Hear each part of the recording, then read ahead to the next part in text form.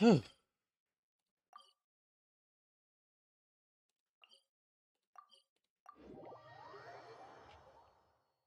we are returning to this quest.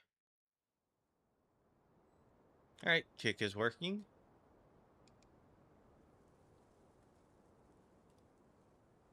YouTube is working. And I'm going to assume Twitch is working.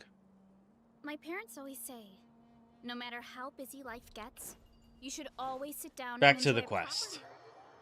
Hopefully I can get it done before I have to go to work. I've already talked to everyone yesterday, so here we go. Audio. I forgot to turn it up. You must be the ones tasked by the Academia with renovating Aru?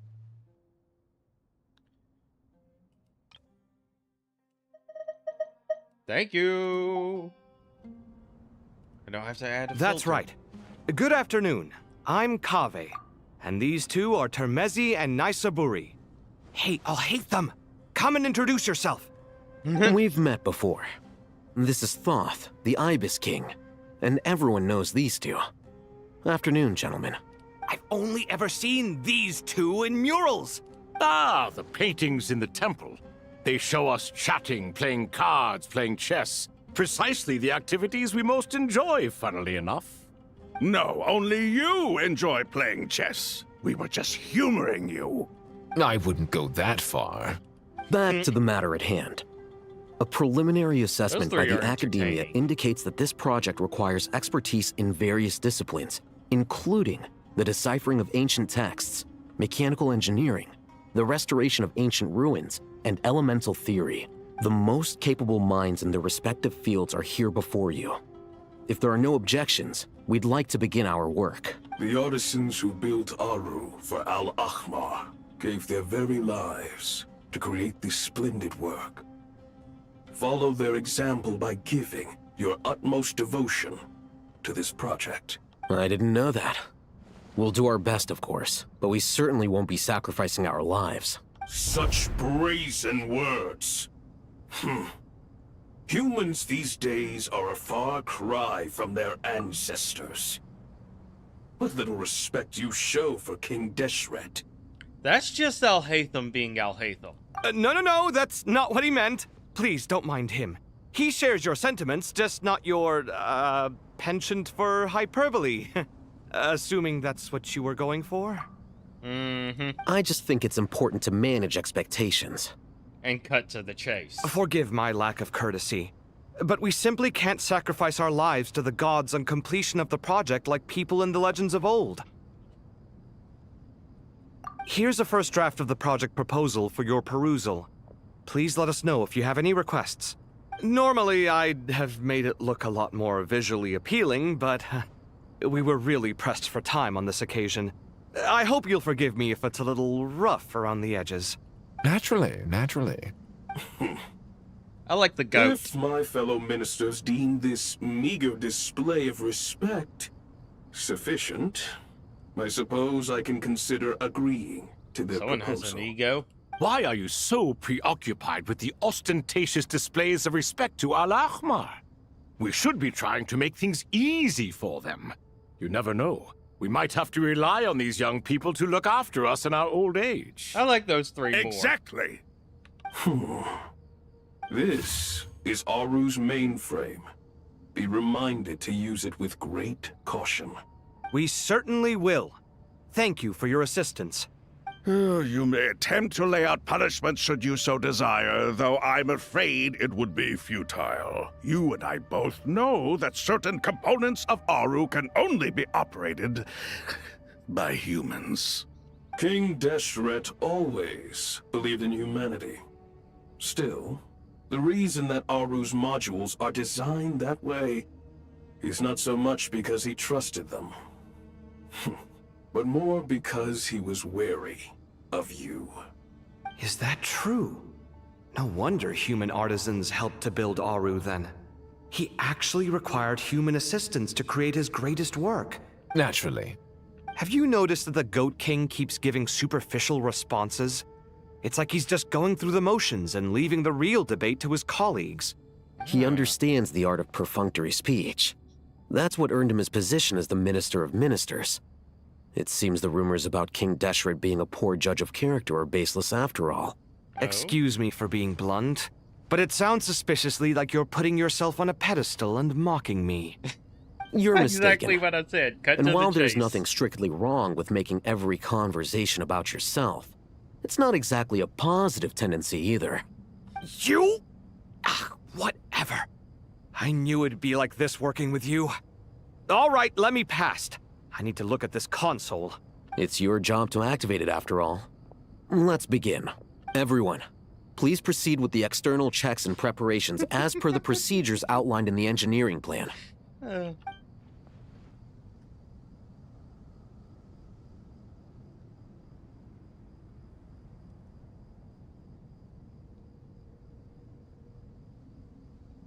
Hello there, youngsters. Whoa, the Ibis King came to life. What Oh, do you no, mean, the voice came acting. to life? I've been alive the whole time. You did say we could start our research, right? Are you he's having got second good thoughts voice now? acting. I've reviewed the proposal. The work you're planning to carry out on this grand device is ambitious in its scope. You have ample confidence in your abilities, I take it? I wouldn't say I'm feeling hugely confident, but given how bad things are, I'd rather at least try something than sit around waiting to die.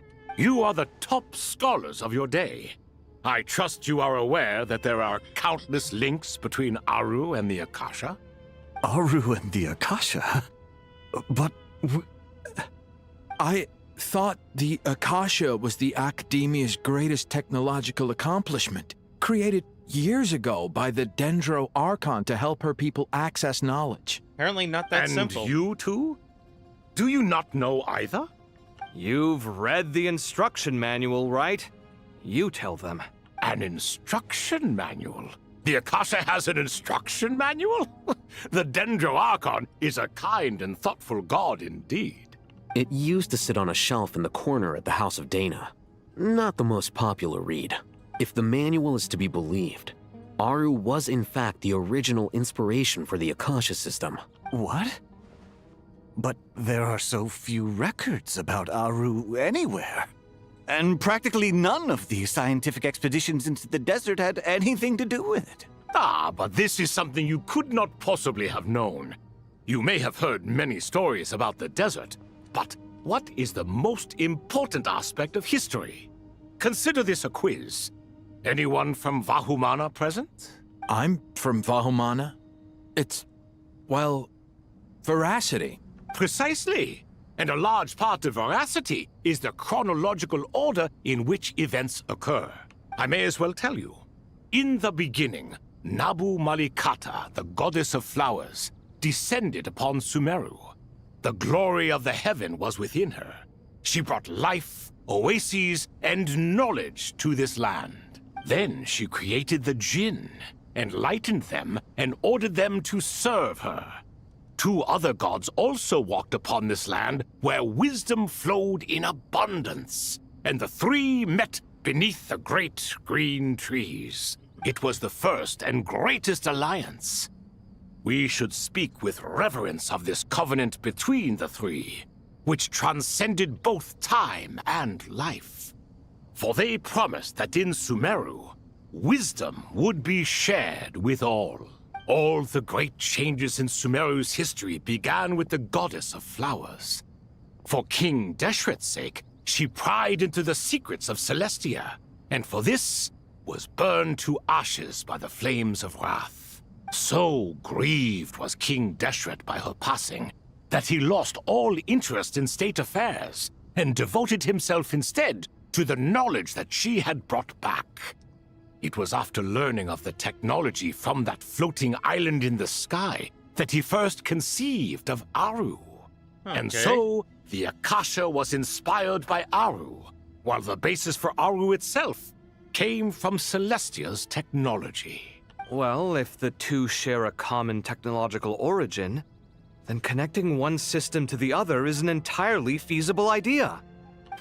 Unbelievable. Have you no reverence at all for celestial technology? No, I do, but there's no time for that. The schedule is too tight. Blame it on the deadline. Perhaps you could try coming up with our cutoff dates. You know what it's like having to turn around 5 different drafts in one day? I wouldn't wish it on my worst enemy. Yeah, also, Sir Ibis, King, you don't plan on getting directly involved at all, do you?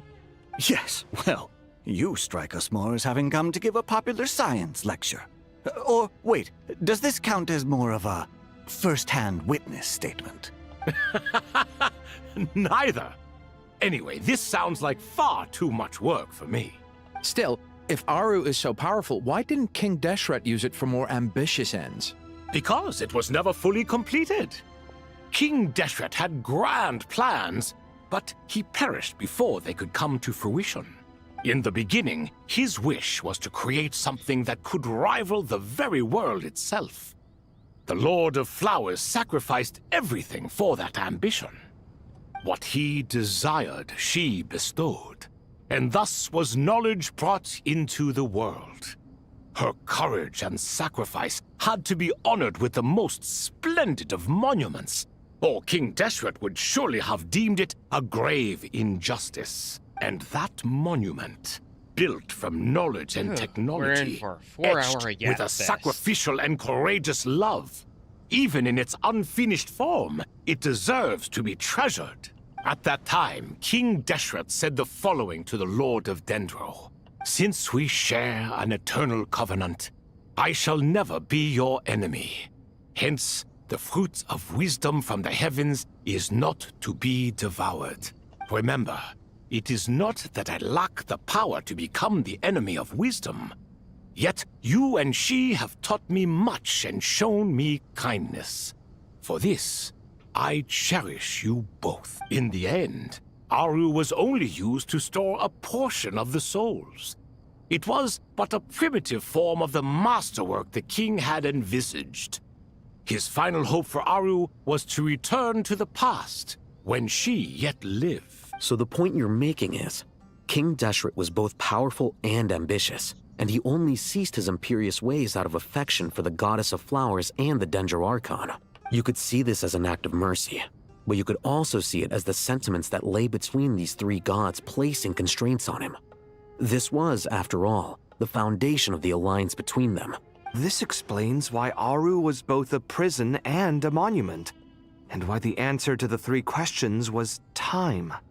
You have to be careful who you get involved with, or you invite all manner of misfortune. This is as true for gods as it is for humans. Love is the same. It is both a prison and a monument. All right, let us pause the story here for now. Seeing as you've been so diligent, I'll offer a little help. Who's in charge again? Is it you two? Ah, yes, me and him. Now then, close your eyes. Wisdom hides in the space between the tangible and the intangible. Correct. It is to convey the incommunicable through the simplest of mediums. Correct. By the power of King Deshret, I shall grant you a glimpse into the unseen secrets that lie at the threshold of existence.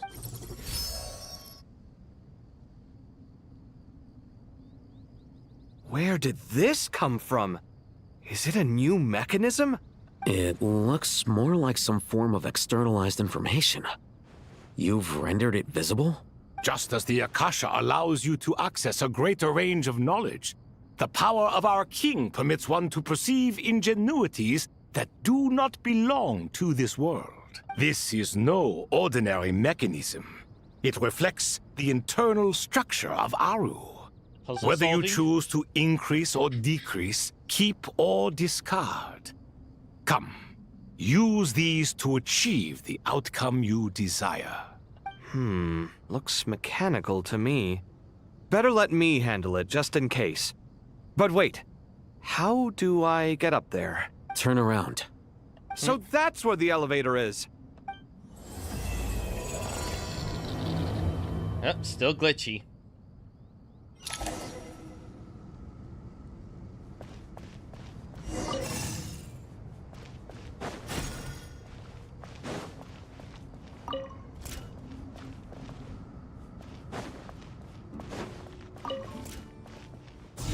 There we go.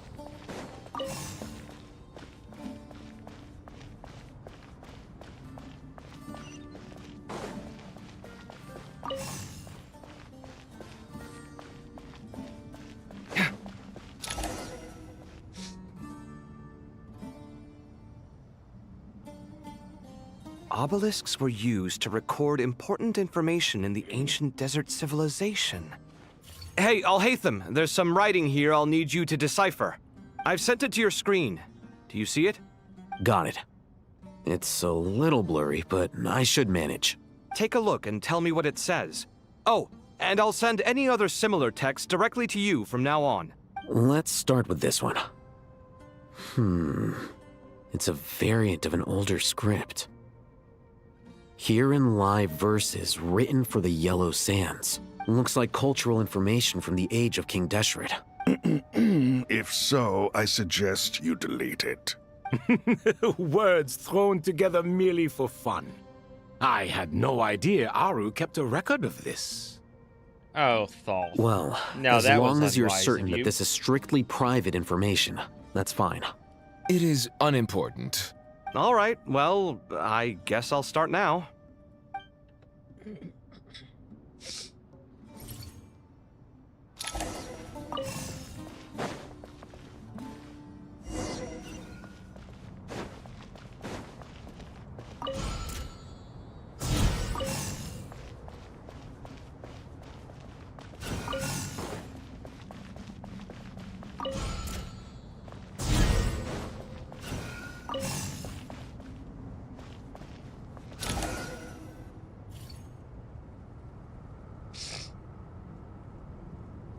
Found some more. Sending them over to you. These are all reports about the Gurubad conflict. Can we delete them? I'd say so. Most of this information has already been archived anyway.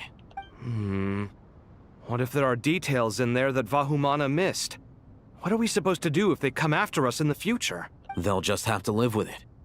If we don't resolve these issues now, there won't even be an academia in the Oh, future, that's why they're let alone deleting. a Vahumana Darshan. Yeah, you're right. Okay, done. There's some other similar monuments nearby. I'll check them out.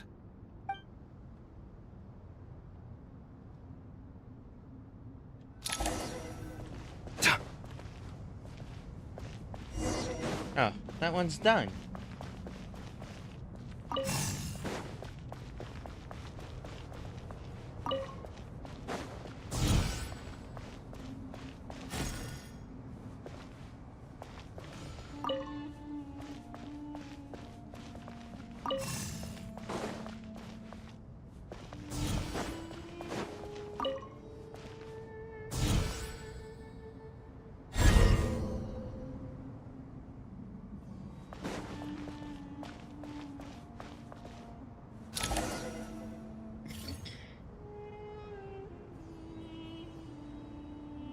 Another monument.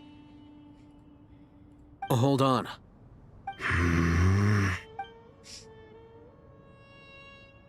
You're still reading it? How long is it? It records the development and governance of the Oasis civilization. Most of it concerns the Jinn, but it also contains records left by the artisans who built Aru. Is it important? Some of it. There was no way for me to read the whole thing in its entirety, so I had to rely on my intuition to pick the parts worth keeping. What about the artisans' records? What do they mention? They're speculations, mostly. For instance, they were wondering how to protect themselves if King Deshret decided to silence them after the construction of Aru was complete. Sounds like pure mythology to me. Surely that kind of thing didn't really happen. The records do emphasize that this was merely their conjecture based on various myths. Still, the artisans did leave details of their plans to survive, including blueprints for their escape route. Even that got recorded? Okay, well, I'll make a copy of this first before I delete it.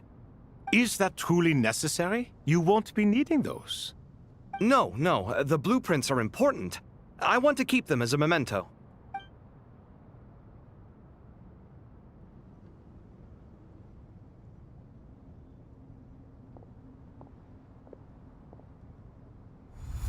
I think that should just about do it. It meets the requirements of the contingency plans, so we should be good.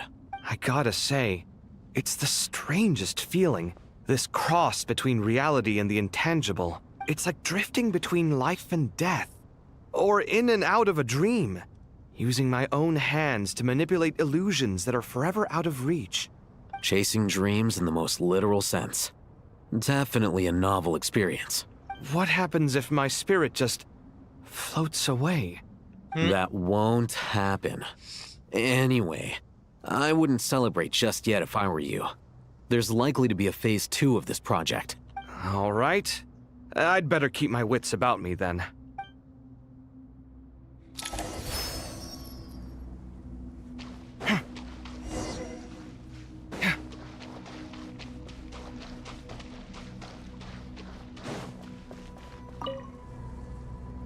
How's it going? Are things progressing smoothly? Well enough, I suppose. You know how it is. The work itself is only half the problem. The other half is having to work with Al-Haytham. I'm sure the feeling is mutual. Honestly, though, I thought you two had already worked things out. As if. Turns out working closely together is the best way to expose any tensions lurking beneath the surface. Besides, I just think that some people never change. Agreed. Case in point, you didn't make sure I was out of earshot before you started complaining about me. Old habits die hard. Actually, this is for your own good. Maybe if you spend a little more time listening to what other people have to say, you might actually realize that you're the problem. Naivete is another old habit of yours. I had assumed that you both volunteered for this project, like us forest rangers. But now I'm getting the sense that wasn't the case. Definitely not. We were assigned to it by Lesser Lord Kusanali and Nephis. As much as I'd love to be doing normal work for normal clients, these Titan projects are all that's on offer right now. Though I'm sure they wouldn't be roping us in if they had any better options. Just goes to show how short-staffed the academia really is. I'm sure you've prepared yourself mentally, but I still feel the need to advise you to lower your expectations. It might make the process of working together a little less intolerable. I know! Same to you! But if you already understood that, you should also know not to say the quiet part out loud. Why don't you come help me with my forest patrols? Might help you avoid any further disagreements. Good suggestion, but unfortunately, differences of opinion will always exist. Changing the nature of the work won't get rid of them. For once, I actually agree. There is zero chance of us ever resolving our differences. Zero! But even so, the work must be done. Care for some coffee? I'm glad to Somebody see you needs to making chill. progress. Don't act so smug! It'd be nice if you made some too! I feel like even I've made some progress today. In the past, I never would have dared to try and mediate a conflict between you two while you're both right there in front of me. Apologizing probably makes it sound like I'm in the wrong, but I'm sorry. Yeah, Al-Haytham, I'm gonna I was do just that. kidding. Truth be told, I don't have any work to do at the moment, so I'm just here to kill some time. How's Kale? She's studying with Nicole. I'm not sure how she's getting along, but she seems to be in good spirits at least. I wouldn't worry. Angelic affairs are probably above your pay grade anyway. I know what you mean, but Sino and I are still a little concerned for her. He said he'd go keep Kale company after he's finished training the mercenaries. I'm planning to join them myself shortly. Kale will be okay. Have faith in her. Even we can see how much more confident and outgoing she's become in these past few years. Thanks to you and Sino being there for her and providing guidance every step of the way, she can finally stand on her own 2 feet. On her own 2 feet. Does it feel bittersweet? Watching the younger generation grow up and move on. No, not yet, at least. I was just thinking, I wish there was more I could do for everyone. She'll be fine. Yeah, she will. Just try to relax.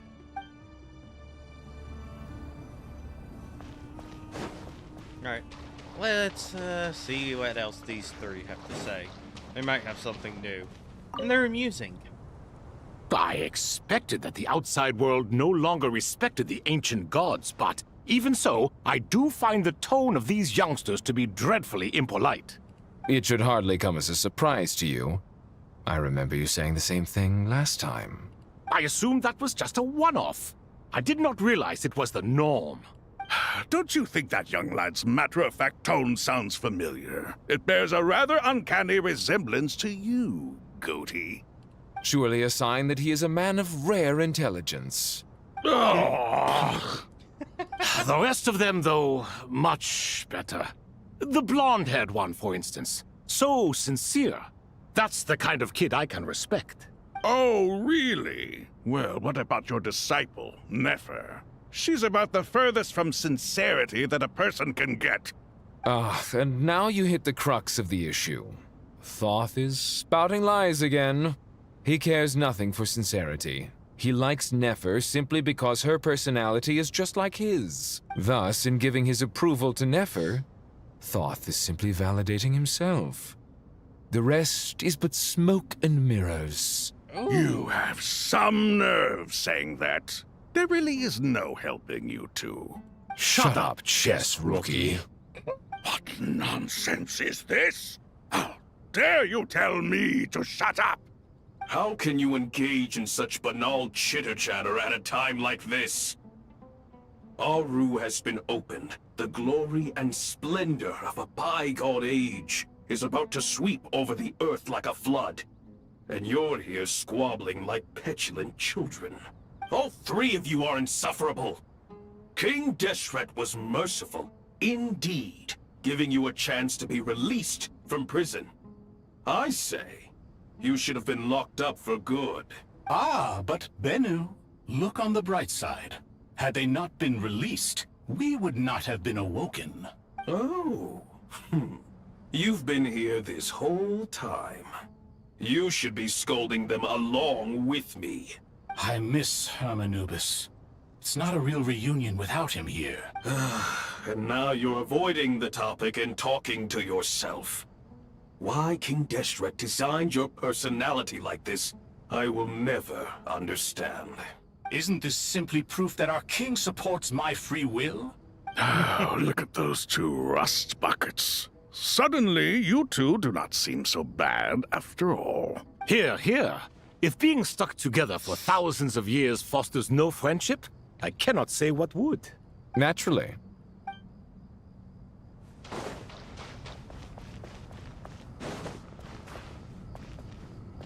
Oh.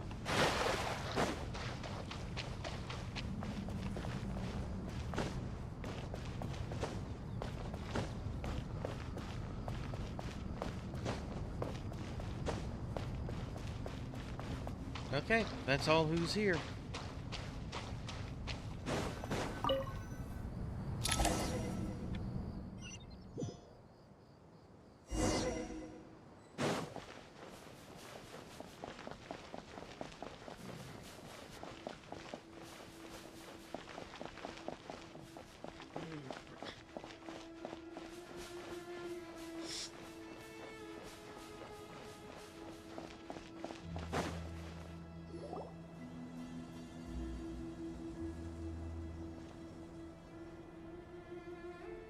Traveler from afar, do you worry for the fate of Sumeru as well? Whoa! It's Sobek the Crocodile King! Greetings, Crocodile King. Please be at ease. I'm just here to chat with you about Lesser Lord Kusanali. Sounds like you really care about her. Yes, although to be exact, it is a mixture of both concern and curiosity that I feel. Speaking of Nihida, Paimon was wondering how she's doing. Wait a moment. What is it? I tried calling out to a pep, but there was no response. Uh-oh. This can only mean that she is focusing all her energy on taking care of Lesser Lord Kusanali. All the gods who serve King Deshret seemed super surprised to hear that a pep agreed to help Nihida. Guessing she made a bad impression on you or something. Are you aware of the history between her and our king? Don't The story begins a long time ago. Al-Ahmar was always a wishful thinker where the Dendro dragon was concerned. Without consulting her, he decided to list her among the 7 pillars and declared his own power to be far superior to hers. That was when our Okay. king was at the height of his power. Ibis Goti and I were no match for him. And so we chose to submit and serve as his ministers. But not Apep. No, she never thought much of him. To Apep, Al-Ahmar's pride and sense of superiority were nothing but ignorance and hubris. In fact, they fought numerous times, but usually the battle ended in a draw. In the end, King Deshret coveted the power of Celestia, only to end up corrupted by knowledge. His final act was to trick the dragon into swallowing him whole, leaving her to bear the torment of his sins. The Dendro Dragon stands for the glory of a bygone era. She hated Al-Ahmar and what he represented. All the gods, all the power they wielded. And so, her willingness to help the Dendro Archon through this crisis comes as a great surprise indeed. It makes one wonder whether, perhaps, the Dendro Archon assisted her in the past. Yep, Nahida did her a huge favor. He tells Hobik about how Nahida helped free Apep. So Lesser Lord Kusanali put an end to the Dendro Dragon's many long years of torment. As much as she loathes the Seven, Apep knows kindness when she sees it. No wonder she was willing to make an exception. Yeah, that's the sense we got from dealing with her, too. She is not incapable of coexisting with other living things. Rather, she actively chooses to avoid coexistence. And this despite the fact that she symbolizes life itself. Yeah, she's a psychopath. How ironic. All of this being said, I wouldn't expect too much from her if I were you. Nothing will change her hatred towards humanity and gods. We'll keep that in mind. Anyway, how much longer do you think Nahida needs to stay with Apep? For all we know, the Fatui might still be in the desert. Just to be on the safe side, why don't we grab anyone who isn't busy right now and go look for her? I'm alright, Paimon. Oh! Was that Nahida's voice? It seems the treatment was effective. Since when do my deeds require your evaluation? Here will do just fine. I had no intention of taking you any further. One ought not expect greater generosity than they have earned. You always hide your kindness away like an oasis within a sandstorm. Only those who make it through the swirling winds can know just how beautiful that oasis is, and how much hope it brings. You dare appraise my being? No, I'm expressing my gratitude. I want to thank you for sharing your precious life force with me. Awake already? You are more resilient than I thought. Pep, I feel much better. Thank you. Gods and their gratitude mean little to me. I would rather you give me your assurance that the situation with Irminsul and Sumeru's ley lines will be competently managed. If I suffer any ill effects from the ley lines, you, as the god of this land, will be held responsible. And you would not enjoy being held to account by me. I understand what you require, but I would assume this task even if you did not demand it. Sumeru is my responsibility. I must resume my duties as soon as possible. A farcical notion. God of Sumeru, I hope you realize how unextraordinary your strength is. And yet, maybe it is precisely what defines me. A god of wisdom is not meant to rule by force. Then hold steady. We go forth. Well, I'll be. Is that a pep? Do my eyes deceive me? Of all places, the Dendro Dragon has decided to visit the mausoleum of King Deshret? I see that after all this time, Al-Ahmar's menagerie of ministers remain as vile as ever. It's a pleasure, Dendro Dragon.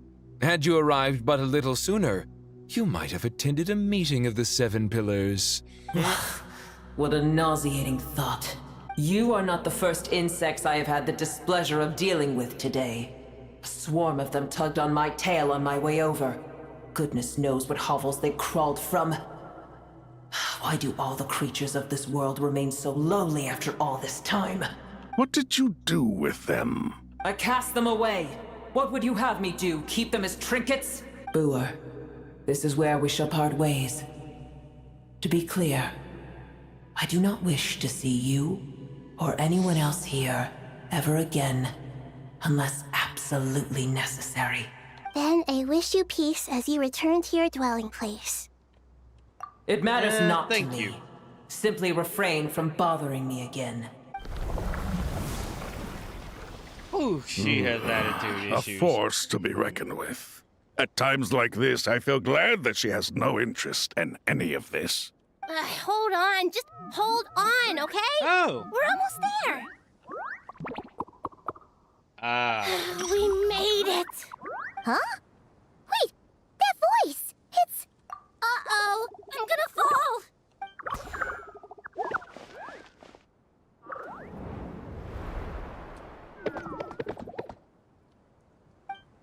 Well, that was a mistake. Well, that's a relief. A pair of safe hands indeed. The Dendro Archon's familiars. They are the last thing I expected to see here. Huh? Wait, what are the Aranara doing here? Don't you guys hate the desert? Obviously I was worried about the Dendro Archon. I've been supporting them with my Pari powers the whole way here. Oh, you seem pretty nervous. Is it because there are too many people around? Not just people. It's all these non-human beings, too. It's hard on them. I can't believe you made such a long and dangerous journey just for my sake. I appreciate your support so much. Thank you all. I'll have to ask everyone to wait while I help our new arrival settle in. Oh, I've been Once I'm forgetting to done, mind read I'll people. gather everyone to discuss our next steps. Traveler, Paimon, shall we find a place for our friends to stay? Mm-hmm. Awesome! Let's go! Well, first I have some questions. You answered Nahida's questions, bringing her up to speed. Okay, I think that covers everything. Thank you. We can get going now.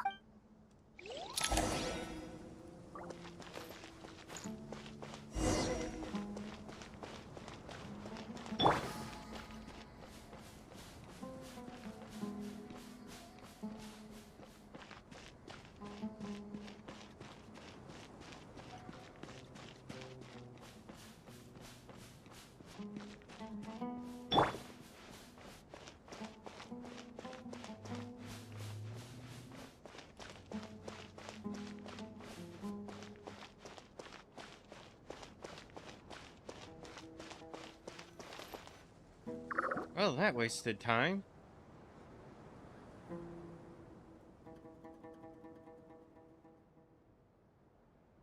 Nara here. Sure, pass. They're all looking at us. Wait, they're all looking at us.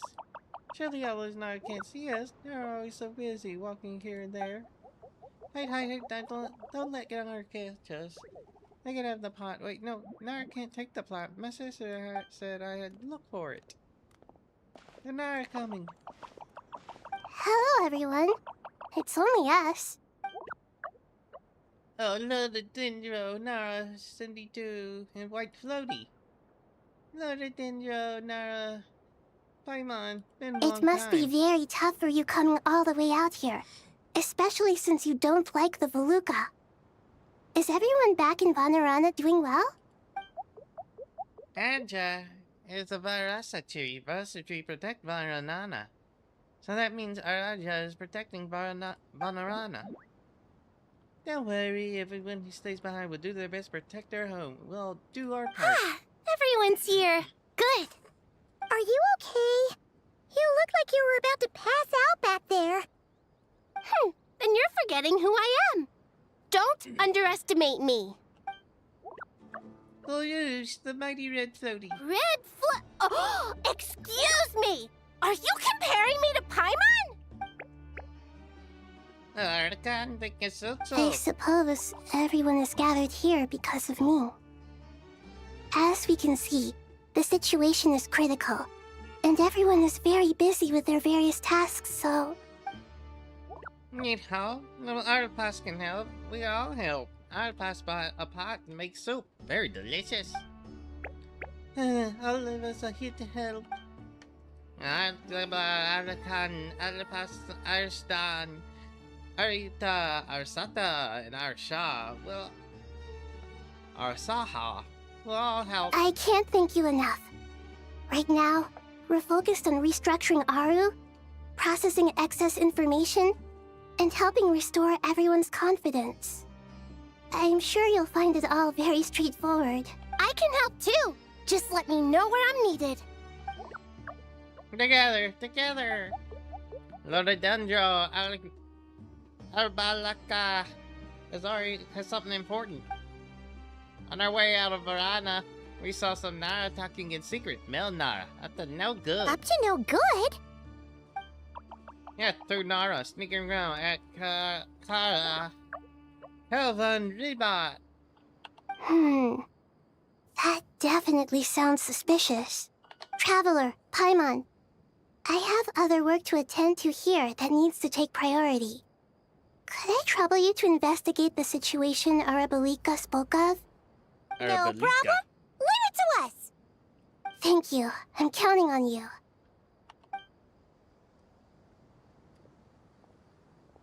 There's one other thing.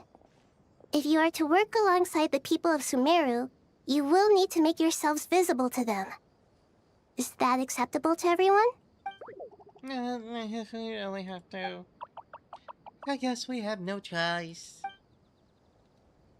Don't be afraid, Arlepas. You'll make the most delicious soup. Everyone will make you. There's nothing to fear.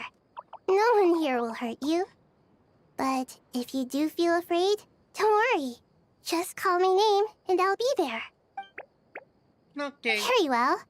Now, I shall bestow a small blessing upon you all. Whenever people see you and interact with you, from the moment their gaze meets yours, they will experience the most beautiful of dreams. Nahida raises her hand. You don't know what she did, but you feel a wonderful presence, like something out of a lovely dream indeed. Sunlight trickling through the branches, glistening like gold leaf. The trees chanting softly in the breeze as the flowing water plays a symphony. Your heart swells like a balloon as it fills with happiness. There are many terrible things yet to be resolved, and in this moment, all you feel is peace, friendship, and love as you stand side by side with dozens of other creatures in the forest. People around you turn their heads and scan their surroundings. They hear it too. Ancient voices speak from the forest, soothing everyone's hearts. Do not fear. Do not be afraid. Do not be overcome by the storm. Do not fear. We will face it together. This too shall pass.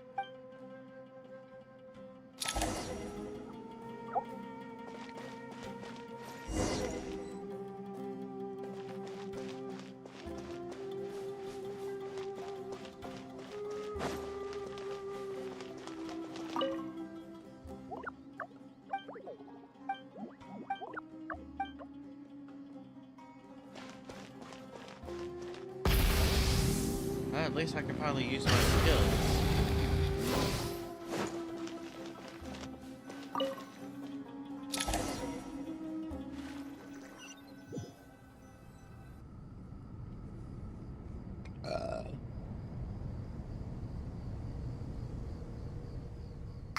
Everyone's here.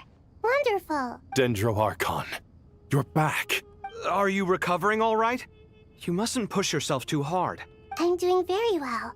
Thank you for your concern.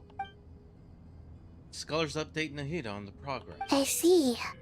Using the power of Aru to reboot the Akasha and gain access to Irminsul. It's a sound plan, although I regret to be the bearer of bad news. But with the state that Irminsul is currently in, it's impossible to access via traditional means. Even the Akasha won't change that. Alas, we had feared this may be the case. And what about non-traditional means? Non-traditional means? Are you saying... Yep, his immediate Desperate thought. times call for new measures.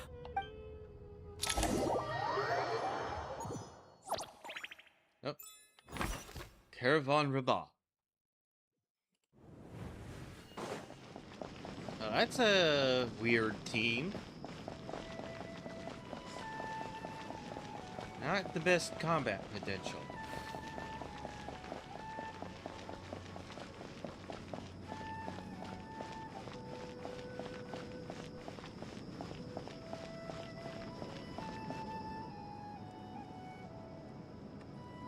Hey, we're here!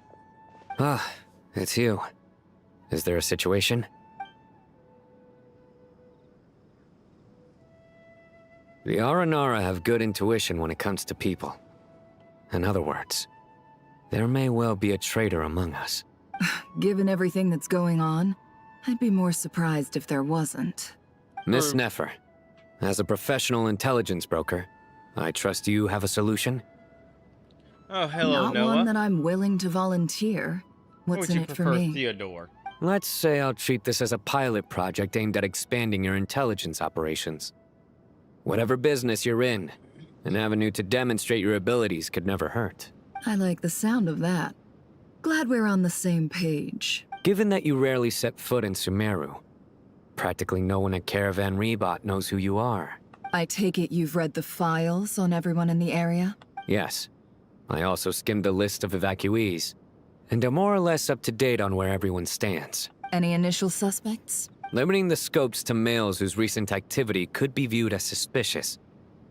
I've identified 3 names. The Aranara saw 2 people talking, but currently we only have 1 suspect. The other person was probably just a messenger, and in all likelihood has already left Caravan Rebot. Everyone is heading for the desert per the evacuation order. Anyone willing to turn back at this stage is almost certainly with the Fatui. There's no way it was a spur-of-the-moment decision to act at a time like this. This spy must have been planted long ago. We need to smoke him out from wherever he's hiding. Sounds like you have the beginnings of a plan. Sano and Nefer quickly exchanged intel and narrowed down the relevant information. I see. Your suspicions are well-founded. I'd be watching him too if I were you. So far, we still lack solid evidence that he's been bribed. He hasn't made any recent purchases that would indicate he came into some cash. Then let's get closer to him to confirm before we make our move. I can handle it. I'm not based in Sumeru, so barely anyone at Caravan Rebot knows who I am. And you're certain you've never encountered this person in Nodcry? I'm certain. Besides, it's extremely rare for me to have had any direct contact with Sumeru mercenaries besides Jet. There's no way he could have seen my face before. Sino, stay out of sight and wait for my signal. If he raises any red flags, I'll bring him toward the main road. Understood. I'll take it from there. Excellent. Well, it's a pleasure working with you.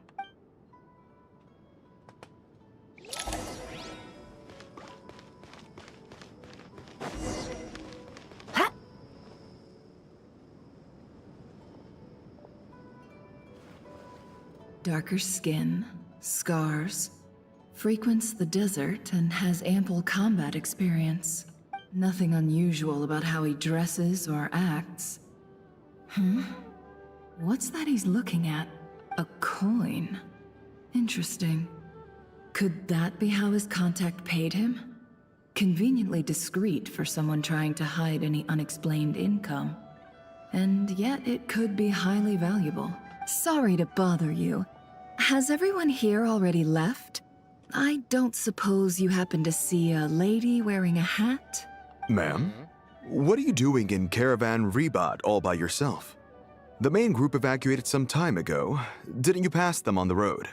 My friend and I lost some of our cargo along the way.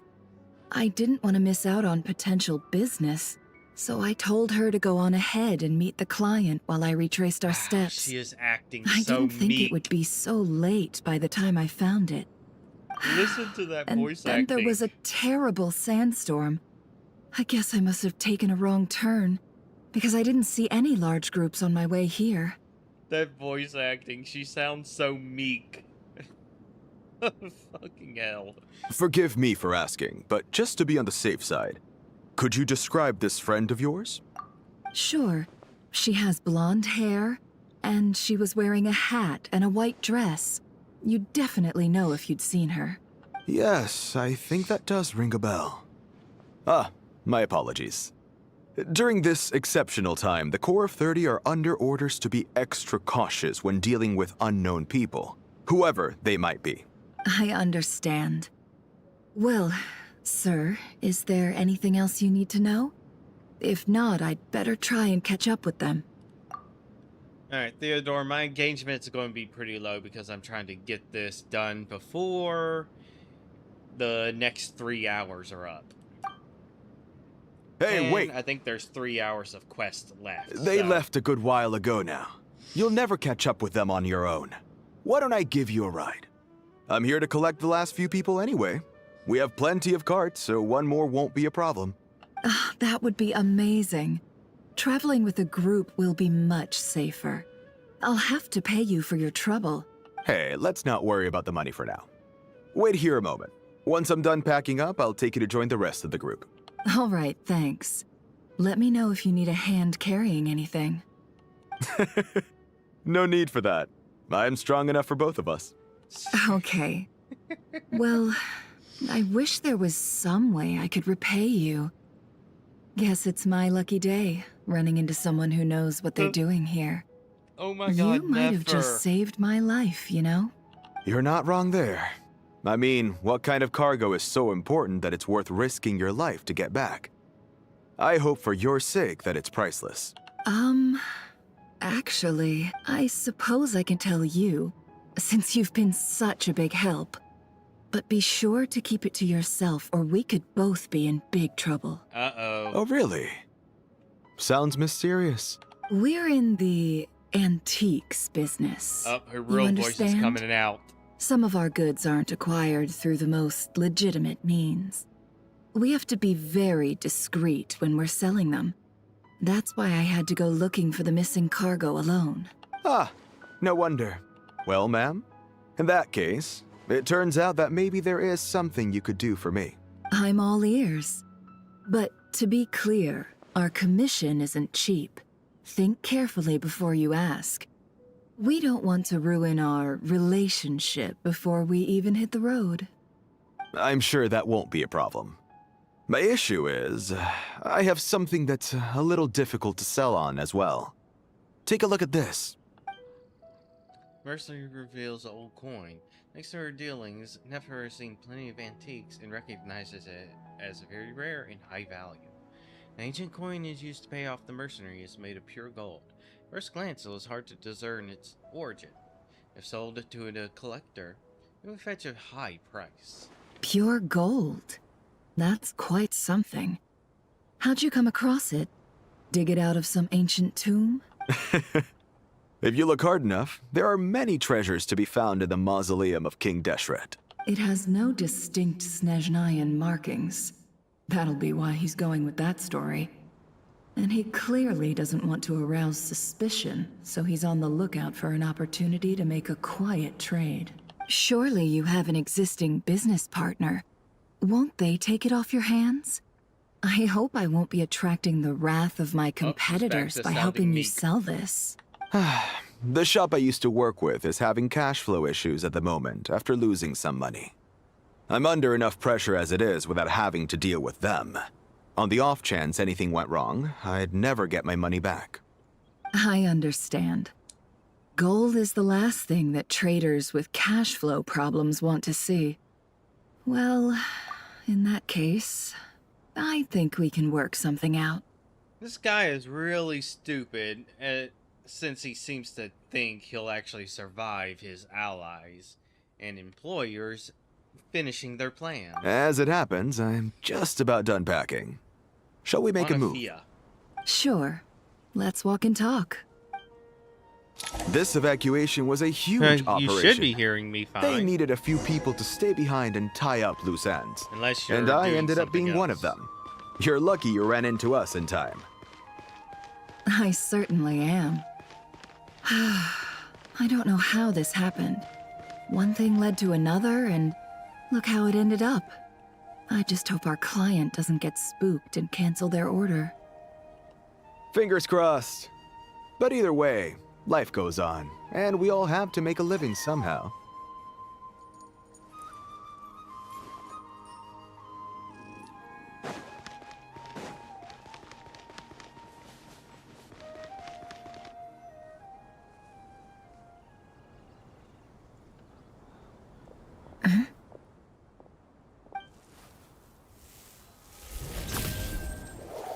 Hands where I can see them. General Mahamatra! No, wait! What are you doing? This is the coin? Good. Sadly, you won't have the chance to spend it. Nicely done. Looks like Sumeru's Matra are a well-oiled machine nowadays. Unmarked you gold got coins got. are quite difficult to trace. Thanks to you, we have secured the evidence. Here's what's gonna happen.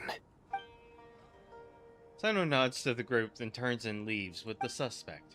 For long, he returns with the intel he got out of him. Southeast from here, leeward side of the hill. That's where he's meeting his contact. Great work. Candace tells me your interrogation skills are highly effective. Hers are quickly catching up. She's improved a lot in recent years. Oh. Looks like it's over to you for the next step. Because I'm quickest on my feet? Because you know how to trail a target.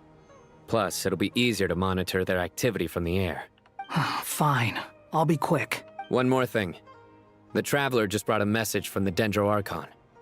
Once you're done with this, we're to meet up at the mausoleum of King Deshret. Got it. Will do. Are you sure you'll be okay on your own? Gee, I don't know. Maybe you should come with me. Okay. Then Paimon's coming with you. Really? You do know this is a stealth operation, right? Meaning, you have to be quiet? Paimon? Are you sure about this? Well, Paimon at least wants to give it a shot. Like everyone says, if you never try, you'll never know. Besides, being the best guide into that has to count for something. This should be a piece of cake. Fine. Join me if you want. But be warned. If anything goes wrong, I'll have to gag you and shove you into a bush. No need! Paimon will be super careful. Promise! Good. Then what are we waiting for? Let's go. Ah! Coming!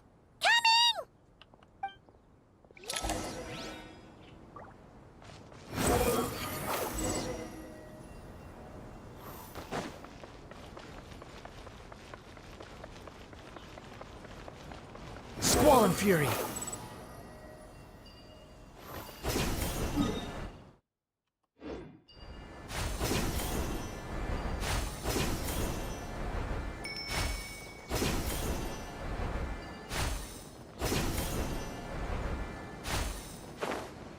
The wind rises.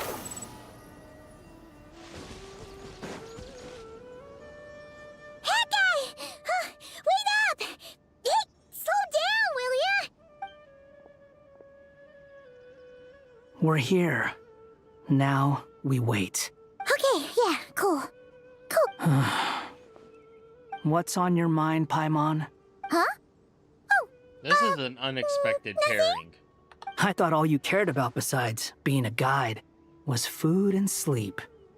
Why the sudden urge to go on a dangerous mission? What's that supposed to mean? Paimon's been on plenty of dangerous missions before. But never on your own. You hardly ever leave the Traveler's side. Just saying. I'm kind of at loose ends right now. So if you did want to share, I suppose I'd have to listen. If not, suit yourself. Makes no difference to me. That guy? Do you think Paimon is useless? What? Where's that coming from? When we were in Notcry, Paimon suddenly realized something. Even though Paimon's with the Traveler every single day, whenever we face real danger, she can't do anything to help. Paimon doesn't get like this very often. She just got really scared when the Traveler got kidnapped that time. What if she never came back? What would Paimon do then? And the more Paimon thought about it, the more useless she felt. But Paimon doesn't want to be a burden. Paimon wants to be a friend who's actually useful.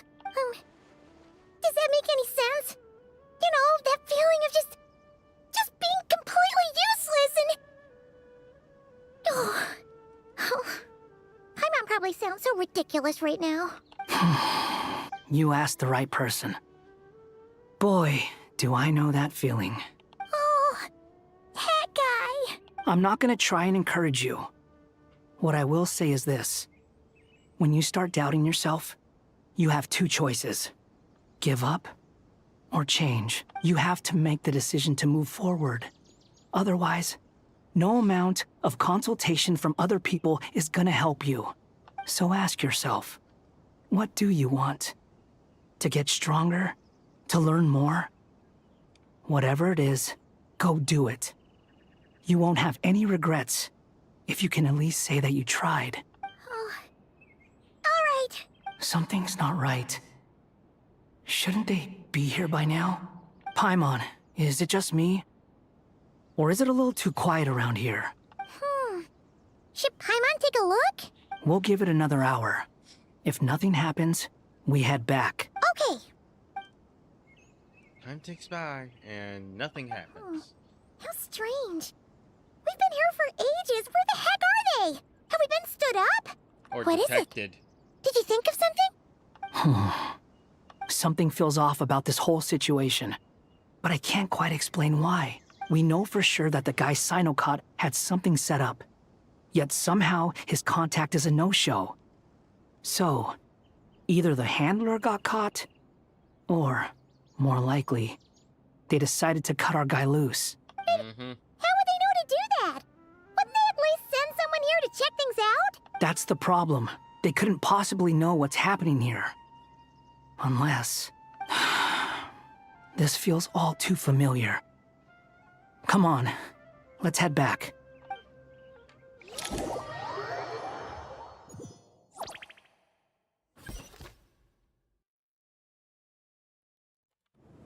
Even though this isn't a formal meeting, I'd still like to start by saying how grateful I am to each and every one of you. Thank you all for coming here and standing by our side. Shesipank and Bennu are currently assisting the scholars with the maintenance of Aru. Please forgive their absence. As for Hermanubis, may he rest in peace. We remember him with great fondness. There have been times when I imagined what it might be like to meet you all. Now that it's really happening, I feel quite emotional. Time has taken many things away, but that which remains is all the more resilient. I must say, there is one thing that rather surprises me. You appear to be in good spirits, Lesser Lord Kusanali. But even so, I can sense that the life force given to you by the Dendral Dragon has far from fully resolved the problem of your vitality. Oh no! So even a Pep's power didn't work? Don't worry, Paimon. It worked very well indeed. The issue is how closely I'm tied to Irminsul. Until the problem with it is resolved, there is no way I can fully recover. Sumeru has undergone tremendous changes during your absence. When gods pass away, inevitably, people's faith in them grows weaker. You must have sensed it already. Your power is not what it once was. Regrettably, this is true. I too have grown weaker due to the effects of Irminsul. Right now, we're all in quite a sorry state. Then what do you suggest? We take all the help we can get. Sumeru is our shared home. You and I, gods and humans alike. We must unite all our strength in this moment. Though Al-Ahmar is no longer with us, the alliance between the three gods remains in force. Regardless, as subjects of our king, we have a responsibility to support Sumeru through this catastrophe. Not to mention that it was the people of Sumeru who released us from this prison of Aru. Times have changed, and the people of today possess greater wisdom than those of the past. You really know how to give a rousing speech, Koti. Now then, let us learn more about your plan. The brightest minds of the Sumeru Academia are busy opening and renovating Aru. They claim it has something to do with Irminsul? Correct. Irminsul has existed in Teyvat since the very beginning. But during the Age of the Dragons, it did not possess the significance it holds today. After the heavenly principles arrived, the power of the Light Realm was divided into elemental energy, and Irminsul was refashioned as a device that records and preserves all information. Since then, everything in this world has been inextricably linked to it. So As it's the not Dendro wholly Archon, necessary. I have a duty to protect Irminsul. To Sumeru, it is both a national treasure and undeniably a major threat. Tevat has seen many upheavals in the last few years. The most recent of these was a major crisis in Notcry, which forced Sumeru to be even more vigilant than usual. I made sure to monitor all the pathways through which an outsider could potentially transmit themselves into Irminsul. But despite my efforts, a major problem still arose within. I still believe that someone has actively invaded Irminsul.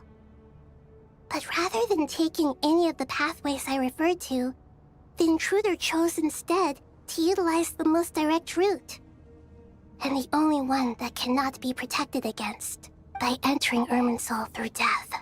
I see what you mean. You cannot simply stop all deceased souls from returning to the ley lines because of a potential invasion that could occur at any time. That's right.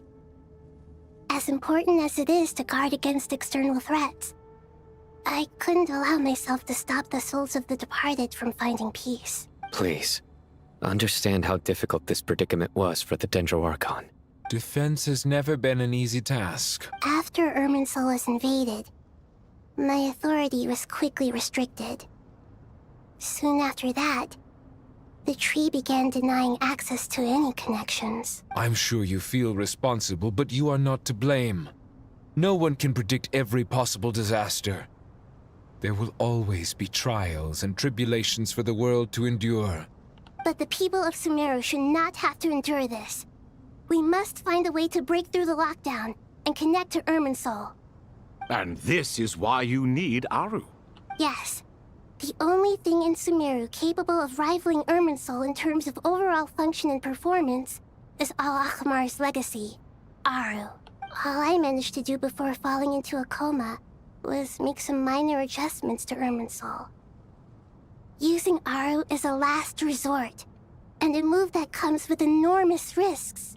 The Scholar's initial plan was to borrow Aru's power to reboot the Akasha, then use the Akasha to connect to Irminsul and investigate. Unfortunately, Irminsul has suffered far greater damage than they first thought, rendering that plan futile. To rise to the challenge, we had to resort to more extreme and far costlier means. This has led to a number of new contingency plans. To reclaim Irminsul, our brightest scholars have made further modifications to Aru with multiple goals in mind. I thank you all for giving them your blessing in this endeavor. Human wisdom has clearly improved over the millennia. You have not only our support, but that of the Jinn, the Aranara, and the Pari. Together, we will do everything in our power to save Irminsul. By the way, when you spoke earlier of an intruder, it almost sounded as if you knew who you were dealing with and what they were capable of. Well, since you ask.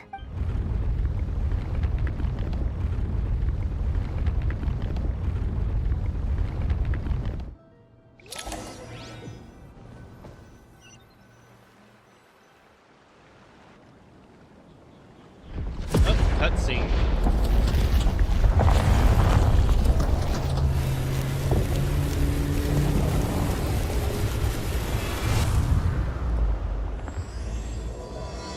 Myriad paths, flux and dissolution. Truth amongst the pages of Quran.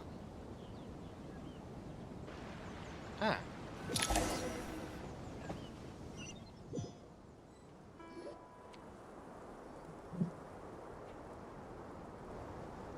Master Tainari! What is that? Is this Irminsul? How did this happen? What's going on inside? Luckily, we managed to evacuate everyone. What in the world was that? That was terrifying! Nahida, so this is the catastrophe she's been fighting. Oh my. I understand now, Dendro Archon. You make yourself quite clear indeed. Not once over the millennia has Irminsul been so terribly afflicted as this. Please continue, Dendro Archon. Irminsul's root system is what comprises the ley lines. In the past, it has always been hidden away, going unseen by the general populace. But now, an evil intruder is making it reveal itself. It has become a tree of unbridled greed. A clear sign that a deranged experiment has advanced to a new stage. Blasphemy. From where I stand, an experiment in the name of blasphemy sounds rather improper. But if we are to honor Dottores' will, this is what we must do. The birth of this tree proves to me beyond doubt that this incident is connected to him. But to explain the situation in full, there is someone I need to tell you about. Oh? In the most concise and precise language possible, Nahida explains what she knows about the second of the Harbingers. True name is Zandik. His crimes are beyond all reckoning. Zandik. So it was him. I saw him in the desert once. A man of supreme arrogance. So this is where it has taken him. But didn't Dottore die and not cry? How is he still able to do all this? He must still have loyal followers amongst the Fatui. Even so, I'm still unclear as to how he has been able to wield such a profound influence over Irminsul. I can confirm that Fatui forces have arrived in Sumeru City. Furthermore, Irminsul seems to be undergoing some kind of mutation. Evil branches are beginning to grow. Things that do not belong to this world are slowly but surely materializing. Sorry, I couldn't think of any other word to describe it. They don't seem to be fully formed physical entities yet, after all. But they are gradually becoming real. A baleful tree climbing up into the heavens. Speaking of Dottore, I have some information on that front as well. Wonder recounts how he and Paimon went to the meeting spot only to find no I didn't think waiting. it was wise to state this out in the open. But my theory is, the mole wasn't cut off after he was caught. They wrote him off from the beginning. You mean the Fatui never intended to follow through with him? Then why plant a mole at all? It's hardly a conventional strategy, and the rationale behind it is pretty twisted. But as it happens, I know someone who works exactly this way. And when it comes down to it, his goals are very simple. He just wants to confuse people, so they can't figure out what he's up to. He's been a collaborator of Dottore's from the outset. That fact alone confirms that Dottore is involved with this somehow. Some people gasp on hearing his name while others fall silent. Clearly, there's more going on than anyone realizes. Nahida proceeds to summon all relevant parties for a lengthy and in-depth meeting. He gives a detailed explanation of the enemy and the scale of the crisis. After further intel provided by Nicole and Never, the plan is formulated and everyone prepares to get to work.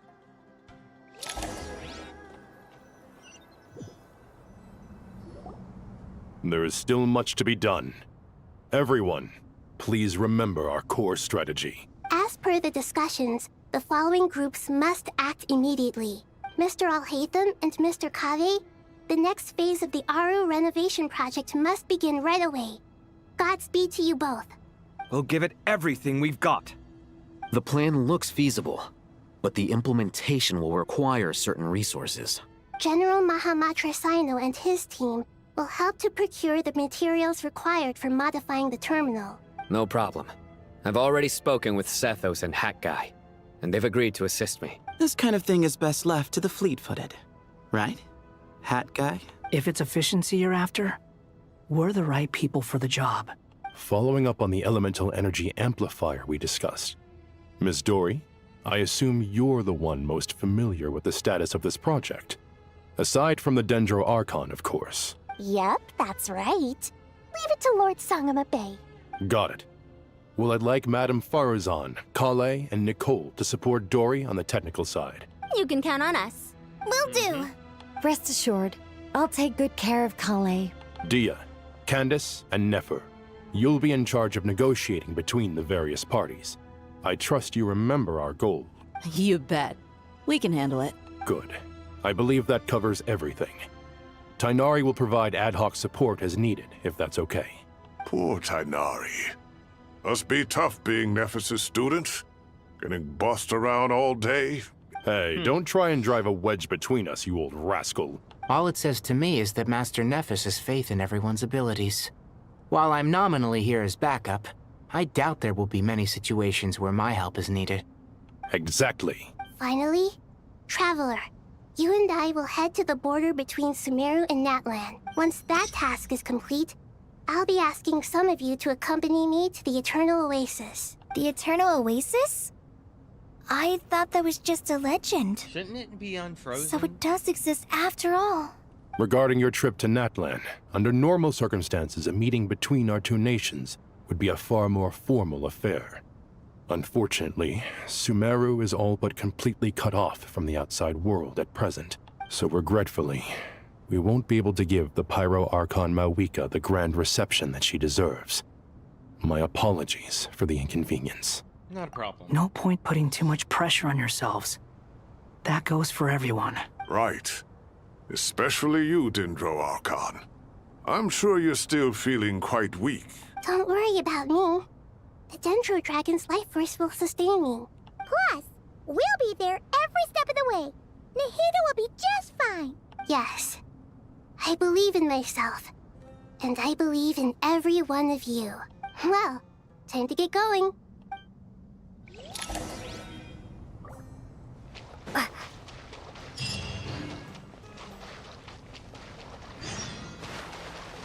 Talk to Al-Haytham and Kabe.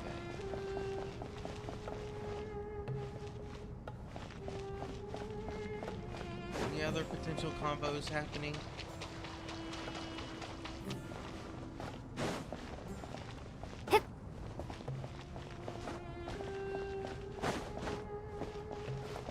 Nope.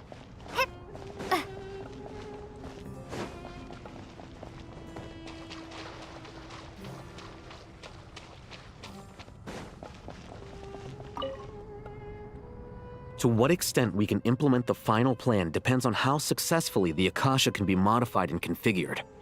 And to make sure the configuration works, Aru will also need some further optimization. Yeah, no surprises there. Once we roll this out, any Sumeru citizens who already have Akasha terminals can simply continue to use their existing devices. This still leaves us with a significant equipment shortage, though. Many groups of people were never issued Akasha terminals, including mercenaries, the desert folk, and many others. We'll need a supply of rare materials for the renovation of Aru and the production of new terminals. Right now, the best place to source these locally is from the primal constructs within King Deshret's mausoleum.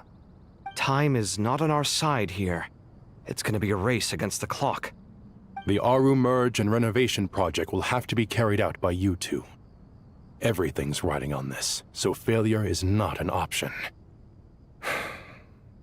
Best of luck to you both. As discussed, General Mahamatra Sino and Mr. Hatguy will source the required materials. Mr. Sethos is quite familiar with the layout of King Deshret's mausoleum. With him accompanying them, things should go quite smoothly. I have every confidence. In the meantime, we may as well take a breather. Makes sense.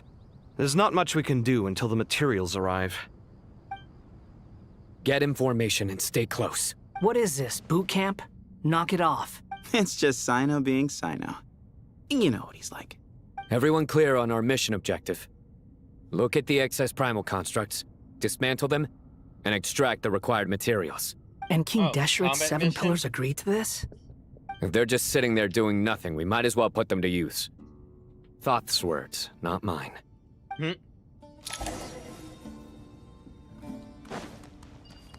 Alright, this looks useful.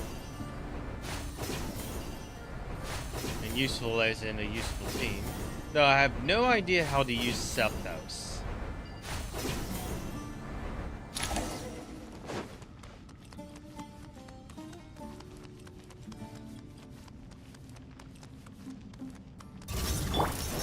some space. To Al Akmar! Behold! Know your place! Judgment is upon you. Guilty! You stand condemned!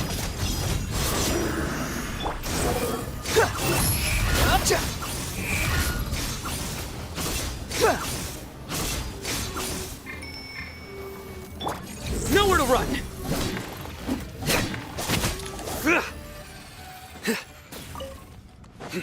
Okay, never mind. This is a terrible team. There are no I don't think Sethos is a support. With no off-field Electro.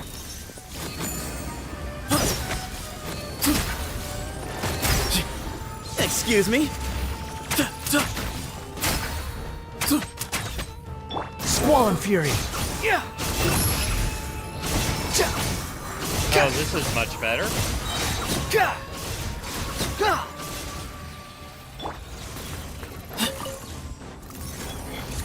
Get them to group up. Futile! Unsightly insects! Behold!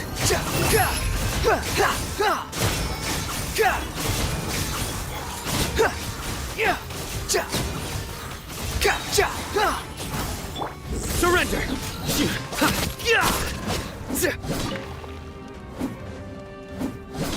Through me, justice is served! These devices should still be usable even though they're broken down. Let's take them back for the others to review.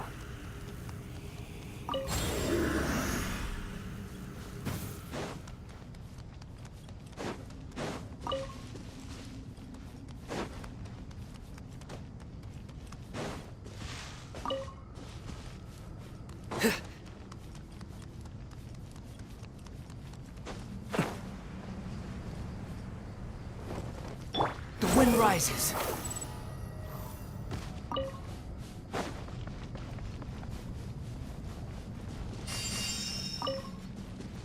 Squall Fury.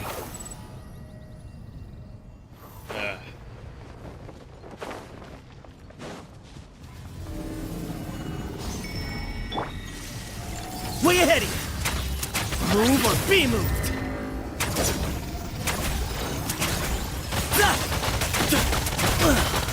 Shucks. What the hell was that?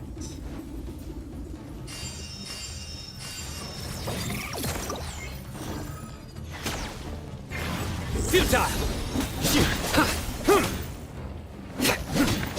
Excuse me?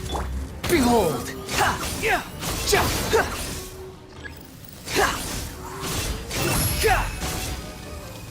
Surrender!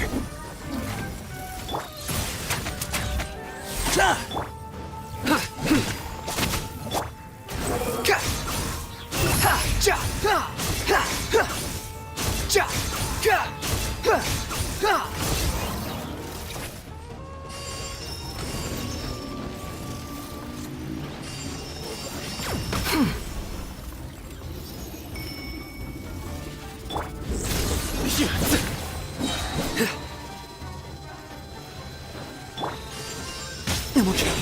I still got this.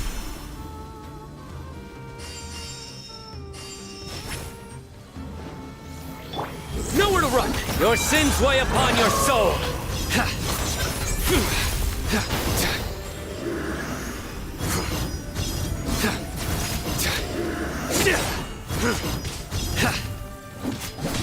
Way ahead of you!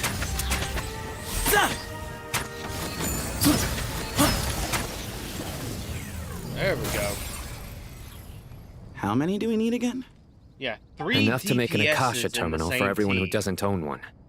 I remember you telling me how was revolutionary bad. these Akasha terminals were.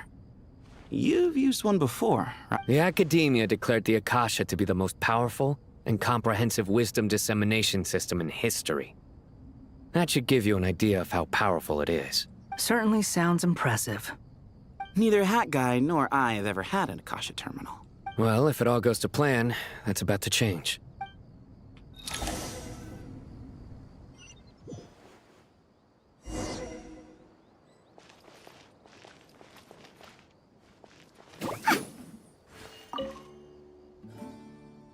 already. Thank you so much for handling the delivery. What a long way it was. You've really outdone yourselves. I'm well aware what a bumpy, dangerous journey it must have been. Now, I would have loved to oversee the process myself, but of course, those of us who know the plan can't leave the mausoleum. Oh, trust me, I'm patting myself on the back for my assembly work here. Simply flawless work. But will you really be needing all of this? According to our plan, yes, this is the quantity required. I have no complaints about the quality either. Only the price. So expensive. I heard you covered a lot of the funding out of your own pocket. Oh, that's an exaggeration. The academia provided most of the funds. I just offered a small token of my goodwill. Of course, the real tragedy is how little profit I'm making on this. You know, it's a serious crisis when you can't even make money out of it. It's really quite a beautiful design. And I'm intrigued by how such a diminutive device is able to output the power of the Light Realm. Did you attend the lecture on Light Realm energy, Madame Farzan? I don't believe I saw you there. Of course I attended. I was just a little late, so I had to listen to the whole thing from outside the back door. Anyway, I have a perfectly good understanding of Light Realm, elemental and abyssal energy, as well as the relationship between the three. Good to know. Master told me in private that the conversion process between Light Realm energy and elemental energy involves highly classified knowledge that shouldn't be disseminated too widely. But even so, the scholars still shared said information. Well, you can't enforce a rule that everyone breaks. Is that the idea? At first, the Dendro Archon was reluctant to explain it in great depth for safety reasons. Later, she came to terms with it, and simply informed my master that we would all have to face the question of survival together. To protect someone from such dangers means keeping them in the dark. But for someone to know and embody the wisdom within, they must understand its very essence. It's an information hazard. We're exposed to danger just by knowing the facts. And just like bait, it lures us in by offering us the solution to our problems. But if you're not careful, you'll end up pursuing it down a dark path. A tricky problem. But today, this big problem has been broken down into many smaller, more trivial ones. What do you mean? I get it. For instance, you and I share secret knowledge, while she and I take on the risks of life, death, and fate. Something like that? Hey, what? That is not what I call a trivial problem. Well, as they often say in Vahumana, an event that is monumental to the individual is negligible in the grand scheme of history. Generally, the fate of the individual is an insignificant affair. Being from Amorta, where the subject of our research tends to be a lot more personal, I have to disagree. It's hard to dismiss the individual as insignificant. In other words, the big problem of survival has been broken down into many small, interconnected factors, and each one of us represents one of those factors. When the same secret is shared with a group of people, the same fate binds them together. Most people would find this unimaginable, but to us scholars, this is the path that has always beckoned to us. Sharing knowledge is a good way to fight against fate. I will always believe in that. All right, I think that's everything. Thanks a lot. But don't go anywhere just yet. I'll still be needing you to calibrate the equipment.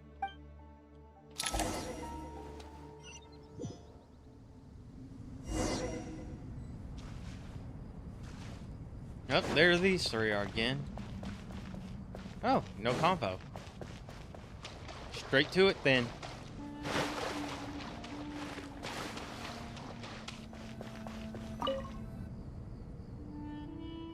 Okay, the materials are ready.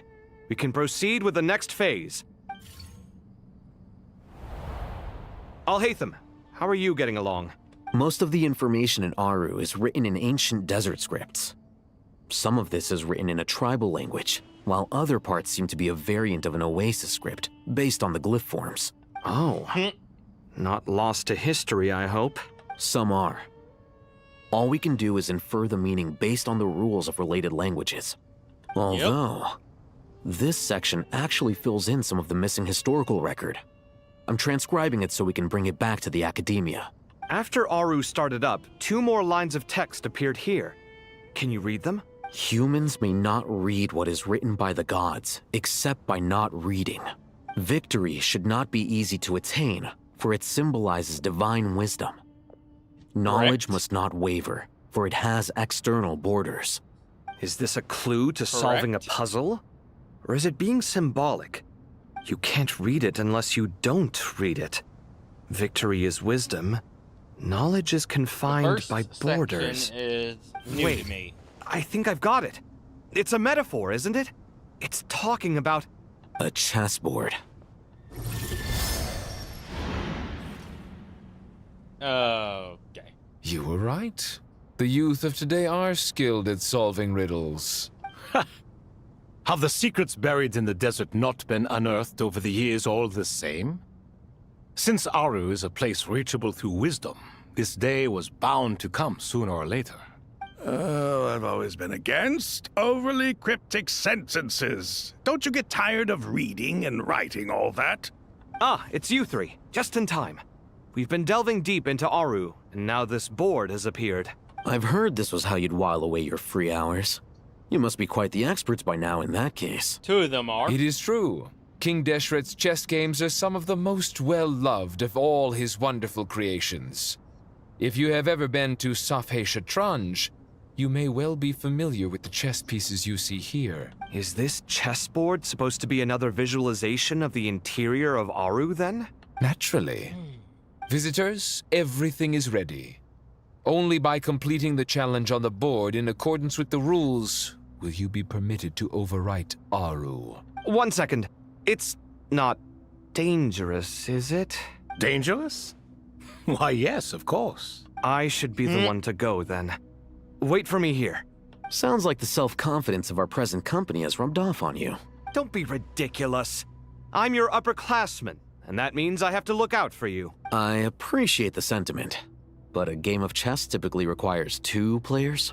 Besides, I'm sure they won't let things get out of hand. Keeping things relatively safe is in your best interest too, isn't it? Fair enough. I mean, you guys are controlling the difficulty, so please don't go too hard on us, all right?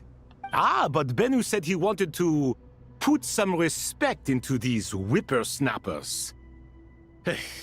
All right. Thank you. Obviously, we'll still try to be careful. This doesn't seem like ordinary chess. Is the goal to defeat the opponent? Puzzle chess? No, you must enter the board and pass the trials we have placed there. Ready? Let's do it.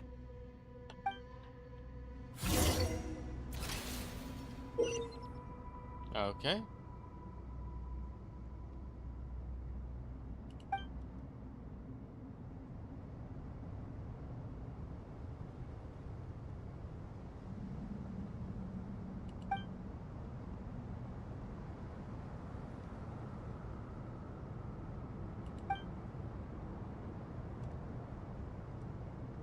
Alright, so they both have different effects when interacting with the board, and they can't interact with spaces. They themselves have a... The first trial is Occupied. posed by me. I don't think this is gonna stop us. Ah, but the key to this game lies in working together. Otherwise, you will be deemed to have broken the rules. Looks like it's up to me. Marak, can you open it? King Deshret's favorite primal construct. Living on in suitcase form, of all things. Amusing. Ho! Excellent work.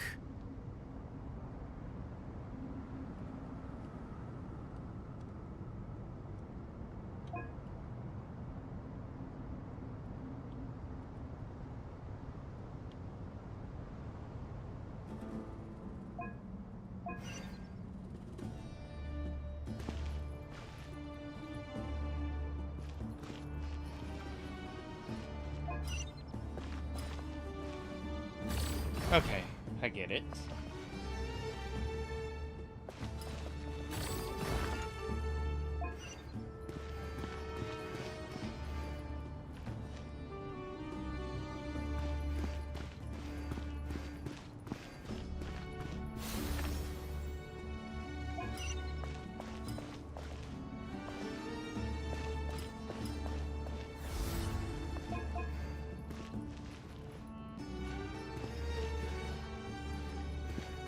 Oh, I get it.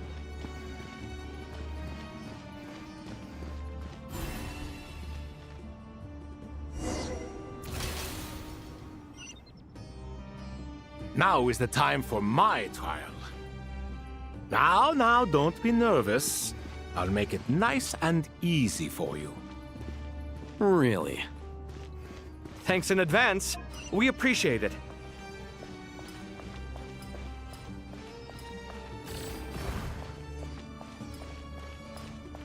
Oh, I am loving this puzzle style.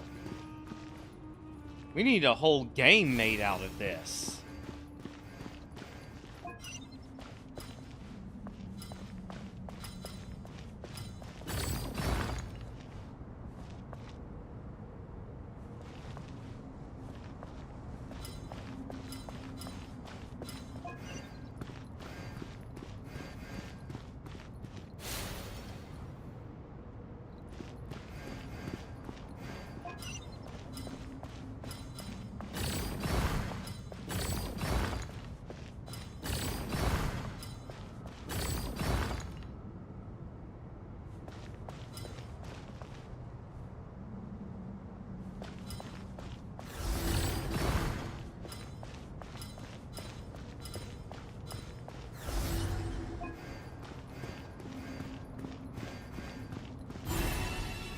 How fitting that Archetype gets the shortest route.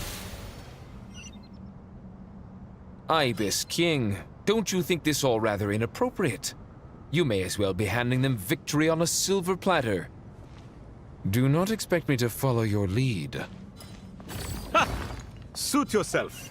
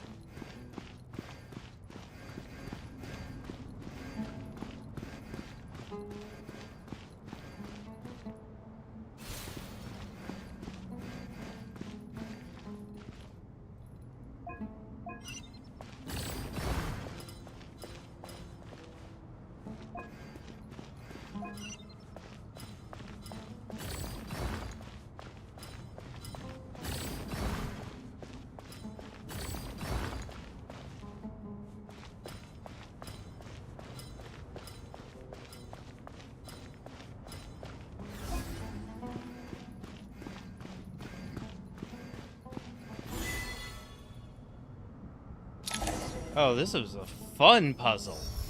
I need a whole video game made out of that. Done. Finally. It's over. But seriously, that was incredible. Standing on the chessboard felt completely different from standing on solid ground. And also... Oh, sorry. I'll save my thoughts for later. Thanks to the three of you for helping us out with this. Is it just me, or were you giving us quite a lot of guidance along the way? We made but a humble contribution. You lived up to our expectations. Bravo! Our aid... In addition to the existing functions, I'd like to ask you for another favor. Since Aru's interference shield can cover the entirety of the mausoleum, it should be possible to extend its range even further. Perhaps you can find a way. So, building upon the existing functions to... Ah! I'm with you! Imagine for a moment. What would the ideal outcome look like if this function were compatible with the devices? I agree. This is the best solution possible. Please, everyone, we beg you to help us. Me, oh my. Well, since you ask so very nicely, I suppose... Goti? Croco? What do you say? Naturally.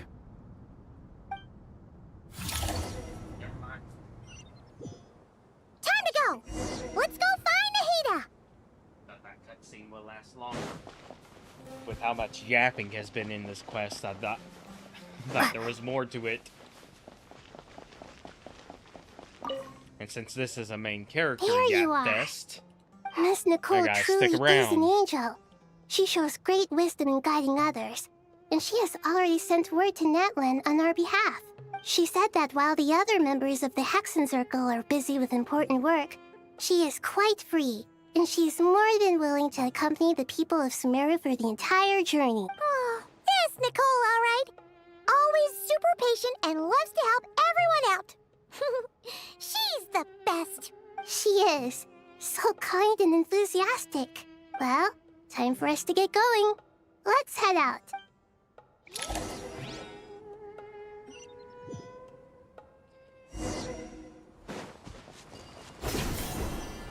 Oh, that was unusually fast.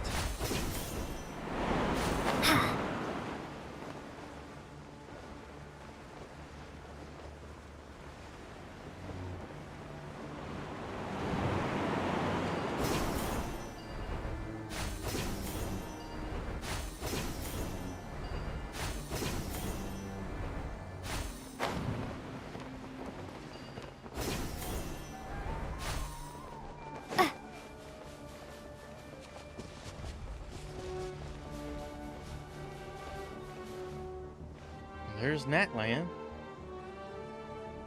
This should be one of the closest places to Natlan in all of Sumeru. There's the barrier Nicole and Nefer mentioned. It completely cuts this nation off from the others. But why? Why separate you from the rest of the world now specifically? And if I'm not mistaken, Irminsul was polluted once before, wasn't it? I think that's right. The forbidden knowledge was eliminated, but the fact that Irminsul was polluted should remain unchanged. Oh! Hey, Malwika. Good question. I'm wondering the same thing myself. That voice. Malwika, you got here pretty quickly. Hello, traveler. It's been a while. Hello there. Hello, Dendro Archon. Malika, I apologize for asking you to meet at the border on such short notice. I also apologize for not being able to greet you in person. The form in which you see me now is one carried by the Traveler. The real me is inside the mausoleum of King Deshret, and I am reaching out to you with my mind from here. Irminsul has been infiltrated by the Doctor. We must be on our guard, as he can spy on information in the world from within the tree.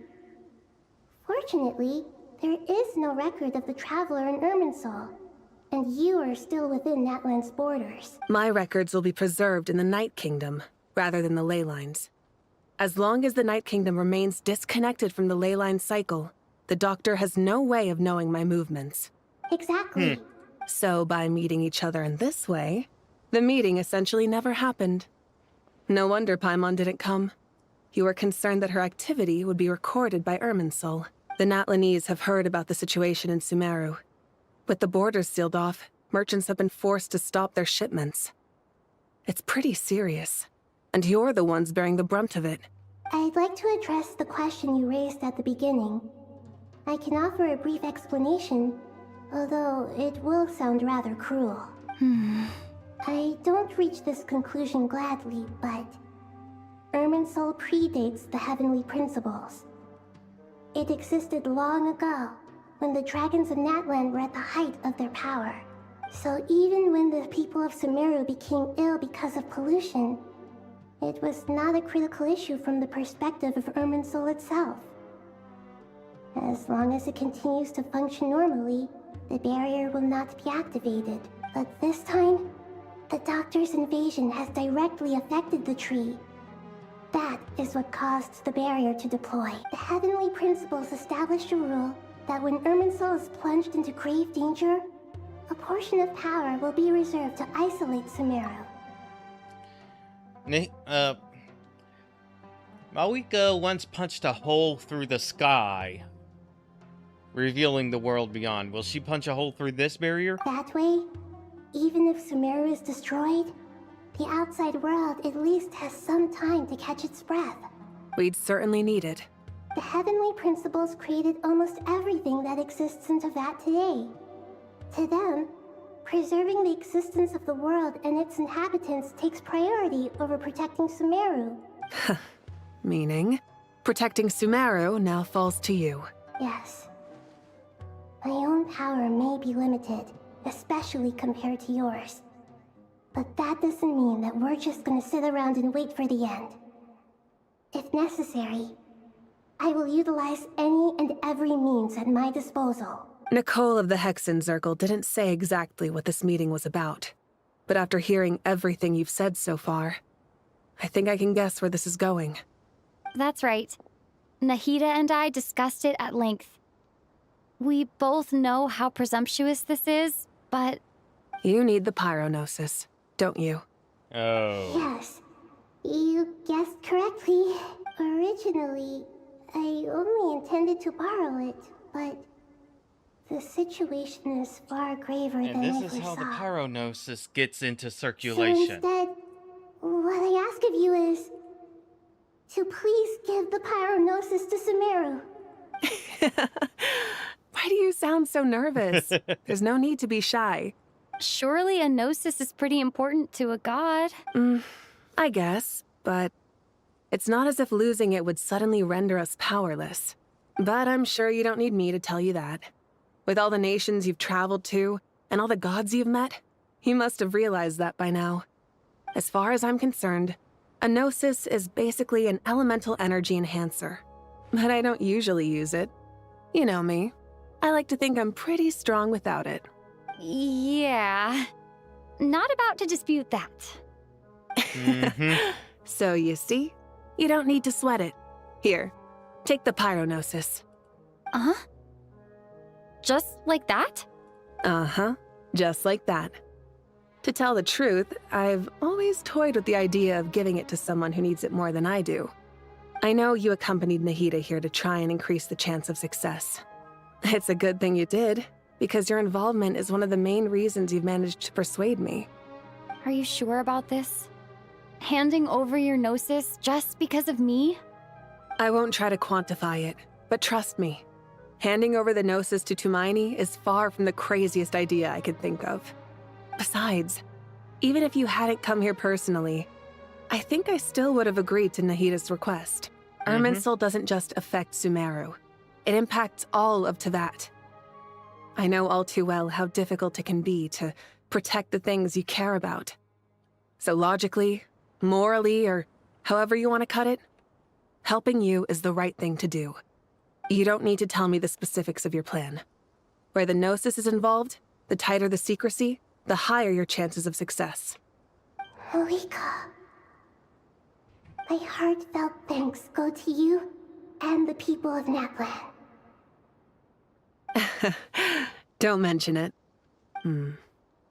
But now for the hard part. How do I actually give it to you? The Irminsul barrier is right in the way. I have an idea. She's just gonna reach through and grab it. Oh, yep, completely unrestrained. Incredible. Guess it's What the did you do? main character. Just made a lucky guess. This seems to happen quite a lot. Things that apply to everyone else don't seem to apply to me. I figured the same might be true here. Irminsul usually produces effects based on the records it holds. Since the Traveler is a Descender, Irminsul contains no records of her, and thus has no way to impede her. Is that right? You really are full of surprises. Catch. Whoa! Thank you, Moika. Thank you for trusting us with something so important. All right. No need to get so formal. It's not like we're strangers. Besides, there's still one problem. You might be able to pass through the barrier, but I don't know about the gnosis. Any other surprises for us, Traveler? Let me try something. I have the Pyronosis in my hand. It feels strangely ordinary. Not particularly heavy. And yet, this tiny thing symbolizes the mighty authority of a god. I need to think hard about my memories of Pyro. My memories of journeying through Natlan. All those important experiences I've had. The gnosis disappeared. Traveler, are you alright? I'm fine. The Pyrognosis disappeared into my body, just like phlogiston. Maybe it resonates with you because you've mastered the power of phlogiston. You might not be recorded in the ley lines, but you're still Artumini. Whew.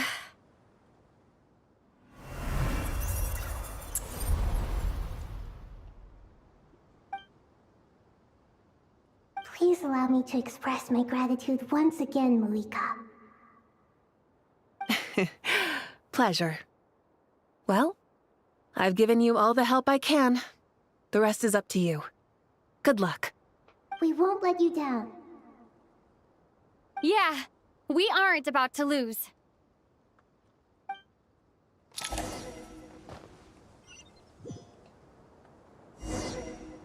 There we go. Talk to Nahida. Traveler, Paimon, how are you feeling? Paimon's a teensy bit nervous, but only a teeny tiny bit. Seems like she's gotten way braver over the last few years, huh? Of course. After all the adventures you've had with the Traveler, I'm sure you've gained a lot of experience and grown as a person.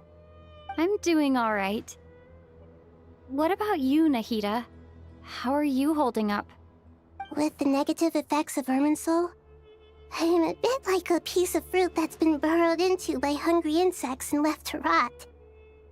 I'd be lying if I said it was nothing. But please don't worry. We all know what we're getting into, and we've prepared as well as we can. I believe in everyone. I believe in you. And I believe in myself. Stoking the fire inside oneself is certainly one way to live, but knowing when to rely on one's companions is also a form of great wisdom. I've been quietly learning little things from everyone, like plucking tufts of fur from a sumpter beast. Me too.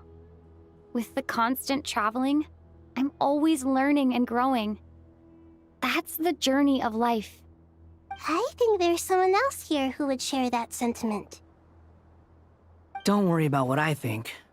I was just passing by and happened to overhear your conversation. What are you talking about, Hat Guy? This is the top floor. No one passes by the top floor.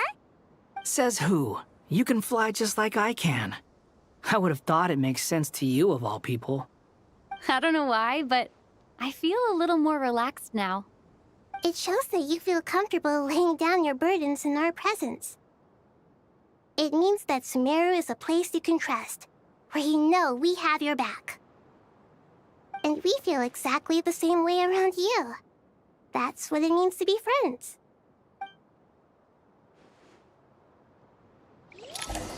Oh. Feel free to mingle if you'd like some time to catch up with people. Just remember to get a good night's sleep when you're done. Tomorrow is a very important day. And here's another way we're gonna add time.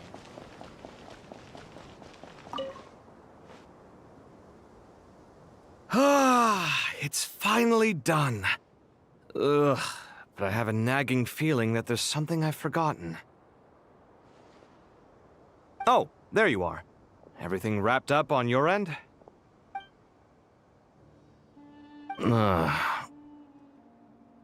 Okay, fair enough. That was a pointless question. We were working in tandem, after all. You must really be exhausted. Well, it's been a busy day, for both of us. When work ends, you clock out. No looking back. Yeah, we're definitely due a break. Probably a little late to start drinking now, though. I'll stick with water. Here, this one's for you. Thanks.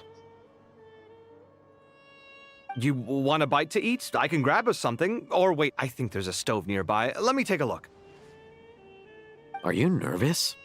A little, yeah. Unlike you, it seems. How are you not feeling at all nervous? Because everything that happens next is beyond my individual control. I don't worry about things I cannot influence. What do you mean, cannot influence? You're the one who came up with half of the strategies we ended up using. There's only so much I can do. I was only doing my duty. Was it like this last time, too? You mean with Azar and his accomplices? Yes and no. The situation back then was easier to control, but we weren't as prepared as we are this time. So the enemy is stronger, but so are we. I still vividly remember the way you interrogated me in the library after the fact. Where were you when Sumeru needed you most? If your memory is so vivid, you might also recall that it was you who came looking for an argument. You're often the one who initiates these things, you know. I came for a conversation! I didn't know it was gonna turn into an argument! Anyway, at least I showed up this time. So, what do you think? What do I think? I think we're certainly better off for it. It's good having me around to help out, huh? Absolutely. As a citizen of Sumeru, you displayed a remarkable sense of responsibility in the face of disaster. Certainly feels that way. I just shudder to think how the world would have ended up if we hadn't gotten control of the situation. So, do you think this is what impending disaster looks like? The sky is so clear, and there isn't a whiff of decay or destruction in the air. It's hard to imagine that the fall of humanity could happen on an ordinary day like this. Awful things happen all the time. Sometimes people can stop them, and sometimes they can't. What you and I have done is increase our chances of stopping this one. Lofty ideals may provide no defense at all against nihilism, but perhaps little decisions can. Oh, nothing. It's nothing. I hope everything works out tomorrow. It will. As long as we stick to the plan, our chances of success are good. It's really strange. You're my junior, yet you always seem to act more like an upperclassman than I do. Then stop treating him like one. I think it's mostly a matter of temperament. Ugh. Walked right into that one, didn't I? Of course you did.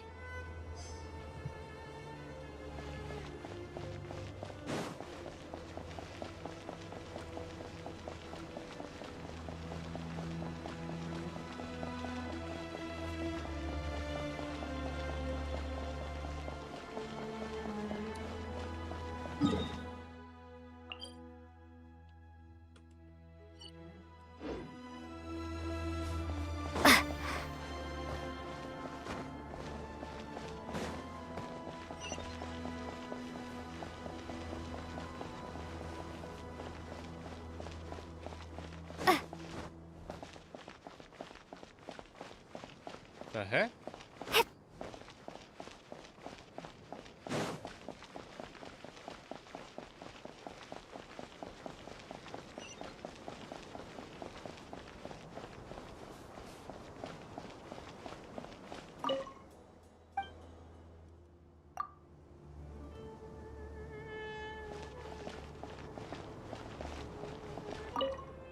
Okay, so this is how I'll teleport.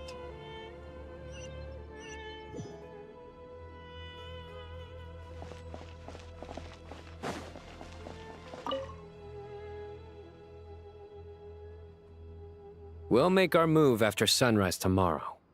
Good. Is everything ready? As much as possible. That'll be enough. Don't let the pressure get to you. We'll take things one step at a time. That's how we've always done it. Master Tainari! Mr. Sino! So this is where you were. I brought some juice and some water. Would you like some?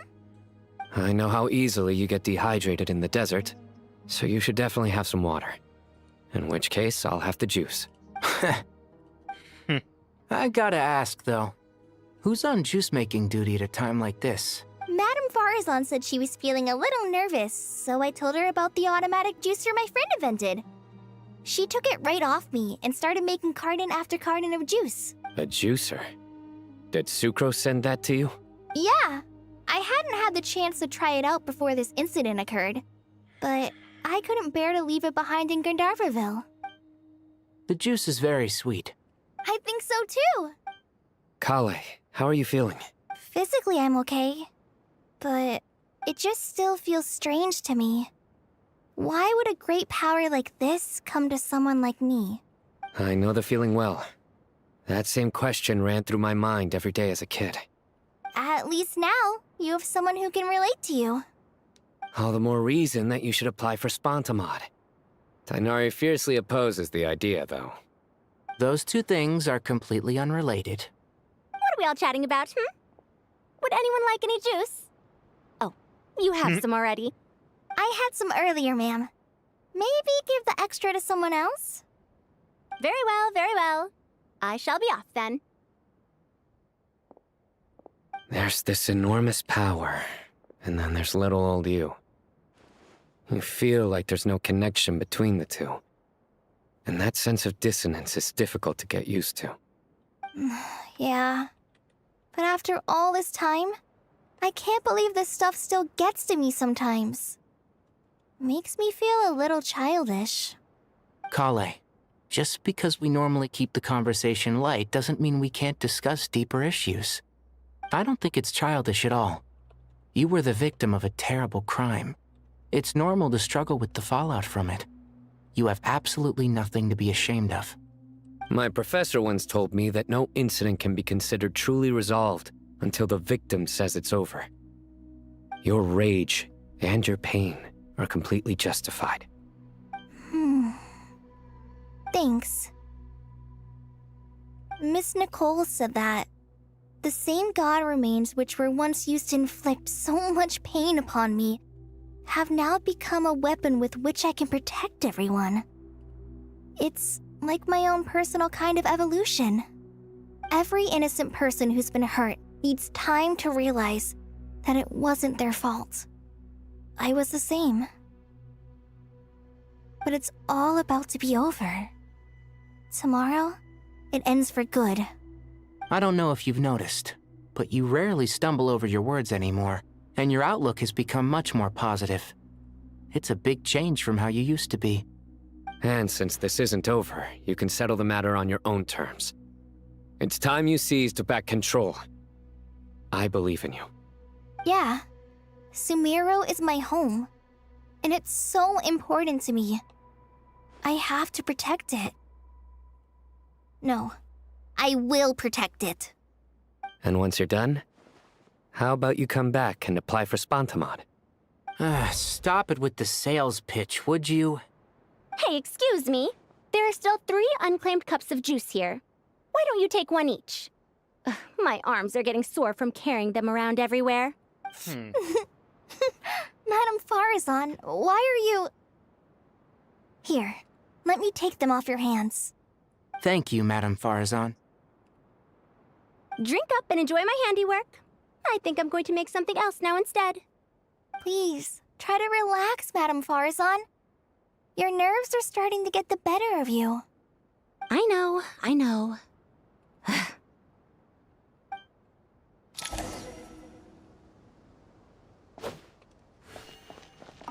Drink up and enjoy my handiwork. I think I'm going to make something else now instead. Please, try to relax, Madame Farazan. I know. Drink up and enjoy my handiwork. Please. I know. Ah, guess those two aren't saying anything.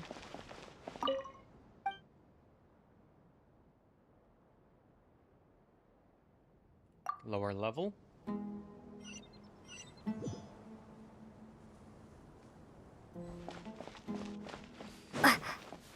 Nefer Nicole.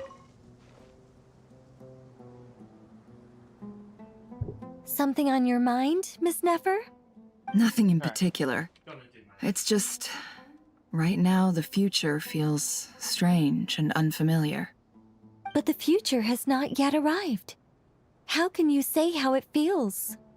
Some people know that there's an impending disaster. Others remain blissfully unaware. Each group is imagining an entirely different future while walking towards the same one. But when they get there, they'll still find they feel differently about it. People are shaped by their circumstances. Different circumstances create people with different perspectives. I've always found the perspective of the Vahumana Darshan to be a particularly incisive one. Even at the height of the crisis in Nodcry, people held diverging opinions. But things are different this time. Indeed. Regardless of faith, gender, wealth, skin color, or eye color, everyone in Sumeru knows what will happen tomorrow. The world has never been an especially fair place. Yet now, against all odds, a moment of unprecedented unity and equality is about to take place. It's fascinating. If only my father could have lived to see this era. Era. To me, that term represents a much greater span of time. It can be an unsettling word. I would even say I'm afraid of it. Do angels even feel fear? Yes, at least I do. I fear the gap that grows wider with each passing day, and the never-ending flow of time. Time renders all memories insignificant and reduces all splendor to nothing. But those memories are the one thing I do not want to lose. You're very human in that regard. If angels draw too close to humanity, our wings burn away in the bright flame of awareness, and we fall to the earth. After spending so long among humans, I have lost much of my former glory. Maybe that's a good thing. You're more human than some humans are. I've been talking to Kale a lot in recent days. We seem to be in completely opposite situations. I suppose that makes us good case studies for comparison. Case studies for who? Myself, I suppose. After comparing the two of us, I suddenly discovered that I desired more than before. It was a gentle, pleasant sensation. Just as most people pursue glory and miracles, I too am pursuing miracles of my own. Guiding humans to make the miracles in their hearts a reality. That is my miracle. It doesn't sound so bad, does it?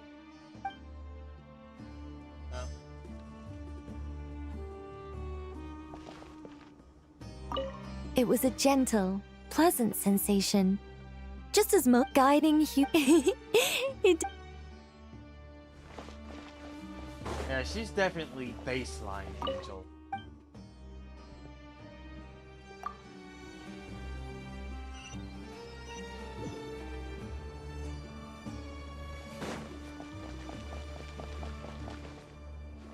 Apasia?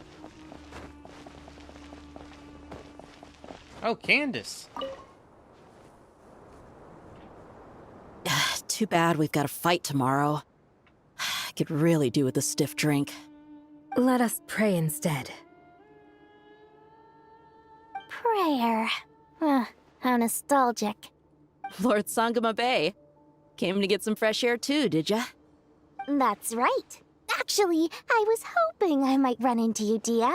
I wanted to let you know that I've stocked up on that perfume you said you were so fond of. No, really? I'll take 2. Any chance of a friends and family discount? I knew you'd ask that. And I'm afraid to say that... Surprise! It's free of charge. That's very generous of you, Lord Sangama Bay. Does this mean you've made a fortune in Nodcry? Nope. Turns out, it's not that easy to turn a profit there. I even ran some assorted losses. But anyway, that has nothing to do with why I wanted to give you and Dia a small gift. Remember that merchant caravan you two rescued in the desert last month? That was transporting my goods! No way! I had no idea that was your shipment. Explains the, eclectic mix of goods, though. Eclectic. Lord Sangama Bay's investment in the desert and generous stockpiling of goods has helped many people over the years. The shelters you funded especially have made life a little easier for the children and the elderly. Wait, how did you know about that? Oh, I see. Nefer told you, didn't she? Ugh, that pesky lady. Aren't intel brokers at least supposed to charge for divulging people's secrets? Okay, I think I had an insight about Dory's personality and behavior. They don't want to be seen as being generous because they're scared that if they show a little bit of generosity, gets expected of them. She and Candace go way back. It's normal for close friends to share things you wouldn't tell to everyone else. Sure, but why did they have to be things about me? That's how Nefer shows that she cares. She wishes for all of us to know what a generous person you truly are. Nicole from Zenless Zone Zero, not Genshin Impact, is the same way. It must be hard trying to make a living far away from home. Just because we can tell what kind of person you are doesn't mean everyone else can. That's positive polarity slave. Okay, good insight. Well, maybe her intentions were partly good, but I don't think that's the full story. I'm sure she enjoyed knowing how much it would annoy me. I'm telling you, Nefer's got a mean streak. Definitely with you on that. Does praying help you stay calm? Defending one's home is a just cause. My heart is filled with a mix of anger and hope. Anger. You know, being able to get angry is a good thing. It shows that you're in touch with the real world, and that you have the passion to pursue something you believe in. My lady? What are you doing out here? Just taking a walk to clear my head. And look where I ended up. Were you praying just now? Yes, Miss Dunyarzad. Would you like to join us? Come on, it's fine. She won't mind who you pray to. Oh, then sure. I remember you, Miss Dunyarzad. You visited my shop before. If I recall correctly, the god you worship is the Dendro Archon, correct? That's right. She is such a gentle and kind god. But to me, she's more than just a god I worship. I see her more as a friend. And so do many others. She's not some almighty god who reigns on high, but a genuine friend. Agreed. She's a wise teacher and a good friend. I spoke with several people during the evacuation. Everyone's aware that tomorrow's battle is one that ordinary people can join too. A battle to fight for our friends and our homeland. Oh, it makes me glad. I can finally do something for those who protected me. You've grown so much since we first met. Oh, a compliment? Ooh, more please. Thank you. My lady, you've always been a remarkably strong and ambitious person. It's indisputable. And that's not just a compliment. It's a statement of fact. What are you praying for? Our beliefs may not be entirely the same, but we both wish for the same thing. I pray that everyone will rise to the challenges ahead and return safe and sound. I pray for the safe return of all my companions.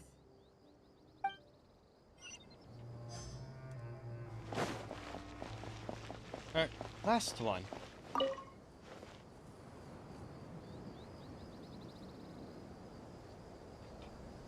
Look at the time. I should head back. I'm so sorry. I was in a hurry and didn't look where I was going. Are you all right? Oh, it's a hat guy. Hello, I'm Esther. fine. Wait. You're... Have we met?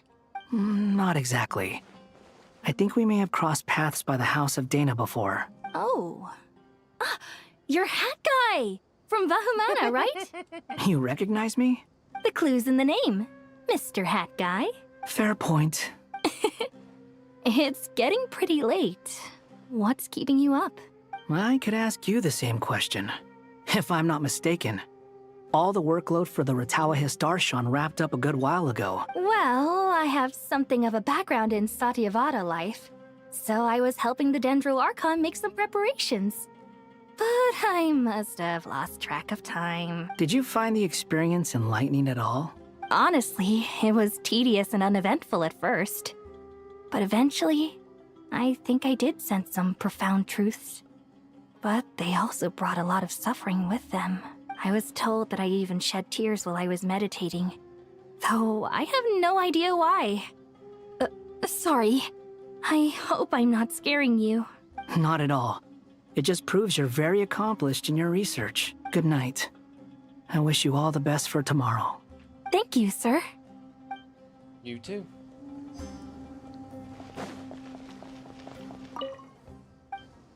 Oh, time to rest. And continue the quest.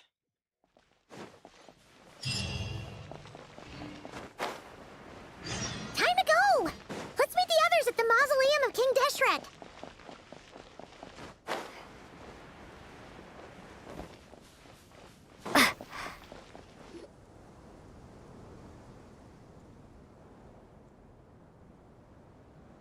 I have not felt this way in a long time. Standing up high, gazing out at the rolling dunes. One cannot know what freedom truly means without first losing it. The golden slumber truly lives up to its name as a dreamland. Though desert sands exist there too, no mirage, no matter how glorious, can compare to true beauty. Dendro Archon, what is on your mind? I was wondering whose counsel I should seek on the questions in my heart.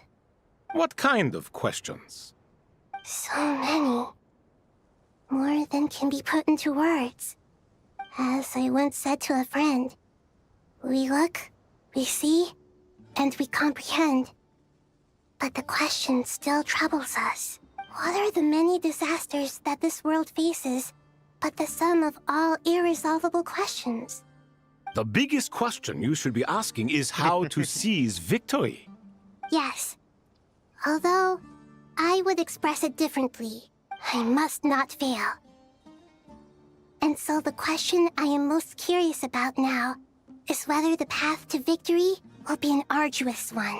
What we declare to be a young sapling, we may, in fact, find to be a towering tree, if we would only cast aside our ignorance and look beyond the veil of time to see her true form. Nahida! We're here! Just in time. My preparations are almost complete. Ready when you are. We're here too. Miss Nicole! Miss Nicole! You run so fast!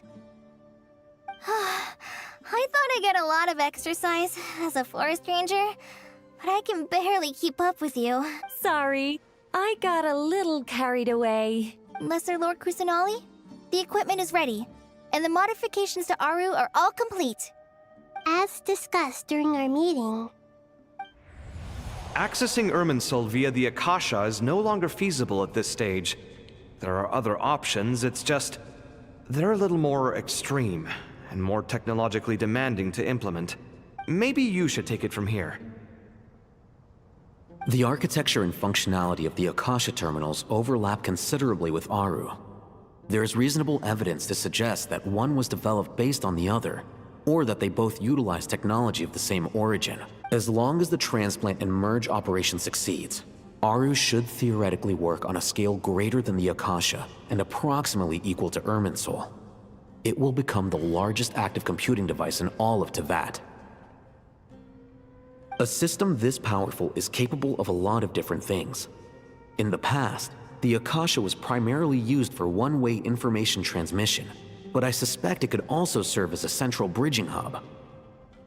In the pursuit of greater knowledge, some scholars have attempted to connect their consciousness to Irminsul through the use of terminals, incense, and meditation. Correct. In academic language, scholars who reach that stage are said to have entered Satyavata life.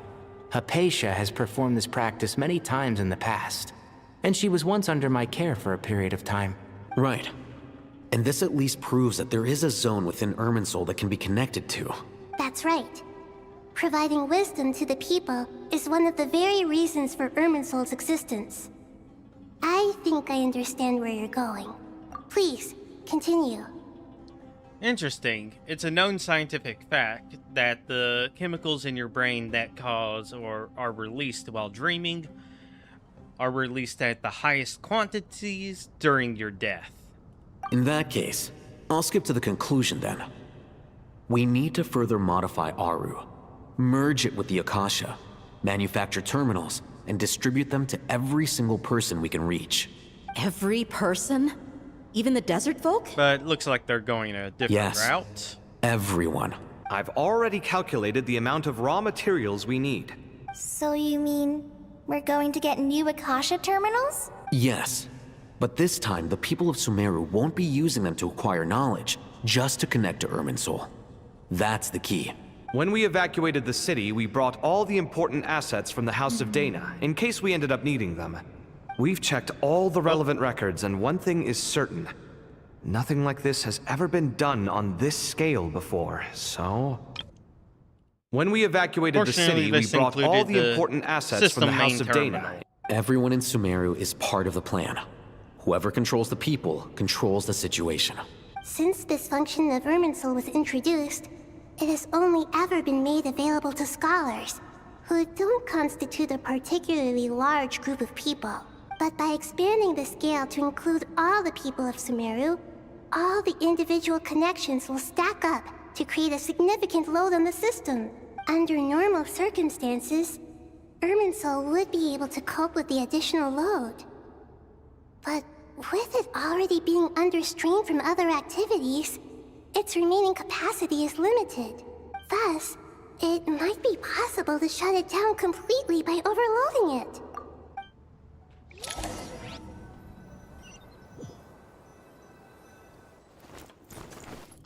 Oh, cutscene.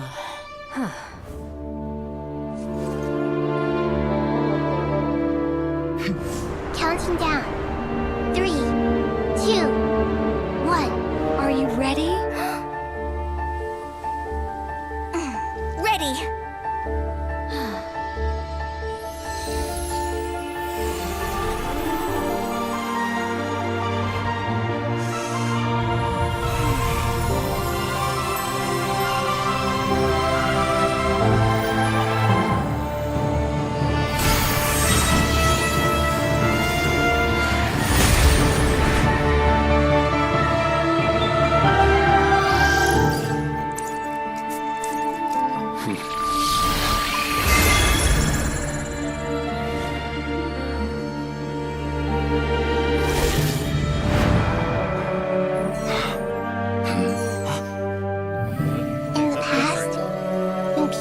Knowledge, they turn to the Tree of Wisdom.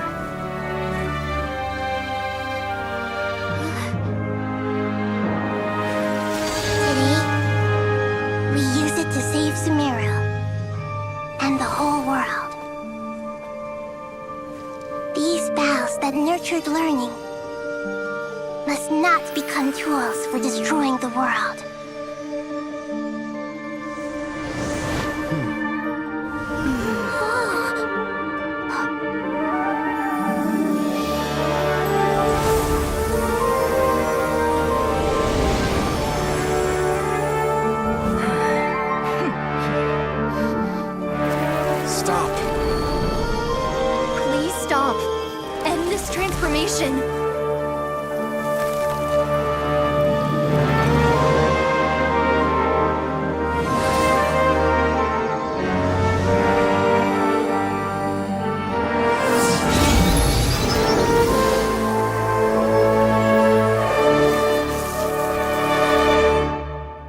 Shut down Irminsul just to stop me?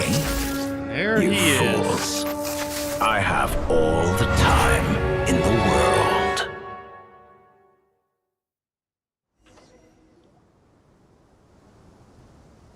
Success!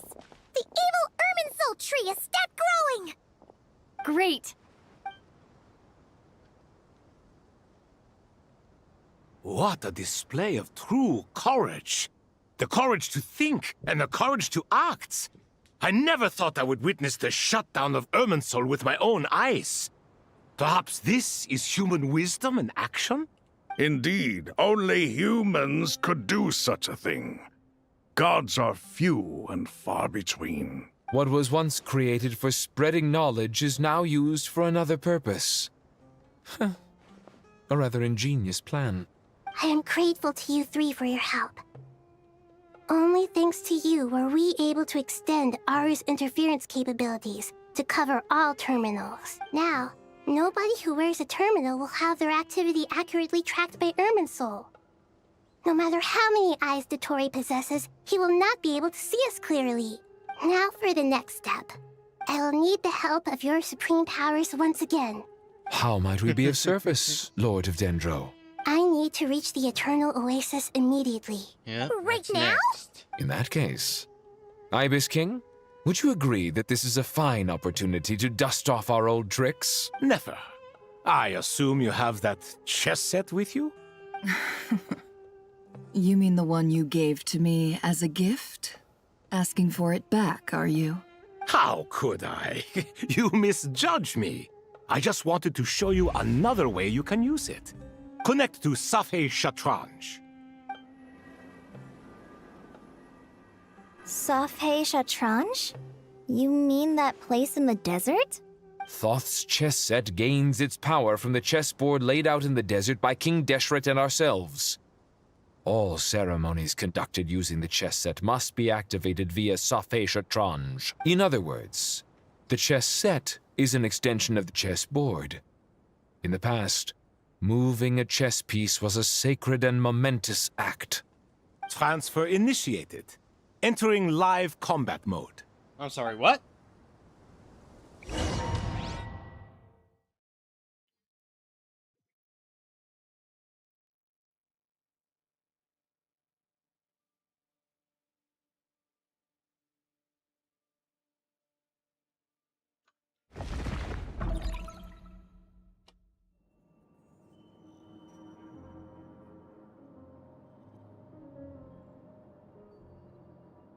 We haven't heard a single word from our spy in the desert.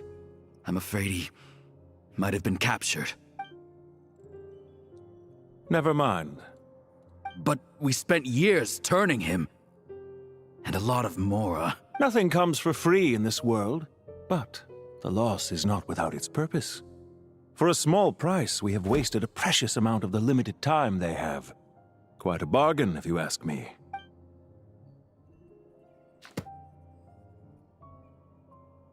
Understood. Weighing profit against loss is a necessary part of life. But to tell the truth, I have been operating at a loss since this all began. Since many centuries ago, in fact. For instance, why would a banker act as the executor of a will? If you hadn't deposited your personal belongings at Northland Bank, I would have no reason to be here right now. The 9th of the Harbingers. Dottore, I've placed your final data backup into the ley lines as per our contract. I trust we are now square for the safe deposit fees you paid. Is it not a little petty to split hairs like this, given our amicable relationship? I consider sound bookkeeping a matter of principle. Do not forget that you only live to see this day thanks to me.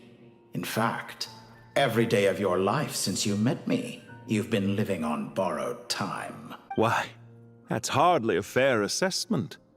I will concede that my survival was perhaps at your whim, but I became a harbinger on my own merits. Managing money is not like other professions. Mine is not a role I could have acquired based on your recommendation alone, and certainly not one I could have lasted so long in without genuine ability. The information stored in the ley lines is quite comprehensive. Rest assured, I have not forgotten how strong your pride is. Well, I presume you have no sense of fragmentation while talking with me? How could anything possibly go wrong with such strict measures in place? The remainder of your soul was split in two, with one half sent to Nodcry and the other stored in the most secure vault of the Northland Bank. Though I must say, your disdain for the other segments is quite amusing. Zandik is you, and you are Zandik. Zandik created the segments, yet you, a segment yourself, reject him. Segmentation. That is, Zandik, created segments of various ages in his later years. To achieve this, he had to freeze time and part with a portion of his soul. Horcruxes! But as constructive as it sounds, it erases my uniqueness. If each segment is equally me, then by the same token, none of them are truly me. Oh, that's an interesting conclusion to reach from, again, the Voldemort plotline. And he really is having a lot of those Voldemort qualities, but they're the same archetype, so unsurprising. A soul living forever in the past inevitably holds different views than he did in his later years. The same thing that completes me also restricts me. You too might ask yourself which stage of your life you want to be preserved at. The day your business failed? Or the day you were framed by a gang and sold off to a medical lab as a test subject? We needn't dredge up the past. This undesirable plan was eventually scrapped. Lesser Lord Kusanali was quite right. I needed an opportunity to eliminate myself. And after that, I concluded that there was no more effective plan than directly splitting the soul. Once the soul is transferred out, you will find that creating a physical body is far simpler than creating a puppet. The other half of your soul suffered a crushing defeat in Nodcry, you know. And yet in the process, I obtained the information I always wanted, did I not? Because now we finally know where the best testing ground truly lies. I once thought your ultimate goal was to ascend to godhood. But as it turns out, that was merely one of your experiments. Experiments take many forms. Most people are too eager for success, too fixated on the end goal. They forget that the experimental process itself is just as important. A suspiciously vacant seat, a new face. I trust you can put two and two together. The reason it doesn't exist is because someone tampered with the record. What can I say? After all your efforts, you really did uncover the world's secrets. So, is the new world you promised a lie? No, it never was. I am glad to be able to control Irmin's soul from within. Now I shall attempt to create a new world inside the existing one. Almost everyone faces the prospect of death, but not a single person has ever been able to experiment unrestrained in the afterlife through sheer force of will. I am the only one to have overcome this enormous challenge. Would I not be letting the world down if I didn't make the most of the opportunity to experiment? Clearly, the dividing of your soul did not affect the magnitude of your ego. No, it Out of all the versions of you that have ever existed, this you is the most insane and the most radical. Is that why you chose to work with me? Which was it then? My insanity? Or my radicalism? Could I call myself a venture capitalist without a suitably ambitious plan to invest in? Yours happened to fit the bill quite perfectly. Well then, I must say, while I am surprised enough that you showed up at all, what surprises me more is that you chose to present yourself as my former subordinate, and not as the banker Pantalone. Why make things harder than they need to be? Exposing my true identity in a situation like this would only serve to destroy diplomatic relations between Snezhnaya and Sumeru. I daren't imagine the consequences. Showing up in the name of the original antagonist gives you the recognition you rightly deserve, while also being sensitive to Snezhnaya's predicament. It was an easy win. As for why I'm here, if you're suggesting that your credit is in the negative, I won't argue with that. Many people say that about you. I'd argue that a significant factor in your willingness to cooperate is the fact that you have but a few years of life left after my death. Living and dying together has a way of binding two parties together rather closely. Is it not true that a relationship should be judged by both the positive and negative returns it yields? So some of what I said actually made it into your head after all. It's true that I hope you don't die too soon, but don't you find that a strange thing for me to say? After all, you've already had quite a long life, especially for a human being. Let's not pretend that you're any more innocent than I am. Are we not the same in this regard? We both despise the existing laws of this world, and neither of us enjoy being under anyone else's control. Is it really so greedy to want the world to operate by a new set of rules? Of course not, my dear friend. And as I've said before, mutual interest is the foundation for the most reliable of relationships. You can attest to that. I just hope there never comes a day when I have to work too hard to prove that. Regrader, sir. People have been spotted approaching Sumeru City. How strange. Despite your access to Irminsol's data, it appears the soldiers noticed before you did.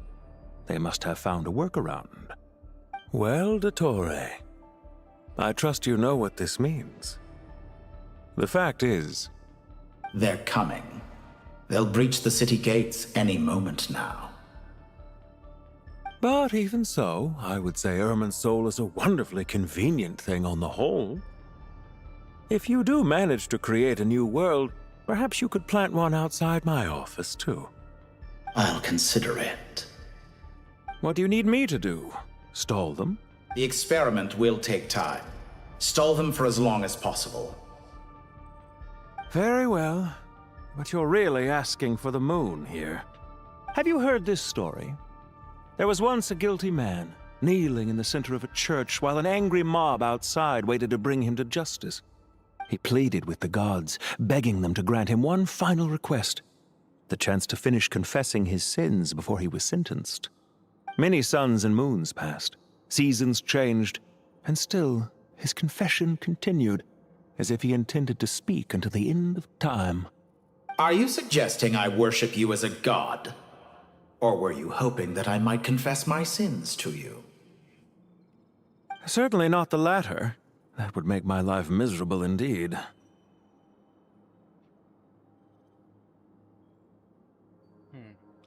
For someone who despises them so, you never seem to have any objections to me creating or becoming one. At first, I thought you'd be furious. Concerned I would terminate our partnership, were you? Not at all. You had reasons why our partnership must continue. Don't you find people's attitudes toward gods amusing? A god descends from the heavens and people worship it unreservedly, blindly following whatever rules are given to them. And yet, when they see an ordinary person gain godlike levels of power by virtue of their own hard work, they treat him with nothing but suspicion, even if he is a compatriot. Is that supposed to be a compliment? No. I was just thinking. I pity the man who would call you a compatriot. There's no need to be so self-critical.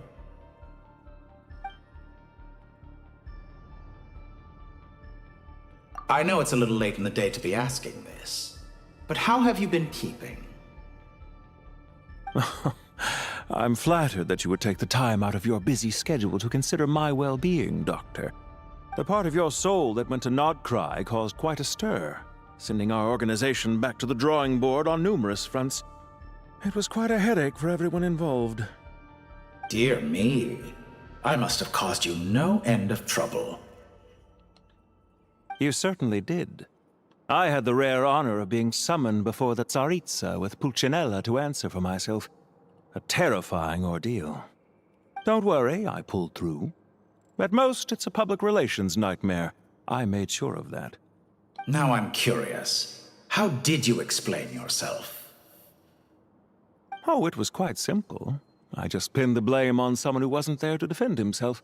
I could hardly be expected to defy the demands of someone as insistent as the Second Harbinger, now could I? How you slander me.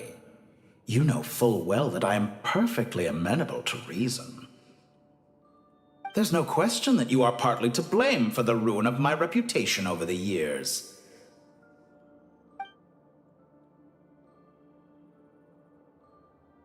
Do you have anything lined up for when this is all over? Hard to say. Field work always takes quite a toll on me, as you know. Once I'm back at Snezhnaya, I'll start with a well-earned cigarette. Why are you so eager to ruin your lungs after I went to the trouble of replacing them for you? If you have an issue with it, feel free to try to stop me.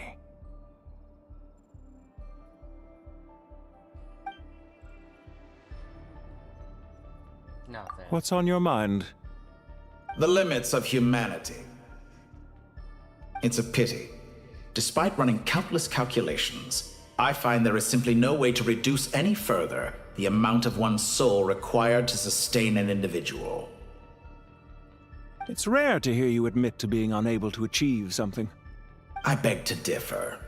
For instance, as I've told you before, the original me was prone to motion sickness and couldn't make long train rides. Ah, yes, of course. One of the reasons you often sent yourself out on errands. What are you thinking about now? A new experiment. In the event that my soul was depleted, say we extracted my data from someone else's memories, yours for instance, and then combined it with your intact soul as the base material, what would we create? Such a scenario would be impossible. Oh? As long as your current soul survives, there will be no need to create a new individual. Don't forget, you were the one who approved of the present situation wherein only one Dottore remains. And if you ceased to exist, who would be capable of performing this experiment? Since the day I met you, you've always excelled at talking your way out of a quandary. See you. Isn't it a little too early to be saying goodbye? Not that I wish to keep you from your business, of course. Very well. Let's leave the conversation there for now.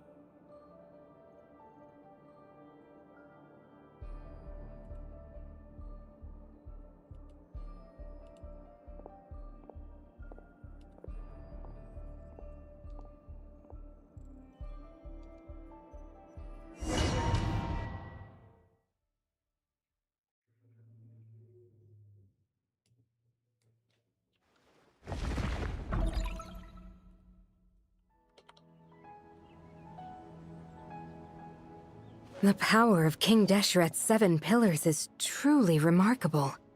With just a chessboard, you can move an entire unit across the material plane. Yeah, sets us up for a much easier fight. Really makes my day.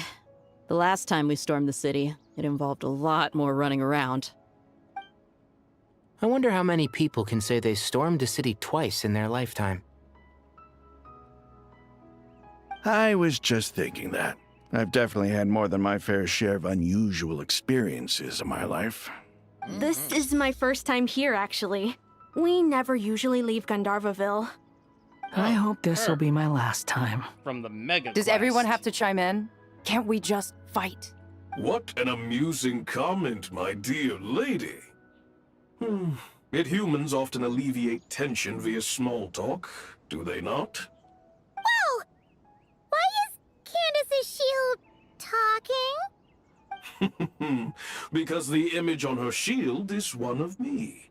And I, of course, can appear wherever I wish to. Huh. Well, la-dee-da. Isn't that fancy? Could I get in on this? You wish for your gauntlet to speak? Why, certainly. Ahem. I think you'll find that it is I whose image is carved hereupon. Thanks. Definitely feel stronger now. You're welcome, my lady. I am glad to lend you my power. Sino, what's the situation? There are troops stationed at every entrance. As we expected. A frontal assault will suffice. Everyone, stick to the plan. We'll take the main entrance. You head for the House of Dana's side door. Move out.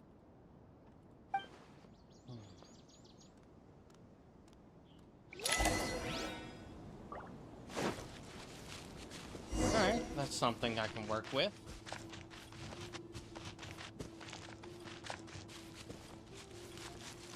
Out of my way!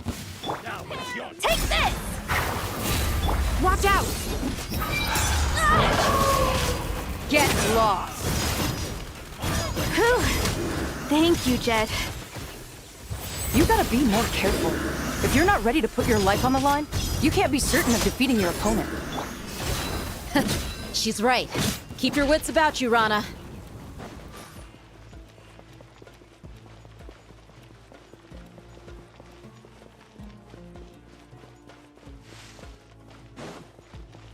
I guess. Oh, there we go.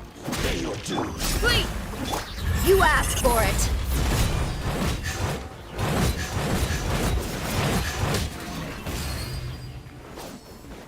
Prepare yourself. Oh, that's where that came. Do your work.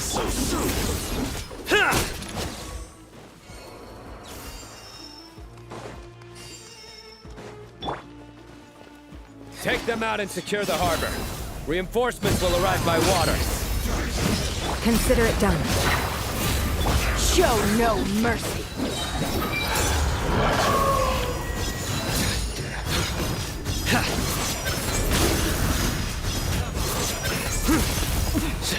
Winter shall we venture?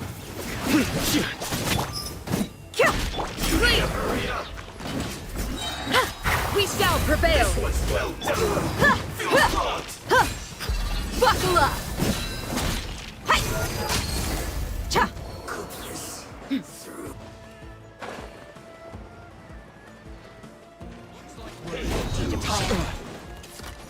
Yield. Futile.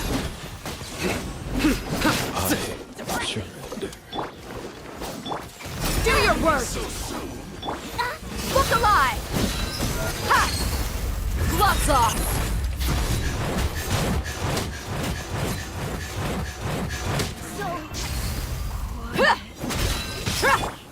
Flee.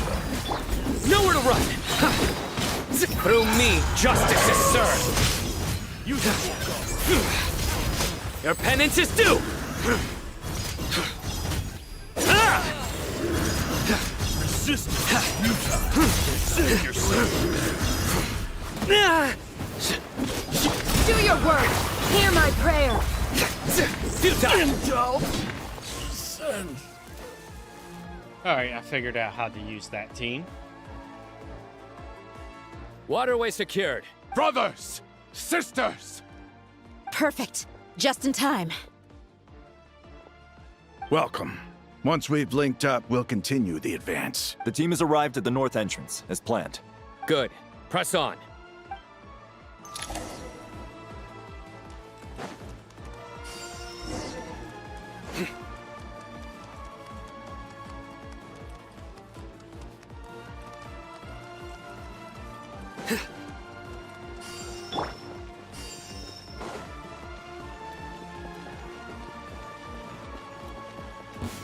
There you are, eavesdropper. Yield. Surrender. Buckle up. Ha. Cha. Hi. You're dead meat.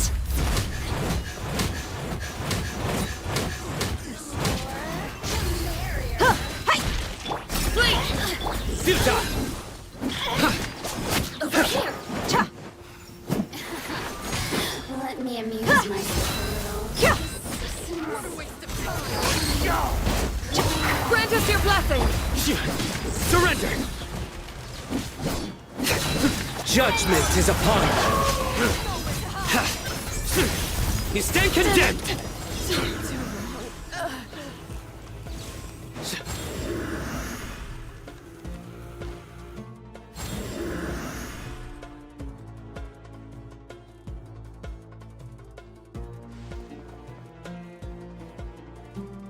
Look out! It's an ambush! Finally. We need to hurry. Take the middle road now. Mahamacha Sino, area clear. Don't relax just yet. More Fatui approaching from the right.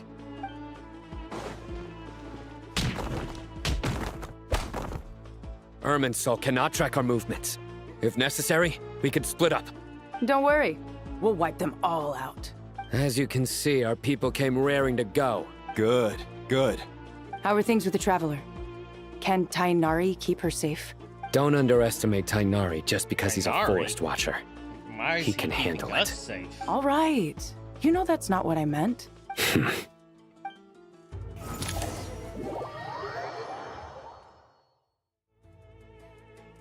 Sino and the reinforcements have drawn the Fatui's fire away. It's our turn. By using a cluster leaf of cultivation, we can pass through certain terrain silently. Good luck with that. We'll just fly up there. Huh? Oh, yeah. Paimon forgot she could fly. You forget that so Ready? very often. Ready.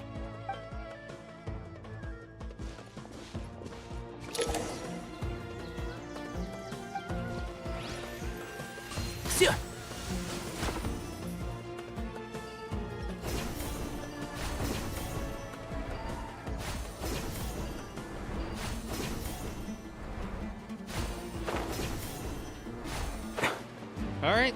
Guess the plan is to make everyone burn.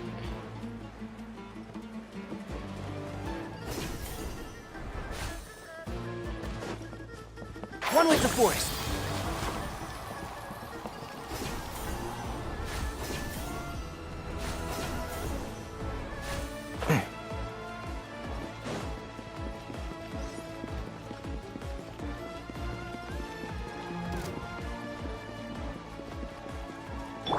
Scorch and burn! A new dawn rises! And shroud! Time for the big one!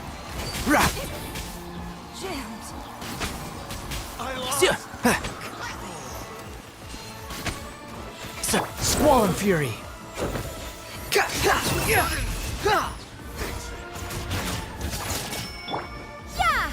So quiet.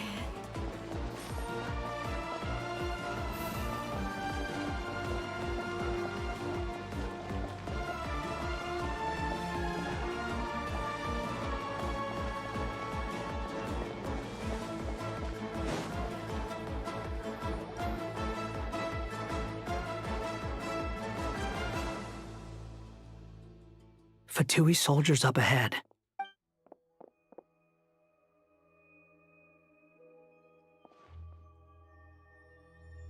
Careful. Prepare for battle.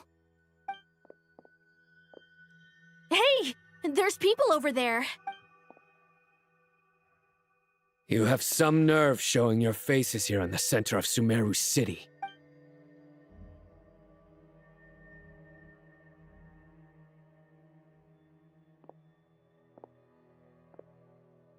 You're right on schedule. Well, this guy sure as heck isn't your average Fatui sergeant. They've stationed quite a few people nearby. It definitely looks like they were waiting for us. But something feels off. Everything about this guy feels too deliberate. I highly doubt he's just a subordinate of Dottores. And he's no mere sergeant. Whatever his rank is, it's high. Much higher than we thought.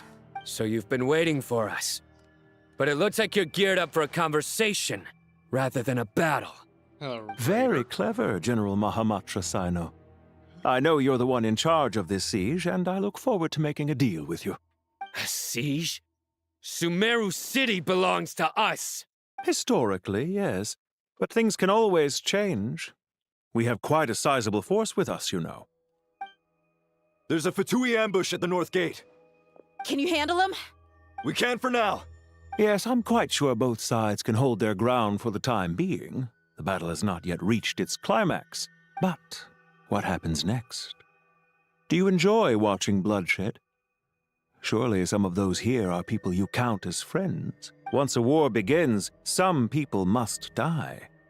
I doubt you wish that fate upon anyone you know. Wait a second. It's a trick. He's not even there. Silence! He disappeared. What was that? A ghost? Curses! He was never there to begin with. That was just a shadow projected there to lure us in. Enough talk. Attack! I apologize for being unable to accompany you at this crucial moment, but I am compelled to leave for reasons beyond my control. Please excuse me. Sumeru's General Mahamatra is quite ruthless. It's a good thing I wasn't there in person. Your illusion held them up for a time just fine. But now that they have seen through it, they will realize you were just a decoy. Decoy or not, what matters now is that they will be heading your way imminently. Not imminently. They are already here. The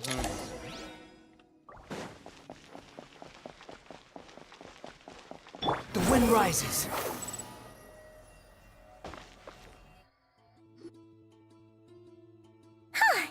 We made it! This is far enough. Tainari, you go help Sino. Don't worry about us. We'll manage from here. Are you sure you don't need me to stand guard? No need. Once the connection is established, we'll disappear from the sanctuary of Surasthana. Go help the others. All right. Goodbye for now, then. Please tread carefully.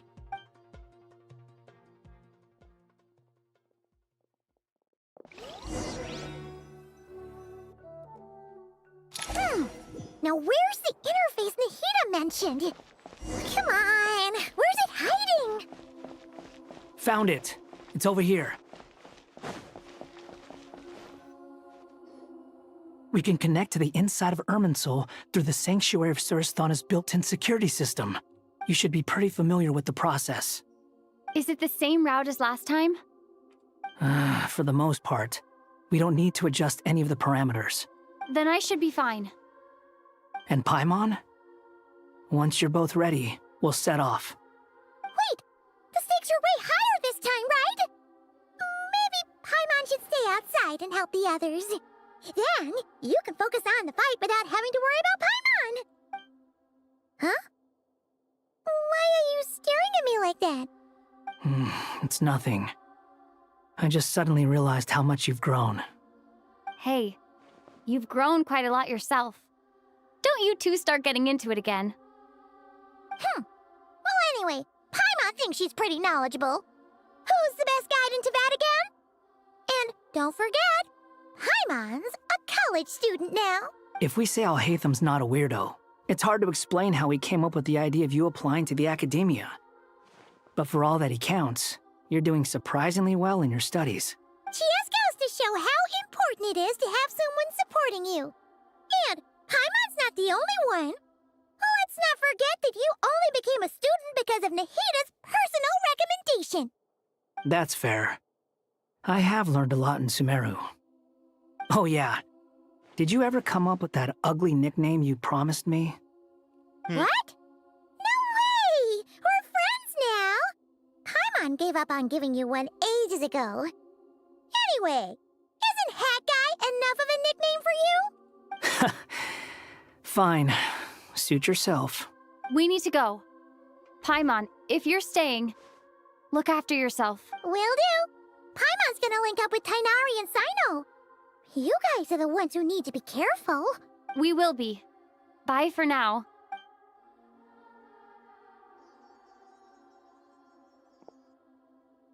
Initiating connection.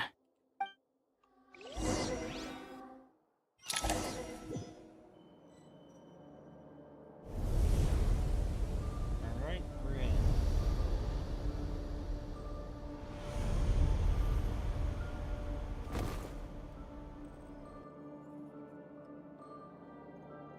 Looks of things, it's gonna be close to 450. Well, here we are again.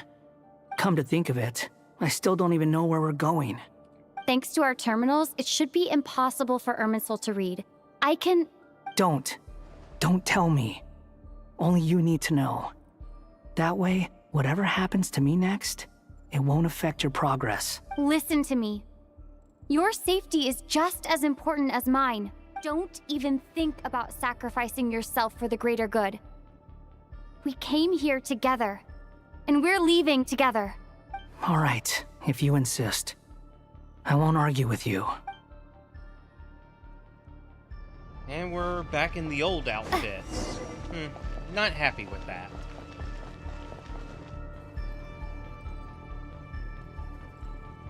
This place looks so different from how I remember. It's unrecognizable. It's a complete mess. Like someone's turned the place upside down. Must be Dottoro's doing. Either he's searching for some information he needs, or... It's still changing. He has to know we've entered Irminsul. But luckily for us, he can't pinpoint our location. Be on your guard. Don't let him find us. The red parts have probably been corrupted by Dottoro's power. Don't touch them, or you might alert him. He's looking for us. Tread carefully. That wall could be a problem. Fortunately, it looks breakable. Give it a shot.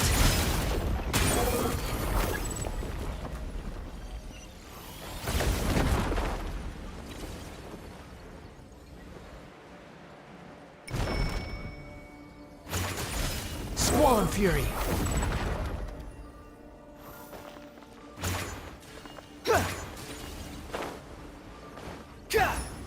Alright, I need to be more patient. Behold!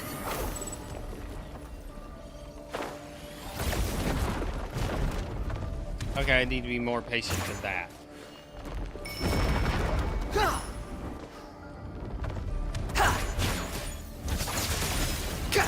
The wind rises. This is annoying.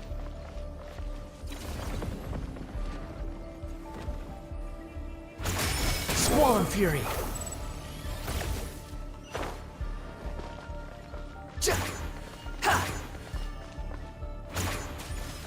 Behold!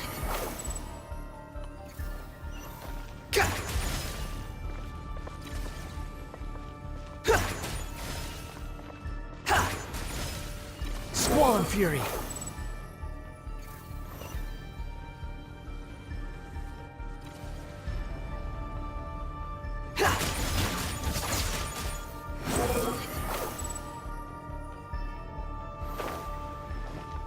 The same old trick again? Are you kidding me? Let's handle it just like we did before. This cheap trick isn't gonna stop us. Oh, whoops. Oh no! It's... A trap! Is that why he was using the same trick over and over again? To get us to lower our guard?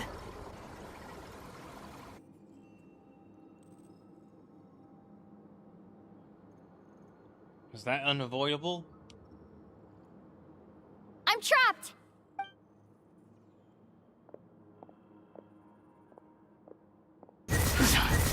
Why won't this thing budge?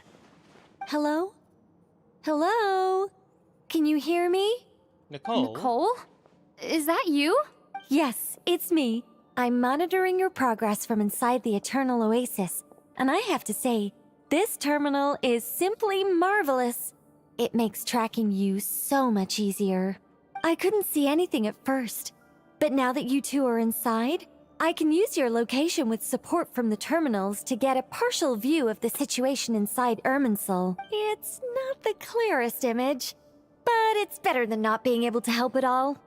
So, here I am. I can't intervene directly, but I can help to guide you out of the jam you're currently in. So please, just follow my lead. Dottore in his current form is a blight upon both Irminsul and the ley lines. Pay attention to your surroundings. There must be sources of his contamination nearby. The corrupted information is his means of manipulating the environment. You must destroy them. Is that one of them? Precisely. Good work. But we're not done yet.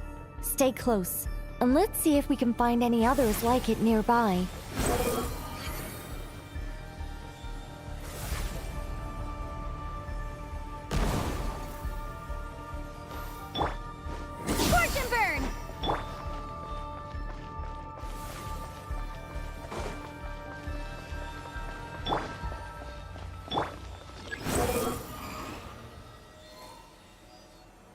This must be another one. Agreed. Now... Oh, wait! Watch out! It's Dottore. I think he's found us.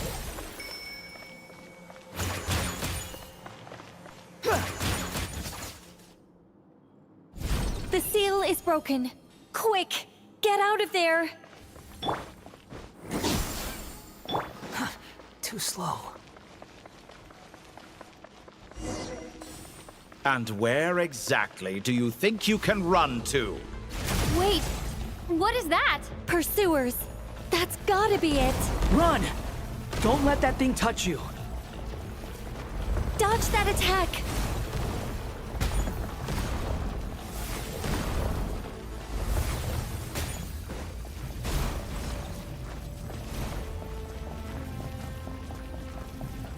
There's more than one path.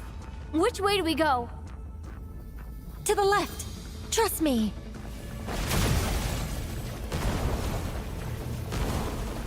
Fleeing like vermin. What a pathetic sight. Hey! Watch yourselves. Stay focused. There's a cliff ahead. Jump!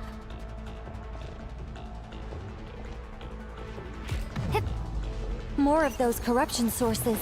Destroy them as you did before, and open the exit as quickly as possible.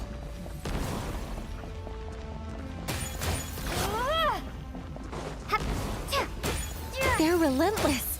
Is he trying to wear us down? You'll just have to destroy these too. My health is not doing great.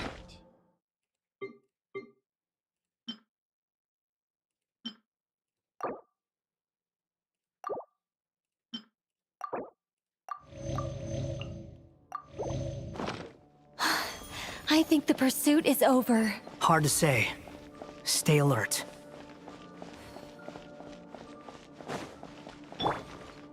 The wind rises.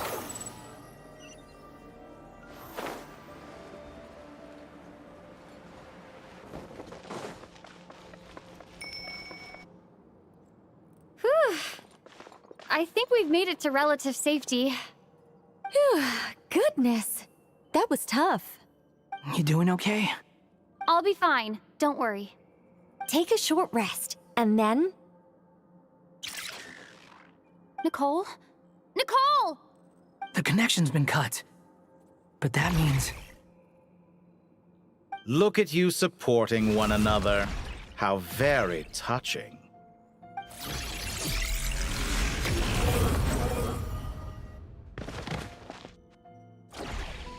Dottore! Took you long enough to find us. You're more useless than I thought. Oh, really? I think I deserve a little more credit for my methods than that. Rather than hunting you down, I chose to let you roam free. I indulged your presumption that I was unable to track your movements. Played along with your clever little plan. Fleeing is for animals, but I rather enjoy watching you flee. Some things lose the will to run altogether as soon as you put them in a cage. If that's true, then why did you come looking for us? Because I wanted to observe you up close, of course. Don't misunderstand me, I'm not here for a fight. Is it so unusual that I wish to greet my old acquaintances in person? After all, it's been a while. Scaramouche. Okay. It's because... Is it? Because Why are you so with the afraid? Universal? I have done nothing unprecedented in discovering the truth. Nor did I go to any great lengths to uncover your story.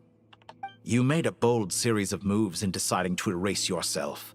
And with the power of this great chronicling device called Ermin's Soul, you were able to achieve something quite remarkable. Once most people form an opinion about someone, it tends to imprison their mind. Yet you managed to erase every trace of your existence. A novel take on death indeed. However, this meant that you stood out to me all the more when I saw you in Nodcry. I didn't even have to go looking for you. Just the sight of you was enough for me to intuit the truth. For someone in my position, connecting the dots was a trivial affair. It would have been more surprising if I hadn't managed to piece it together. You seem very pleased with yourself for figuring it out. I'm sure you'd even be more delighted to learn the full extent of your crimes. That would hardly be necessary. Besides, isn't there something that concerns you more right now? Something that fills you with dread? Let me put your mind at ease. I have no intention whatsoever of restoring any of the records you deleted. For one thing, it would be exceptionally difficult. But more to the point, I doubt that the prospect of losing your current life is all that frightening to you. Because in your case...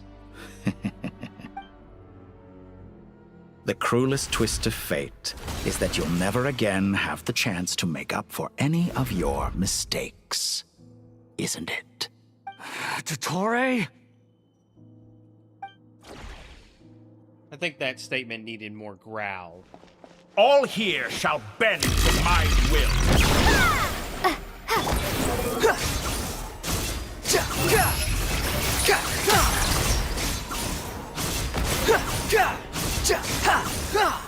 I'm afraid you'll need to do better than that to take me down. I expected you to have grown stronger. Ah, how foolish of me. I forgot that you lack any means to increase your power. You will pay for everything you've done. Oh, will I now?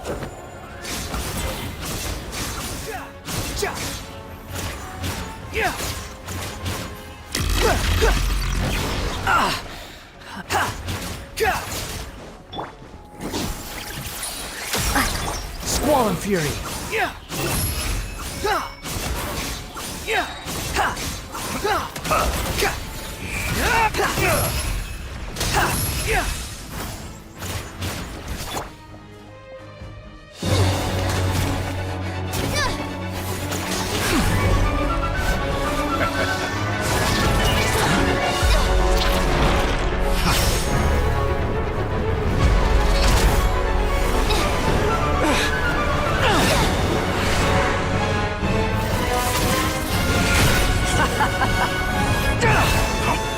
Does the prospect of death amuse you?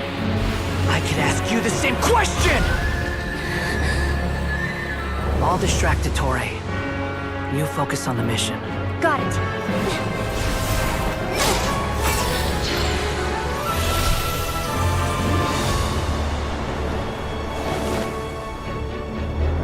For the hopes and dreams of the masses. Open the secret door on this enchanting night. May wisdom's light eradicate ignorance and darkness, and hereby fulfill our ancient vow. Commence data extraction.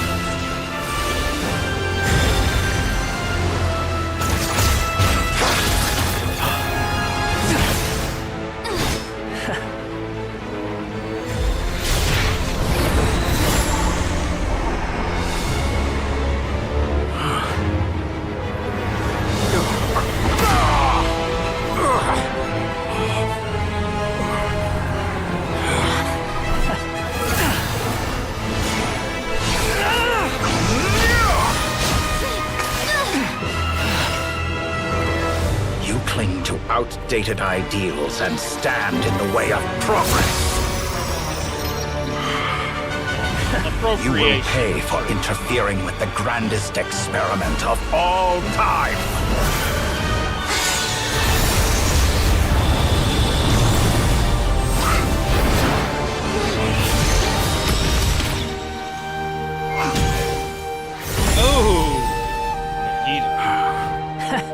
Good timing. Dottore, as clever as you are, you fail to understand wisdom. Wisdom takes many forms, but the path you have chosen eschews them all. Huh.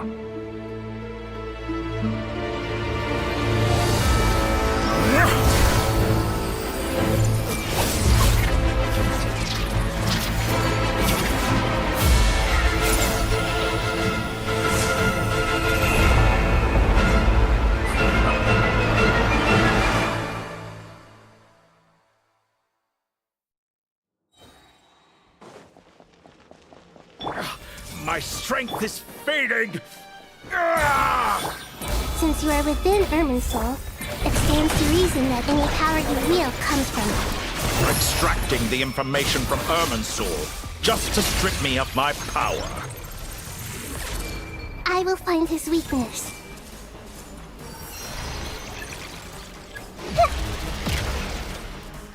The wind rises.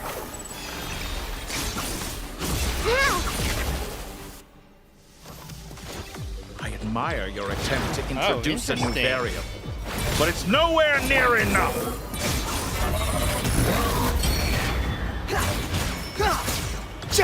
You're dead. The heck?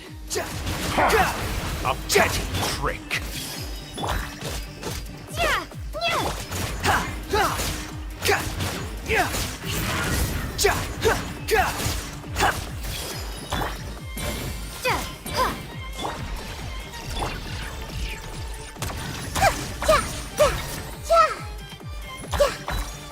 Everyone hold hands.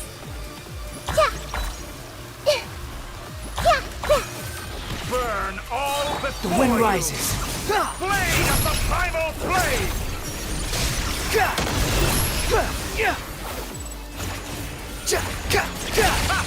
You won't destroy. They're so close. Just hold on a little longer. I'll hold him up. Traveler, Hat Guy, the rest is up to you.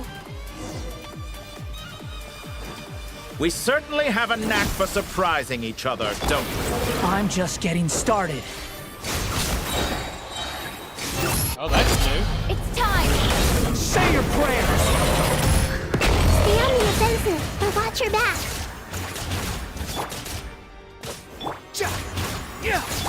Horned in flame! The wind rises.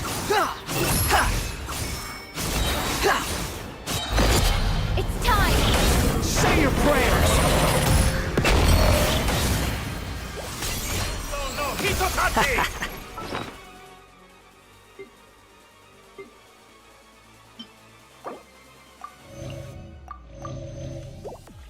Alright, time to power up.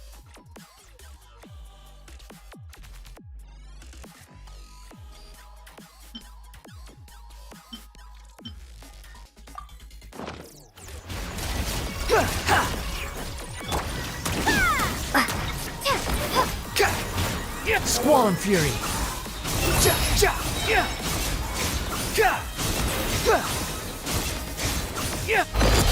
It's time! Say your prayers! Blade of the primal flame!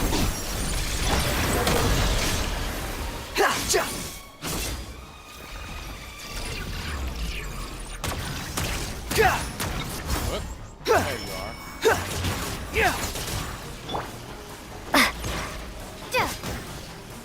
Behold! Finally! Time for... It's time! Say your prayers! Where'd you go? Too slow. Blazing light!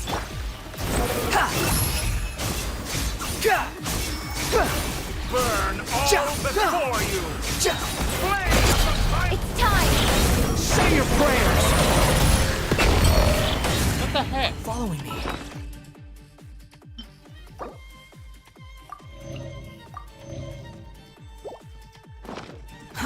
Too slow. Squall and Fury.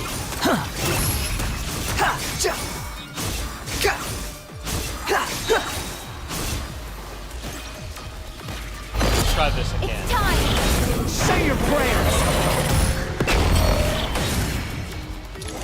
There we go. That's enough! Oh, someone's big bad.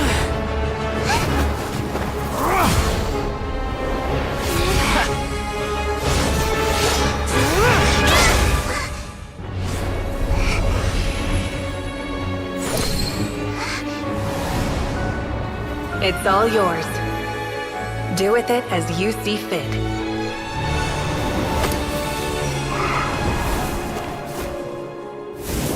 Just as you say, this world is home to some archaic things. And as you suppose, you are a formidable opponent. You have long coveted the secrets of wisdom. So now, I will demonstrate true wisdom in action. I invoke my supreme authority as the keeper of Irminsul. Commend me or condemn me, but give your verdict now!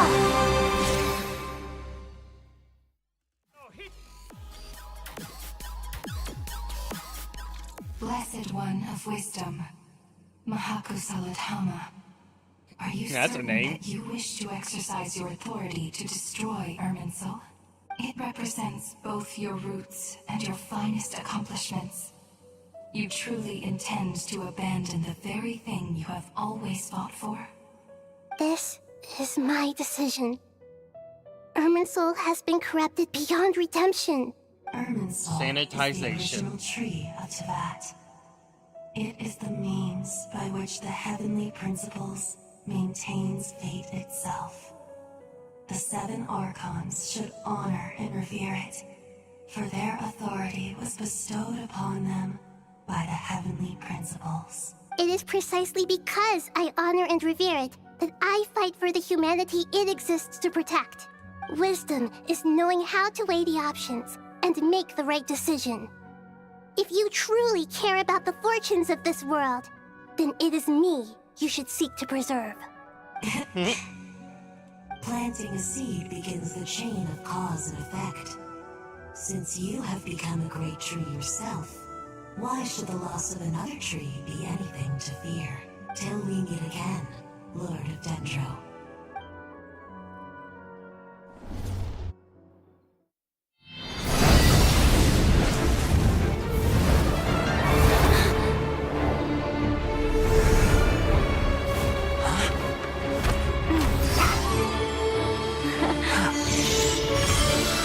The first flame. The pure, cleansing fire. Yeah, this is victory, alright. Even if it means the flames of Armageddon.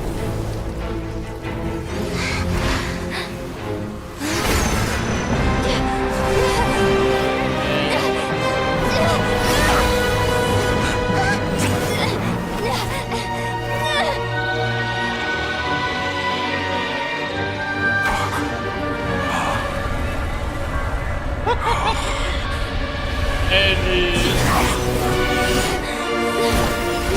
Oh, that's perfect. His Horcruxes are screwing him over.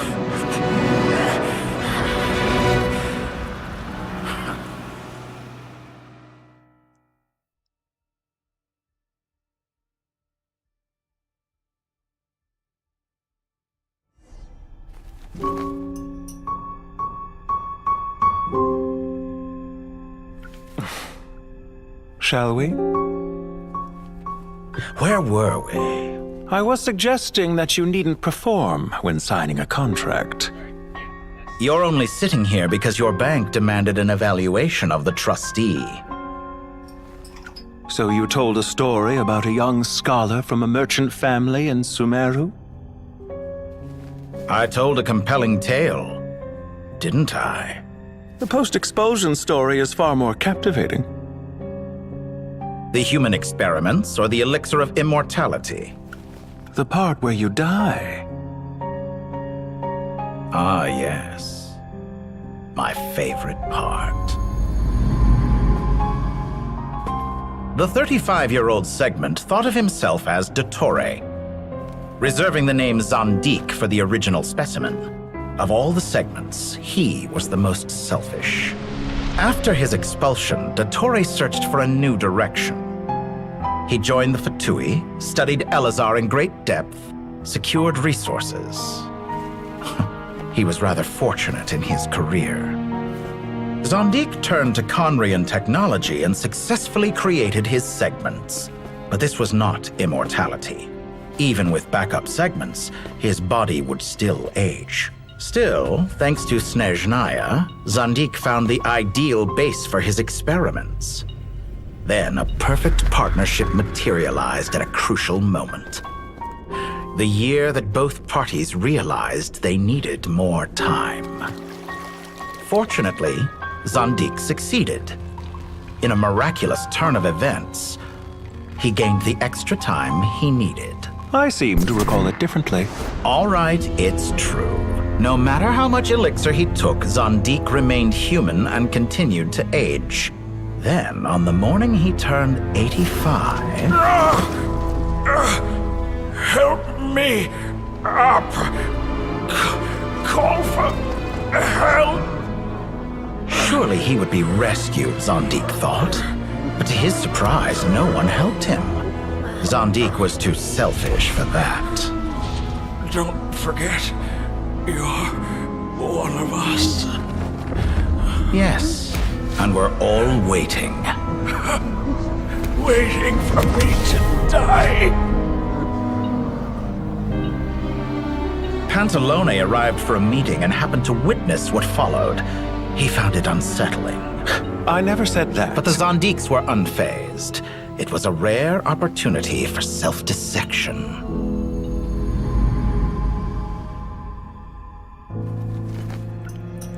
What does all that have to do with you depositing your data at Northland Bank? It has made me cherish my time in this world all the more. Fair enough. So you do have a sense of self-preservation.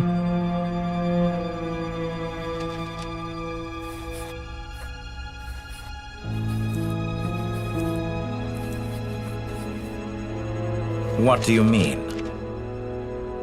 You're hardly normal, and you don't cherish life. You just don't want to admit defeat in the limited time you have. Even so, don't I deserve an interesting ending? I'm counting on it.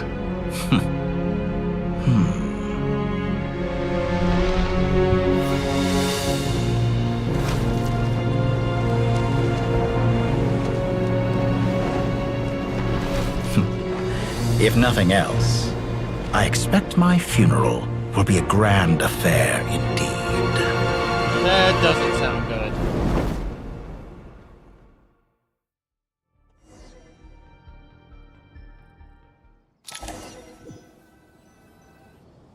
What a magnificent fire. In Snezhnaya, we light fires to ward off the cold. Fire, it seems, is antithetical to ideas such as cold, frozen, and unchanging. Perhaps it has always been that way. From the beginning, fire has been used to drive away wild beasts and warm the body and mind. You could say it's a form of treatment. One that cures the human heart of mortal fear. Mortal fear? Something you haven't been acquainted with in a long time, by the sounds of it. Whereas you, I'm sure, must know the feeling quite well indeed. I remember when we first discussed the elixir of immortality, you claimed that extending your lifespan was about buying more time. But was that really the truth? You fear the prospect of dying a wretched end in this world, don't you? Of course I do. I'm only human, after all. And while you may have forgotten it, you cannot deny that you too were once human, Dottore. I do not believe that there is no such fear in your heart. Perhaps you are right. But I abandoned it long ago and devoted myself to my experiments. I have felt no fear since. From the very beginning, I never thought you could win this game. But still you came, contract in hand, to honor our agreement. Because I am a reputable partner. And as we have discussed, experiments are about more than results alone. The process is equally important.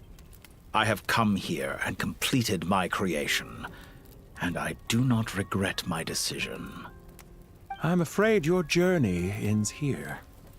After I die, there will be no one to make the elixir of immortality, and your remaining stock will only last a few more years.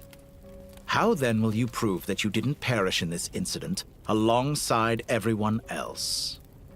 When I feel optimistic about market environments, I never forcibly adjust them. They have their own direction. And I myself am one such environment. I have been quite particular about many things in my life. But where the manner of my death is concerned, I choose not to be. You make yourself sound so magnanimous. Oh, but I am. And I hope you will be too. It may have been a long time since anyone told you this, Dottore, but I recognize that you are a truly rare talent. Ha! I can see it. The experiment in blasphemy that I've been performing all this time. It has been a long process, and I do not care about the results as much as people might imagine.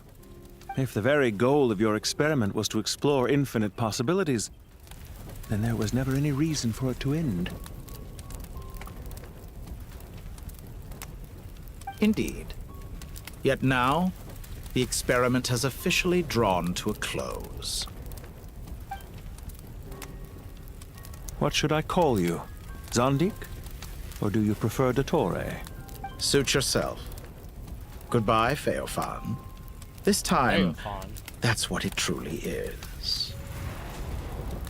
And don't I know it? Goodbye, Zandik.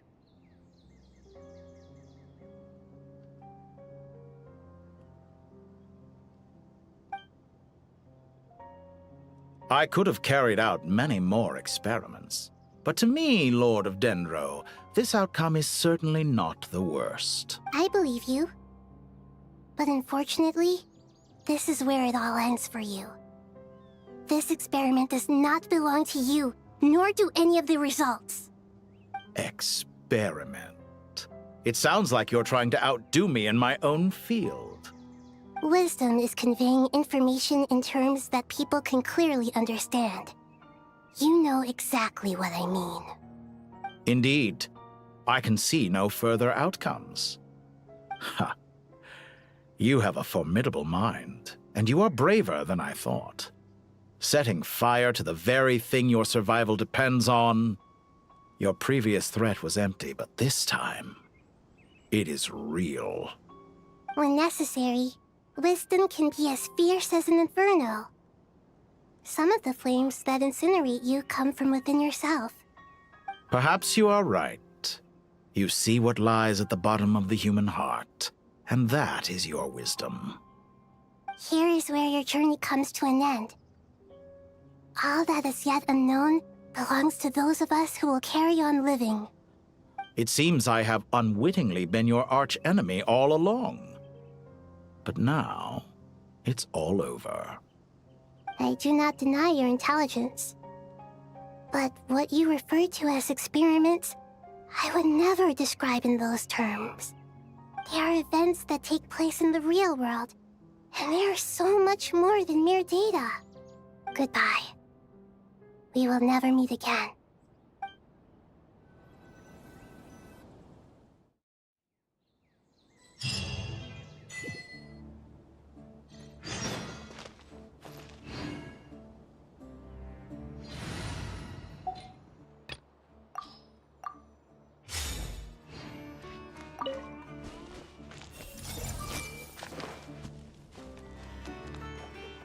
Nope.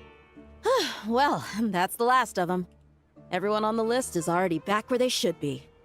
It was a long, hard road, but we finally finished escorting everyone back.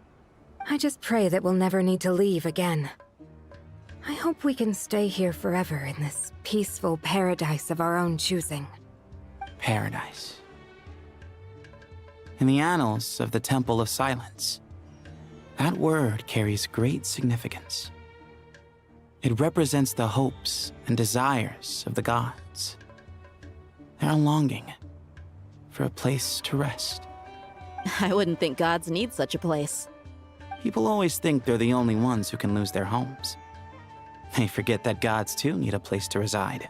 As the Goat King once said, "A god without his people shall cease to exist." Gods need their believers every bit as much as their believers need them. Only we can truly understand how much the desert faith has faded over the centuries. But we still talk about the gods as though they're part of our lives.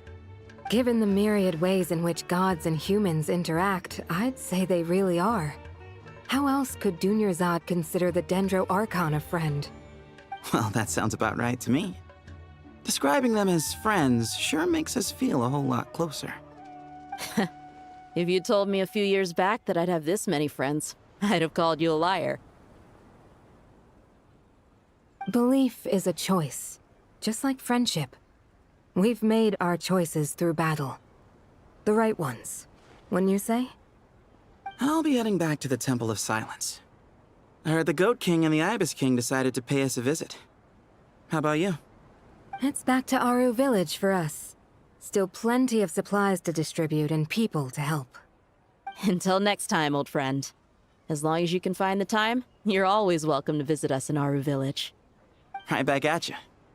Make sure to drop by the Temple of Silence the next time you're free. Or it is that two of the other 7 pillars, Chesapeake and Bennu, might also be dropping by. Since you're wearing the symbols of their power, it'd only be fitting if you came to see them for yourselves. Dropping by? That makes it sound like they're visiting a neighbor's home. Well, the temple was founded by Hermanubis, so I guess to them, that's exactly what it is. Guess that's true. All right. We'll make sure to find time to stop by. Stay safe on your journey home. I will.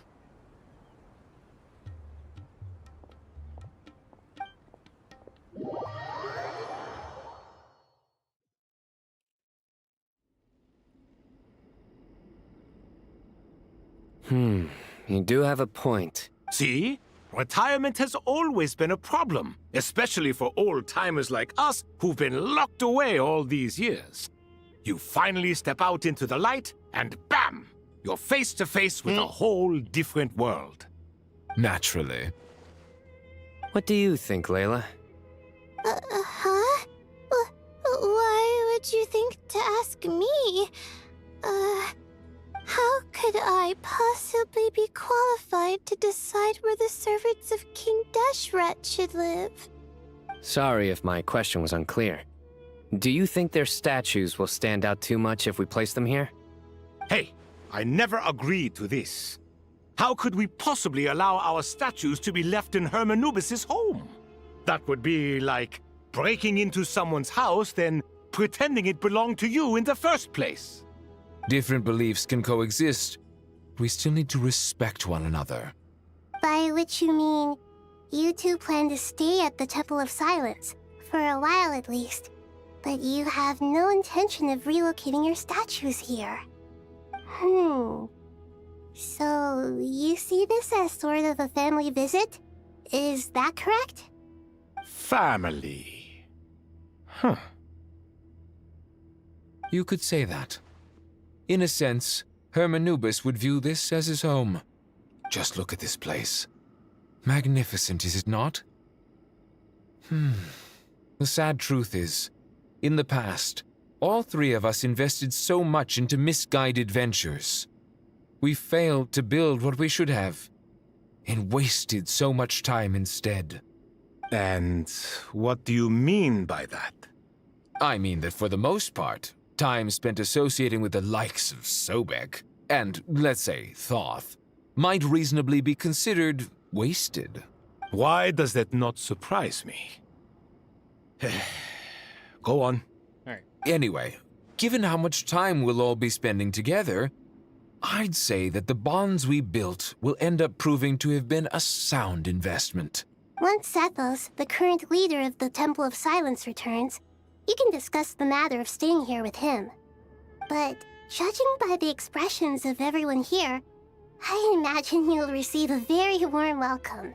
This sacred ground houses untold knowledge, after all. What better place for the servants of King Deshret to appear in the mortal world? How about we share a meal together first?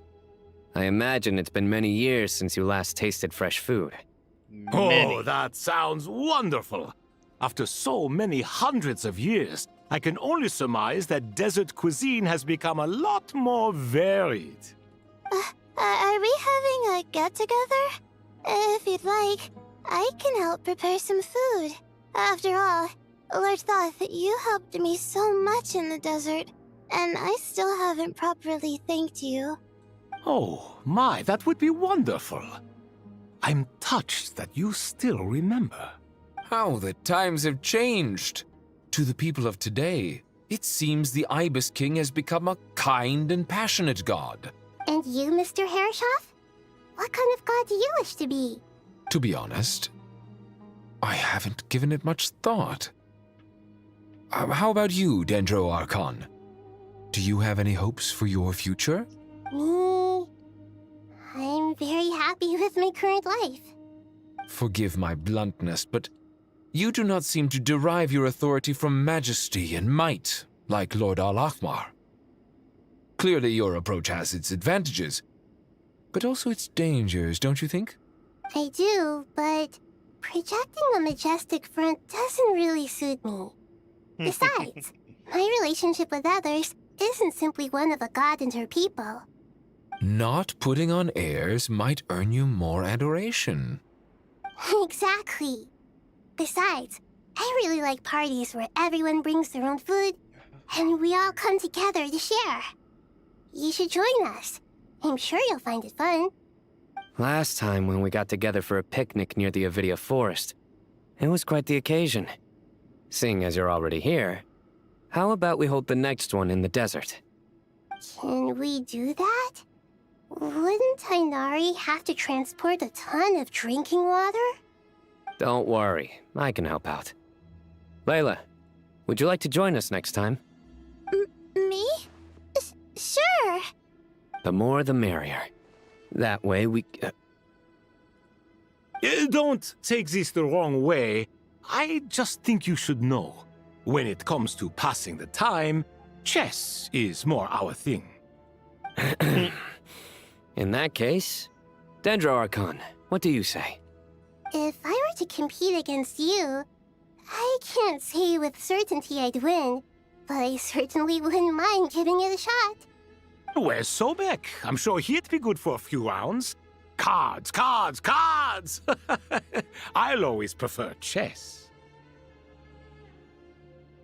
I wonder what variant of chess we're talking here. Mr. Thoth, is there some sort of astrological significance to this game? Oh, I'm glad you brought that up. As long as the leader of the Temple of Silence agrees, we can search Hermanubis' place for books to teach you how to play.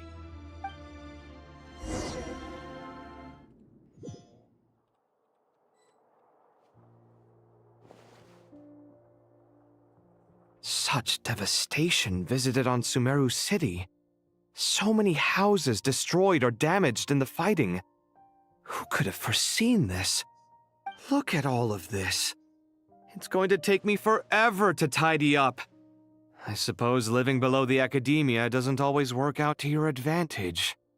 I would have thought a little appreciation of my sincerity and effort in helping to clean up this mess might be in order. Helping? Effort? This is your house! Of course you should be putting in the effort! If anything, I'm the one who's helping! So you see yourself as just a helper in this situation. I must admit, I'm rather shocked. If you're trying to say that since I live here too, I have an obligation to tidy up, fine. I suppose I do. Wait a second, stop changing the subject! Nevertheless... In the wake of a great storm, a missing roof is a predictable inconvenience. Can you stop making it seem like I care more about this house than you do? Doesn't it upset you at all to see your home in this state? I won't pretend it's ideal, but that's no reason to be upset. This is the roof over your head, your shelter from the cold. The furniture is scattered, the paintings have fallen off the walls, the windows are shattered. Don't you feel even a little disheartened? Over a temporary inconvenience? Why would he? The way I see it, these problems are easily solved. Ugh, this is precisely why I hate talking to you about sentimental things. It's like banging my head against a wall. You simply don't understand just how much work goes into making a proper home. It sounds like this is causing you a lot of anguish. You mean the house or the paintings? I mean your sentimentality. Oh, well, yes. But I'd rather not dwell on such things right now. Generally speaking, when anguish becomes the norm, people usually make an attempt to improve their situation. But there are so many people and things in life that are difficult to change. It's not like you can force them. Besides, anguish can be a source of inspiration, and I'm not sure I could break my reliance on it. I'm glad you're able to make yourself think like that. What kind of a response is that? I was stating a profound truth about the very nature of art. Suffering is the cradle of all creation. Even you can't deny that. And I wasn't trying to. I'm just happy for you. Pure and simple. Can't you tell? No, he can't. Happy about what? Happy that you can always find an answer that backs up your views. You... More often than not, life is a process of running into problems and then searching for answers. Yours more than most. Not everyone's so good at justifying things to themselves. It's something that you've been steadily mastering. Huh. What about you, then? What skills have you been mastering lately? Pass me that box. Huh? Okay. You may consider this my progress on the path to mastery. What? Wait a second. Isn't that box mine? Hey, it is! It must have fallen off that shelf! I'll hate them! Those are my paints and inks! Would you like me to put it in your bedroom for you? Huh? I mean, sure, if you don't mind. What kind of progress is this? Does he think he can bribe me? Not that giving me back my own things is much of a bribe. These books on the floor, they're a complete mess. And this one, didn't he say it was an out-of-print collectible? It's completely covered in dust, and some of its pages have even fallen out. Ugh, guess I should help him repair it. This one too. And this one. Those two really are entertaining.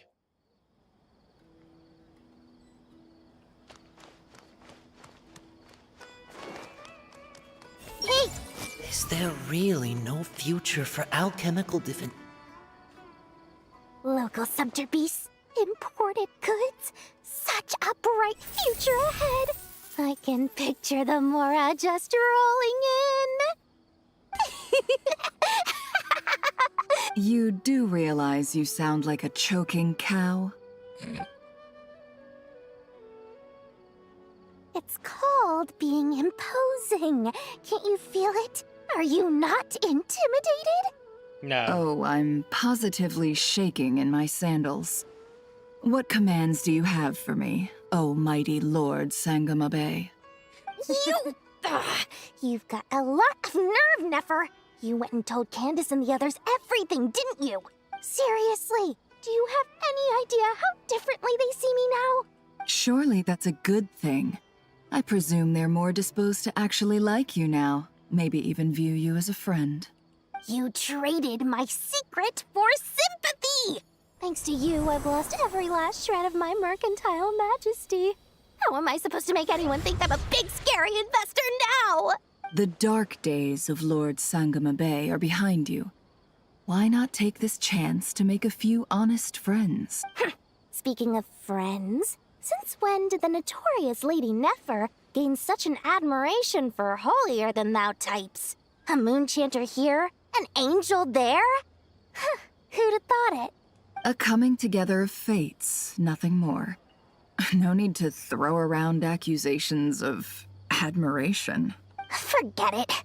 You're right about one thing at least. Making friends is never a bad thing for a merchant. So, I really took a loss this time.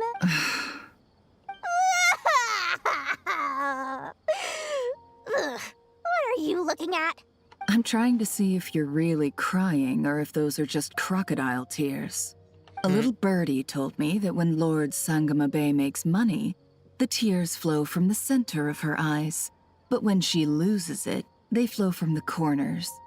Which is it this time? Ugh, you are so annoying. I'm not talking to you anymore. Nefer, thank goodness you're here. I've been looking everywhere for you. Huh?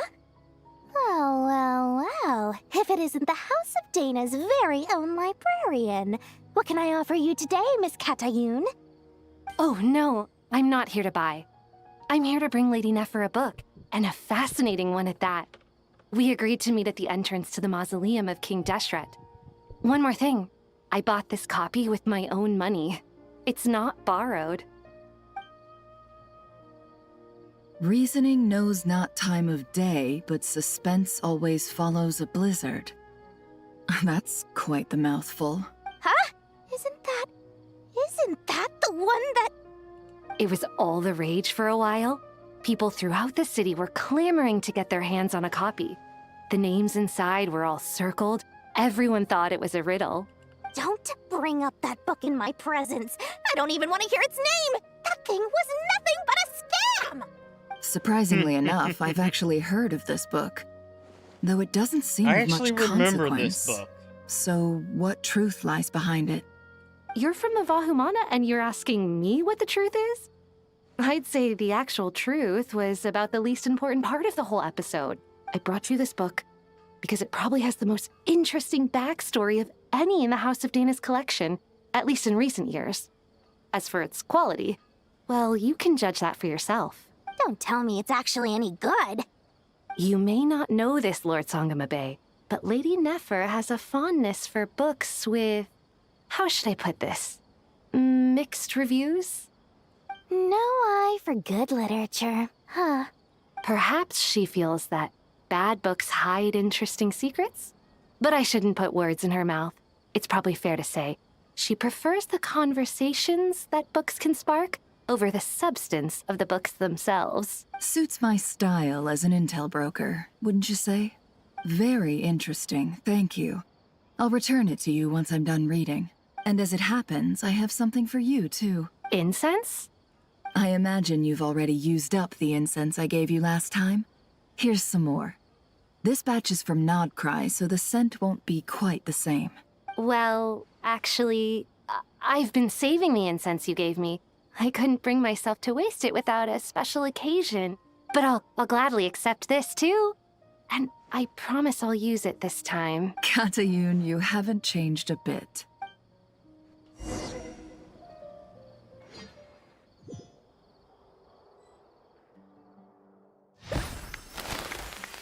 Oh. Oh, a graduation party? Congratulations, Kale. Well done, Kale. After studying for so long, you've finally become a full-fledged ranger. Sure hasn't been easy for you, huh? This really is fantastic news. All grown up. No longer a trainee, but an official forest ranger. Oh, the next step is to secure tenure in the academia. Thanks, everyone. It's true. I'm an official forest ranger now. Master Tainari, thank you for your guidance and support. I wish Mr. Sino were here so I could thank him too. Sino had a matter to attend to at the Temple of Silence. I don't imagine he'll be back for some time. But don't worry, we can celebrate together once he's finished. I'm afraid the party will have to wait. Kale still has some matters to attend to first. Kale? Is everything all right? No, it's not what you think. There's nothing wrong with my health. I just have a few things I need to deal with. I've made plans with the Traveler and Paimon to visit Mondstadt. Master Tainari and Mr. Sino will be accompanying us too. Well, that's a relief. Let's get together when everyone's back. I'm sure you'll be doing even better by then. Of course. I have a feeling you're right.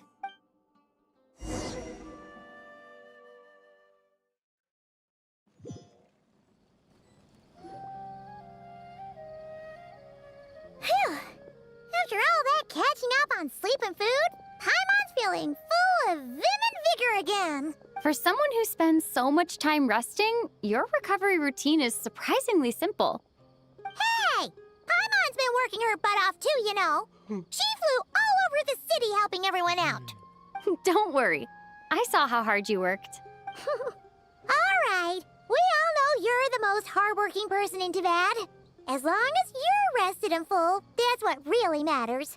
Paimon's been looking around the place, and it seems like the city's already on the mend. But Paimon's been wondering how Nahida's doing. We should check in on her.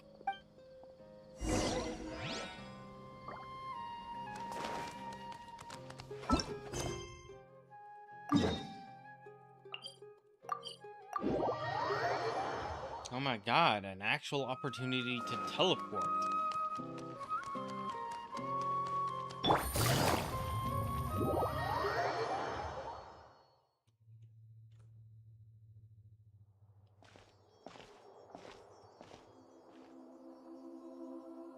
Hey, Nahida! And Hat Guy's here too! Traveler, Paimon! What's going on here? Nothing much. Nahida was just expressing concern for my physical and mental well-being. Oh, the Traveler told Paimon all about that.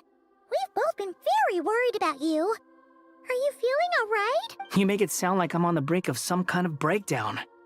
Truth is, I'm doing much better than you might imagine. If we can just get to the bottom of Dottoro's intentions, we can minimize his negative influence. That's the sort of thing I excel at. Just listen to that newfound optimism. It seems like having you enroll in the Vahumana was a truly inspired move. I can really see the positive influence. Observe, a classic Sumeru specialty. Chalking everything up to education and learning. To be honest, even I can sense the change in you. Everything Dottore said to you was a way to manipulate your mind. Fortunately, you're no longer under his sway. Can someone as old as me really continue to grow? If it helps, just think of yourself as a late bloomer. It's all a matter of phrasing, and it comes down to what standards you measure yourself by. For a puppet, developing at such an age is perfectly normal. But if you choose to call yourself a late bloomer, it sounds more like you consider yourself human. However you see yourself, well done. All right, I see what you mean. Anyway, what's your next step? What else can I do but complete my current courses? Everything else can wait. Anyway, that's enough chit-chat. There are still things in the city I need to help out with. I'll be heading there now.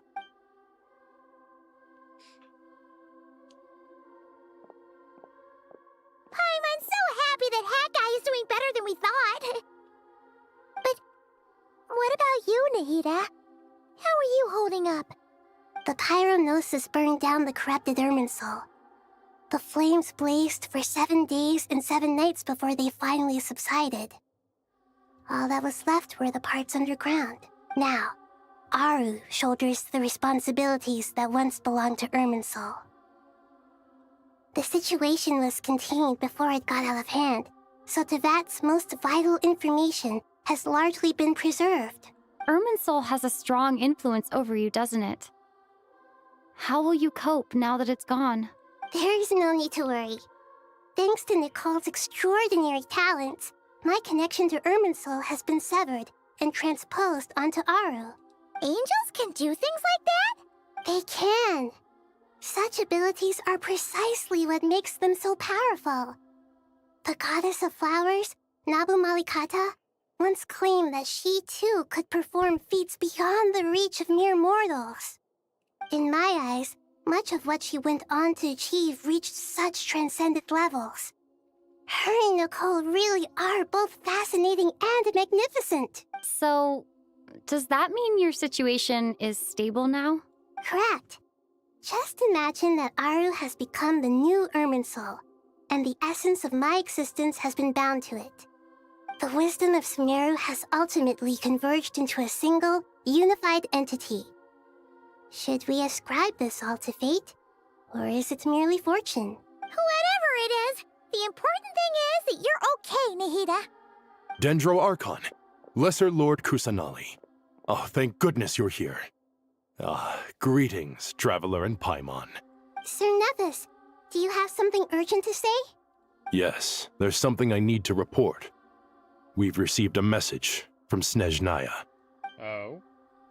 Nephis hands the letter to Nahida. The Fatui Harbinger, the Rooster, sends us his sympathies, along with all the usual pleasantry. His stance is that, following the unrest in Nodcry, Dottore was subjected to internal censure. This madness was the act of a rogue element, one who cannot be seen to represent the Zapoliarni Palace. No less than can be expected. Snezhnaya paid a heavy price working to stop him. They even lost one of their own harbingers. The letter goes on to say that even so, Snezhnaya cannot claim to be blameless. Apparently, they will deal with Dottore's subordinates in accordance with Snezhnayan law, holding all those involved in his crimes accountable. Additionally, they are supplying relief funds and supplies, which are already en route. They hope this will aid in Sumeru's reconstruction. Sounds like he's got an answer for everything. True, but as diplomatic rhetoric goes, it's highly effective. Completely watertight, both in logic and sentiment. This disaster has had a profound impact on Sumeru. There is much that I will keep in my heart.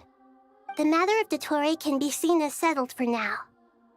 We are sure to cross paths again in the future, and in that light, Snezhnaya would do well to uphold their responsibilities and keep a tight rein over their actions. With Irminsul burned, the flow of fate now carries many more possibilities. I will be watching carefully.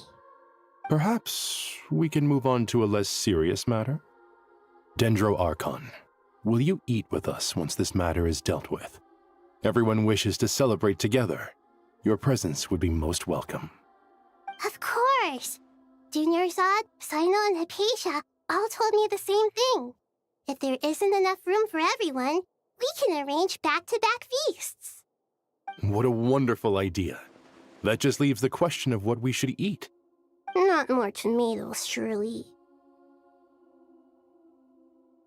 More? She don't like tomorrow. Dendro Archon, what do you mean by more tomatoes?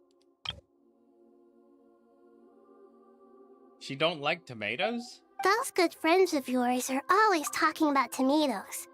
Sometimes when I'm walking through the city, I can even hear them arguing in the fields. Since you see them so often, you must hear about tomatoes even more than I do. Tomatoes. Tomatoes. Okay, maybe not. The word has a certain magic to it. Like the autumn fur of a sumpter beast swirling in the wind, sometimes flying up my nose. Tomatoes. What can we make with tomatoes? Wait, why tomatoes? Take your time, there's no need to rush. The Traveler, Paimon, and I still have somewhere we need to visit. You'll have plenty of time to think it over before I return. Does this mean you're going to Natlan? Meeting them there in person. It will require a long journey. I know. But this is necessary. I must go myself. Traveler, Paimon, we'll set off as soon as you're ready. Is that all right? Sure. We'll be ready whenever you are. You'll hear no objections from Paimon. We should grab some snacks along the way, though. It'll be just like going on a long holiday. Wonderful. I'm looking forward to this so much.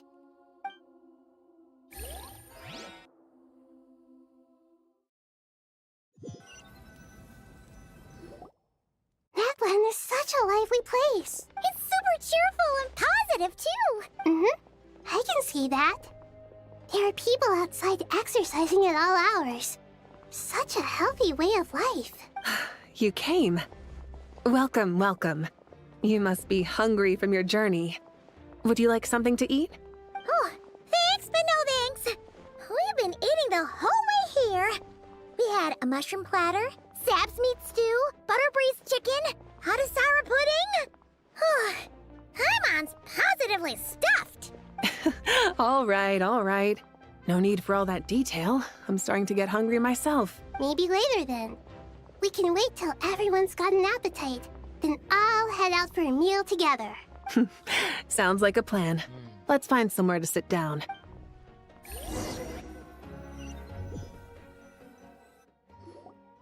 I should tell you, I already have some sense of why you've come.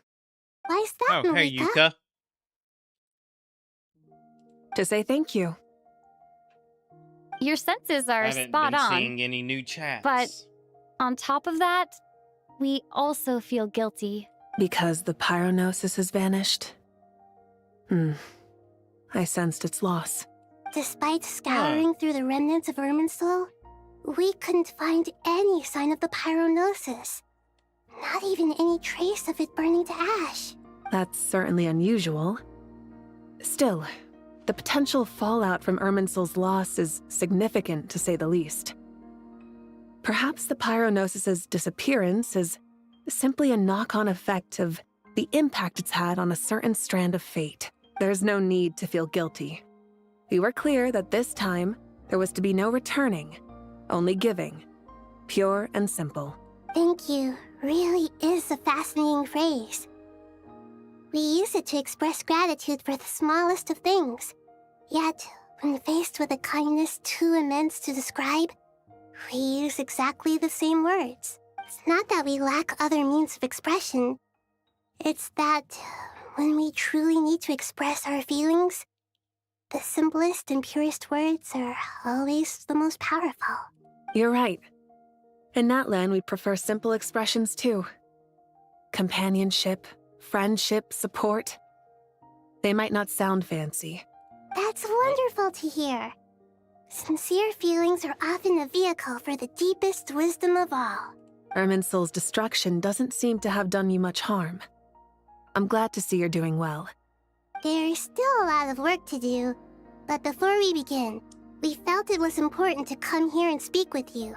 Partly to express our gratitude, but also because we felt that seeing you, in a sense, is like basking in warm sunlight. That's a nice way of putting it. I like that. To tell you the truth, though, I'm not a fan of somber meetings. So, since there's nothing more to say, why don't we go bask in some actual sunlight? The weather's beautiful today. What a great idea! Paimon's gonna lie back and soak up some rays!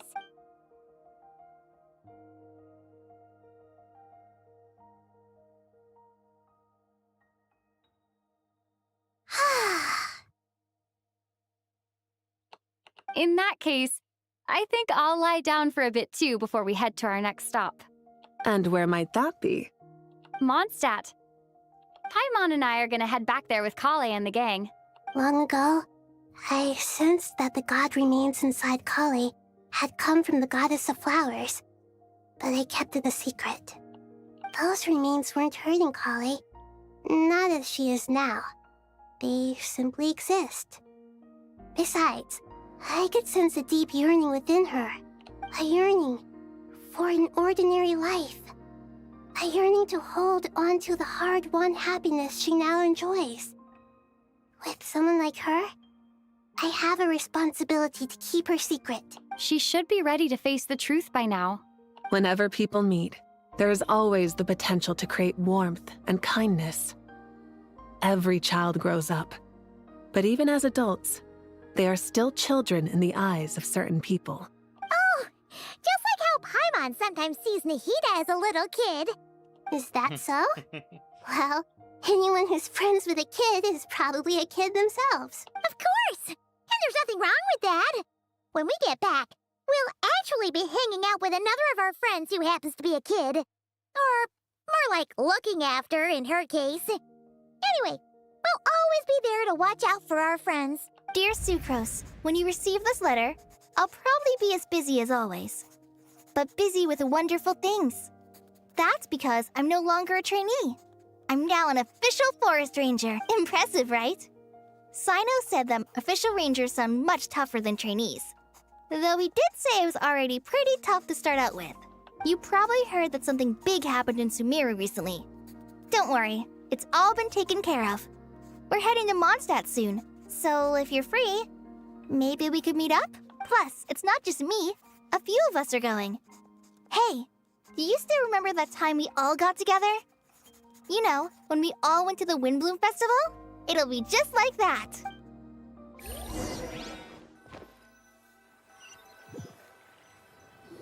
"15 more minutes."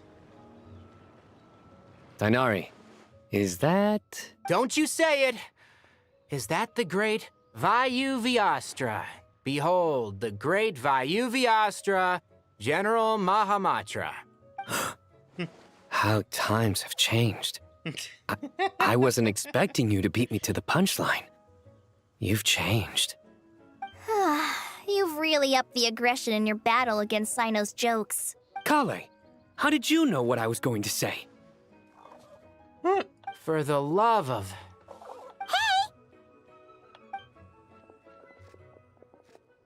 Traveler! Paimon! You're right on time! I hope we haven't kept you waiting. Kalei! Sucrose! It's been so long! How have you been? I've been well. Everything's going great. What about you? Are you still busy? Not at the moment. Oh, right! That juicer you gave us works amazing! Farzan loves it! Seriously? That's wonderful. I don't suppose you drew up a detailed test report. Oh, what fruits did you use? How was the texture of the final product? Sucrose, you might want to try asking your questions one at a time. Albedo! Paimon didn't see you there! It's been a while since all of us were together like this. How about we follow the same plan as last time? Good idea, my friend. You never disappoint. So, what are your identities this time? Don't remind him. First things first. Allow me to introduce our very own official Forest Ranger Kale. The rest of us are simply her humble travel companions. This sounds like one of those mushy stories that gets people hooked on some corny, heartwarming premise. Oh, is our story not heartwarming? If I recall correctly, there was even a scene like this in King of Invocations. Besides being heartwarming, our story's also about tough, impressive-sounding job titles. At least that's what I think.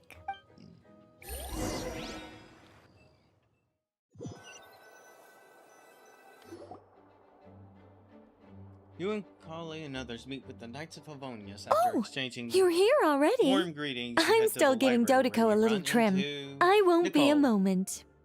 A trim? Does Dodoko need haircuts too? Of course. It's important to know how to take loving care of the apples of your eye. All of these trivial matters get left to me. It's because I'm an angel, and angels are, in a way, the guardians of all Teyvat. Oh, right! Well, that's definitely an impressive-sounding job title. What are you writing? I'm just brainstorming some cool-sounding lines. Oh, write them on these card backs. Of course. Clearly, my lines are pretty amazing, wouldn't you say? Miss Nicole? Kale? You seem a little nervous. I was just wondering, who was the person you mentioned who needed their wish fulfilled? Wish? What do you mean? Miss Nicole asked if we could meet up in Mondstadt once everything was over.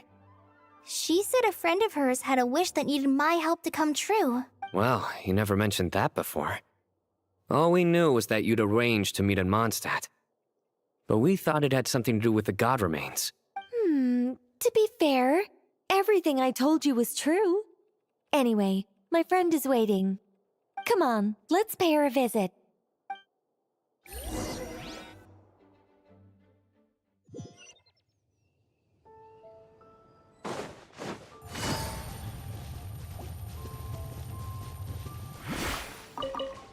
Loaded. Huh? You're... Surprised?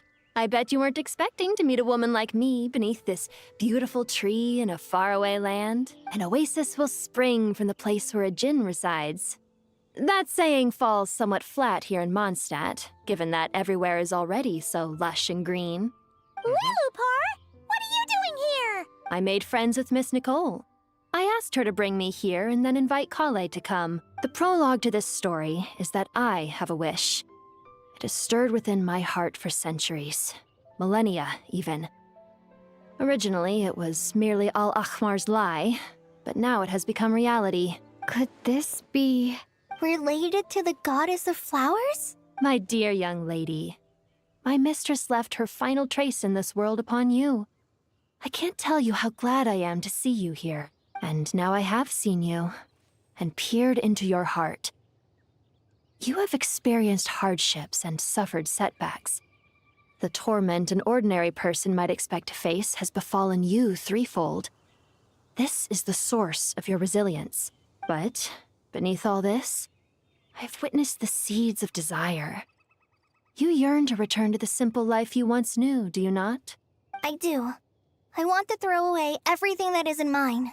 But how do you decide what is yours? The scars that others carve into your flesh?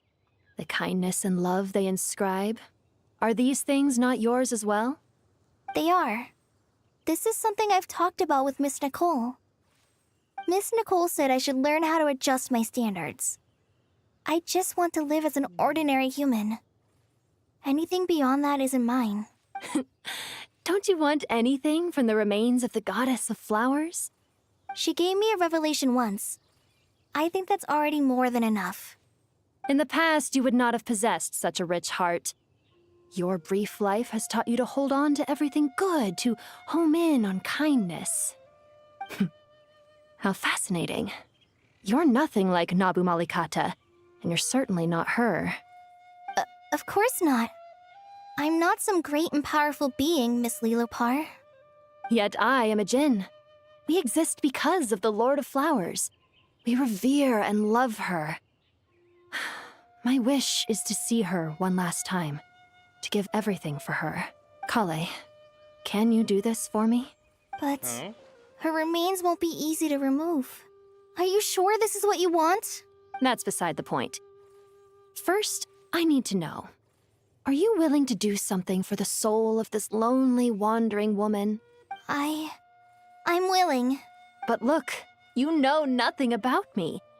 Even if you have heard the stories about me, all you would know is that I was rightly punished for the many evil deeds I committed. Ah, so you do know. Your lips are quivering, your eyes trembling.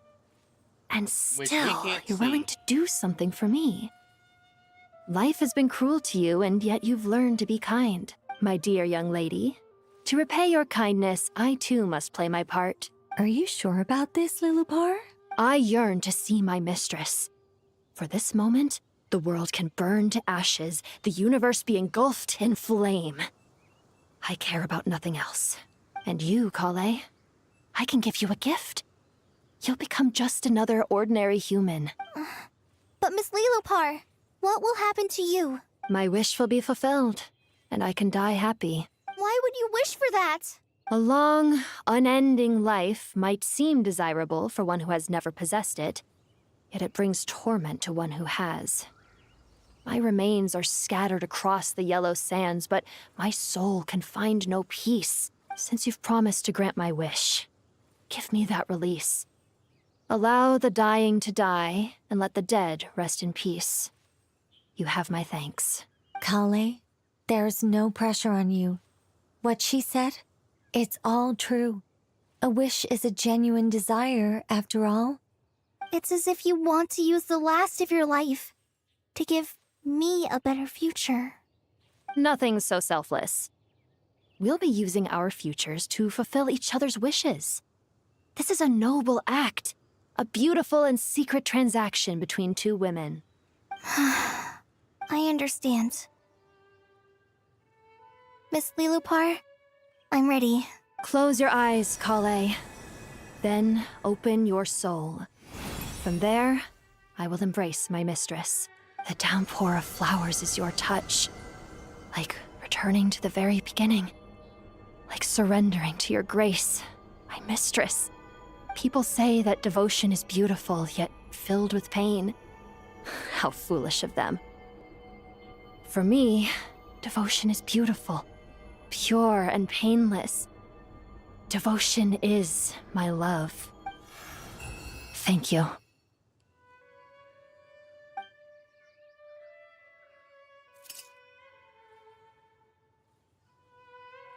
And there goes Lilopar.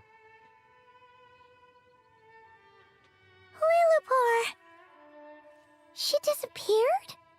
She left, carrying the blessing of flowers. Kale, are you alright? I'm fine. Now that the remains are gone, I don't actually feel any different at all. Those remains weren't hurting Kale.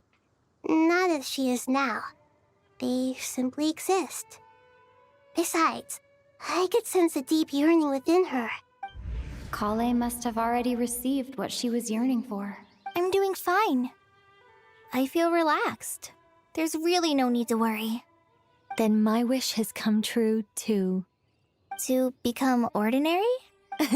That's just one of my wishes. Actually, I have a few more.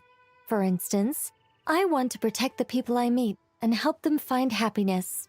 That sort of thing. So between Miss Lilopar and me, you fulfilled 2 wishes already. And protected 2 people. Wonderful, isn't it? I feel so fantastically happy. I guess that settles things here. So what's next?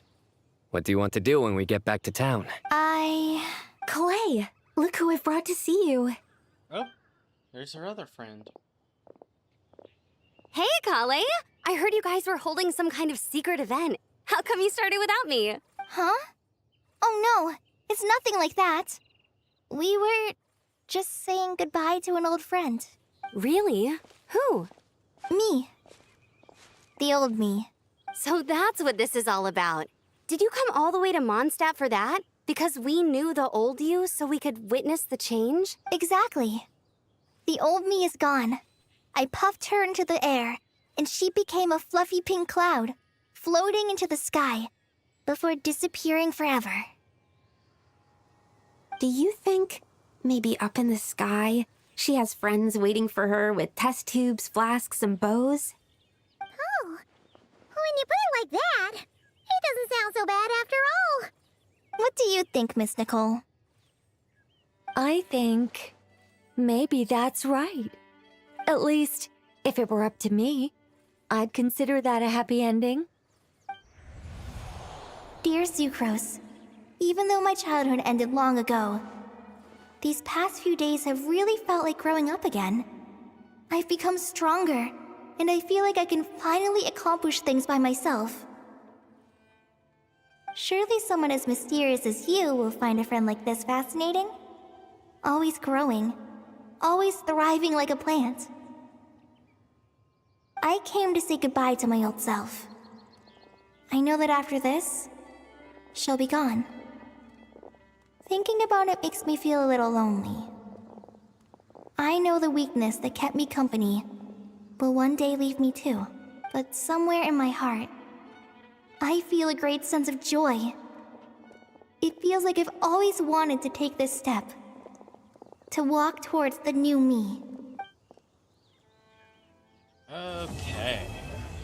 Fine. Took 2 parts to do it, but the quest is done.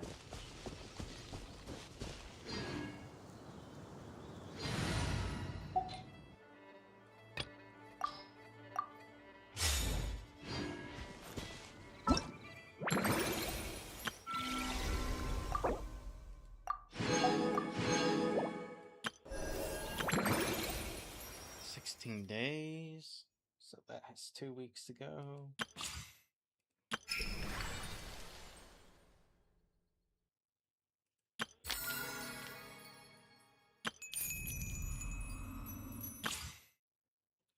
Let's do the test runs. Never got to those.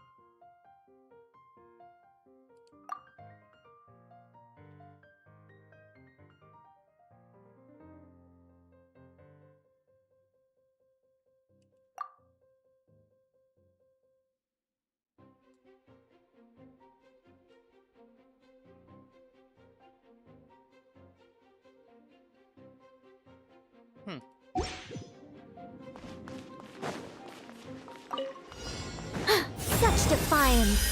Heaven's will made mine.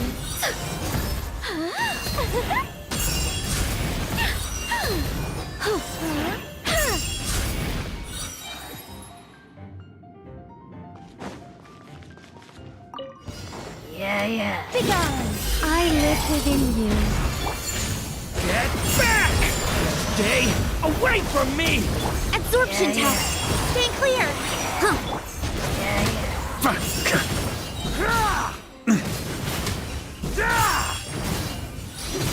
Shred him! Splash! Maria sweeping in! Such defiance! Our little secret. Leave it to me! A turning point in... Animal Tech 6308! Enhanced Burn!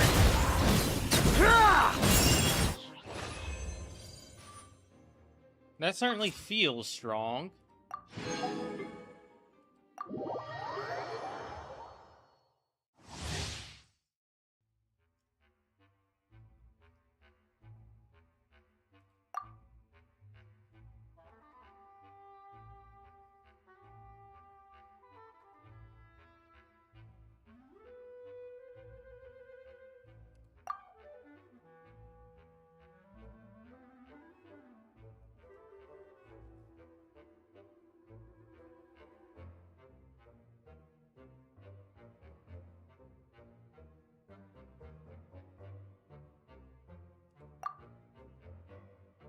So elemental skill is how you get the support.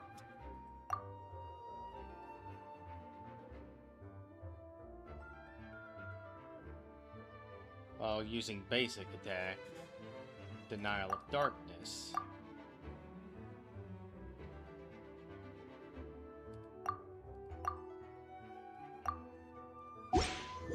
Alright, so is this team meant for on-field or off-field? Looks like it's meant for on-field. Jumpy dumpy go! Burst forth! Moments of birth! Everybody stand back! Get back! Element for the end!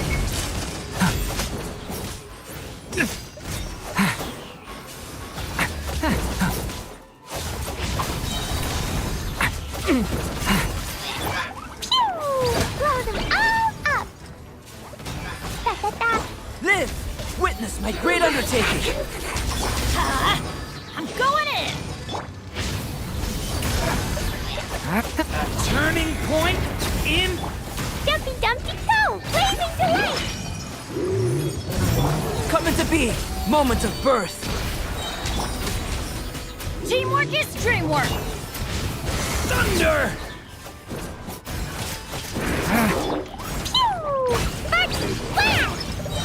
Burst forth! Witness my great undertaking! Let's light it up! Everybody stand back! There we go.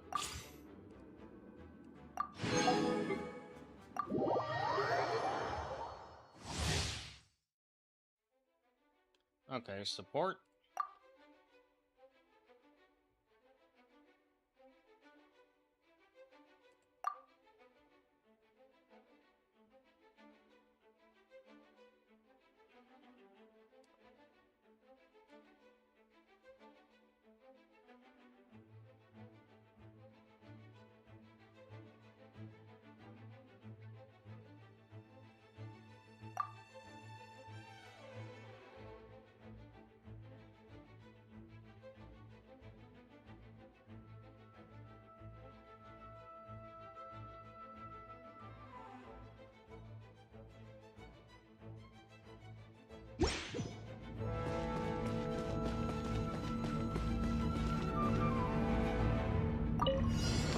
Story has only just begun! Stay back!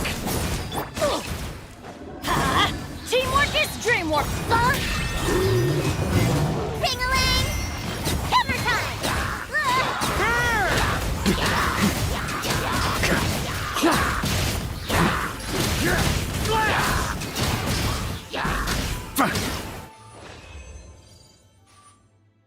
Okay.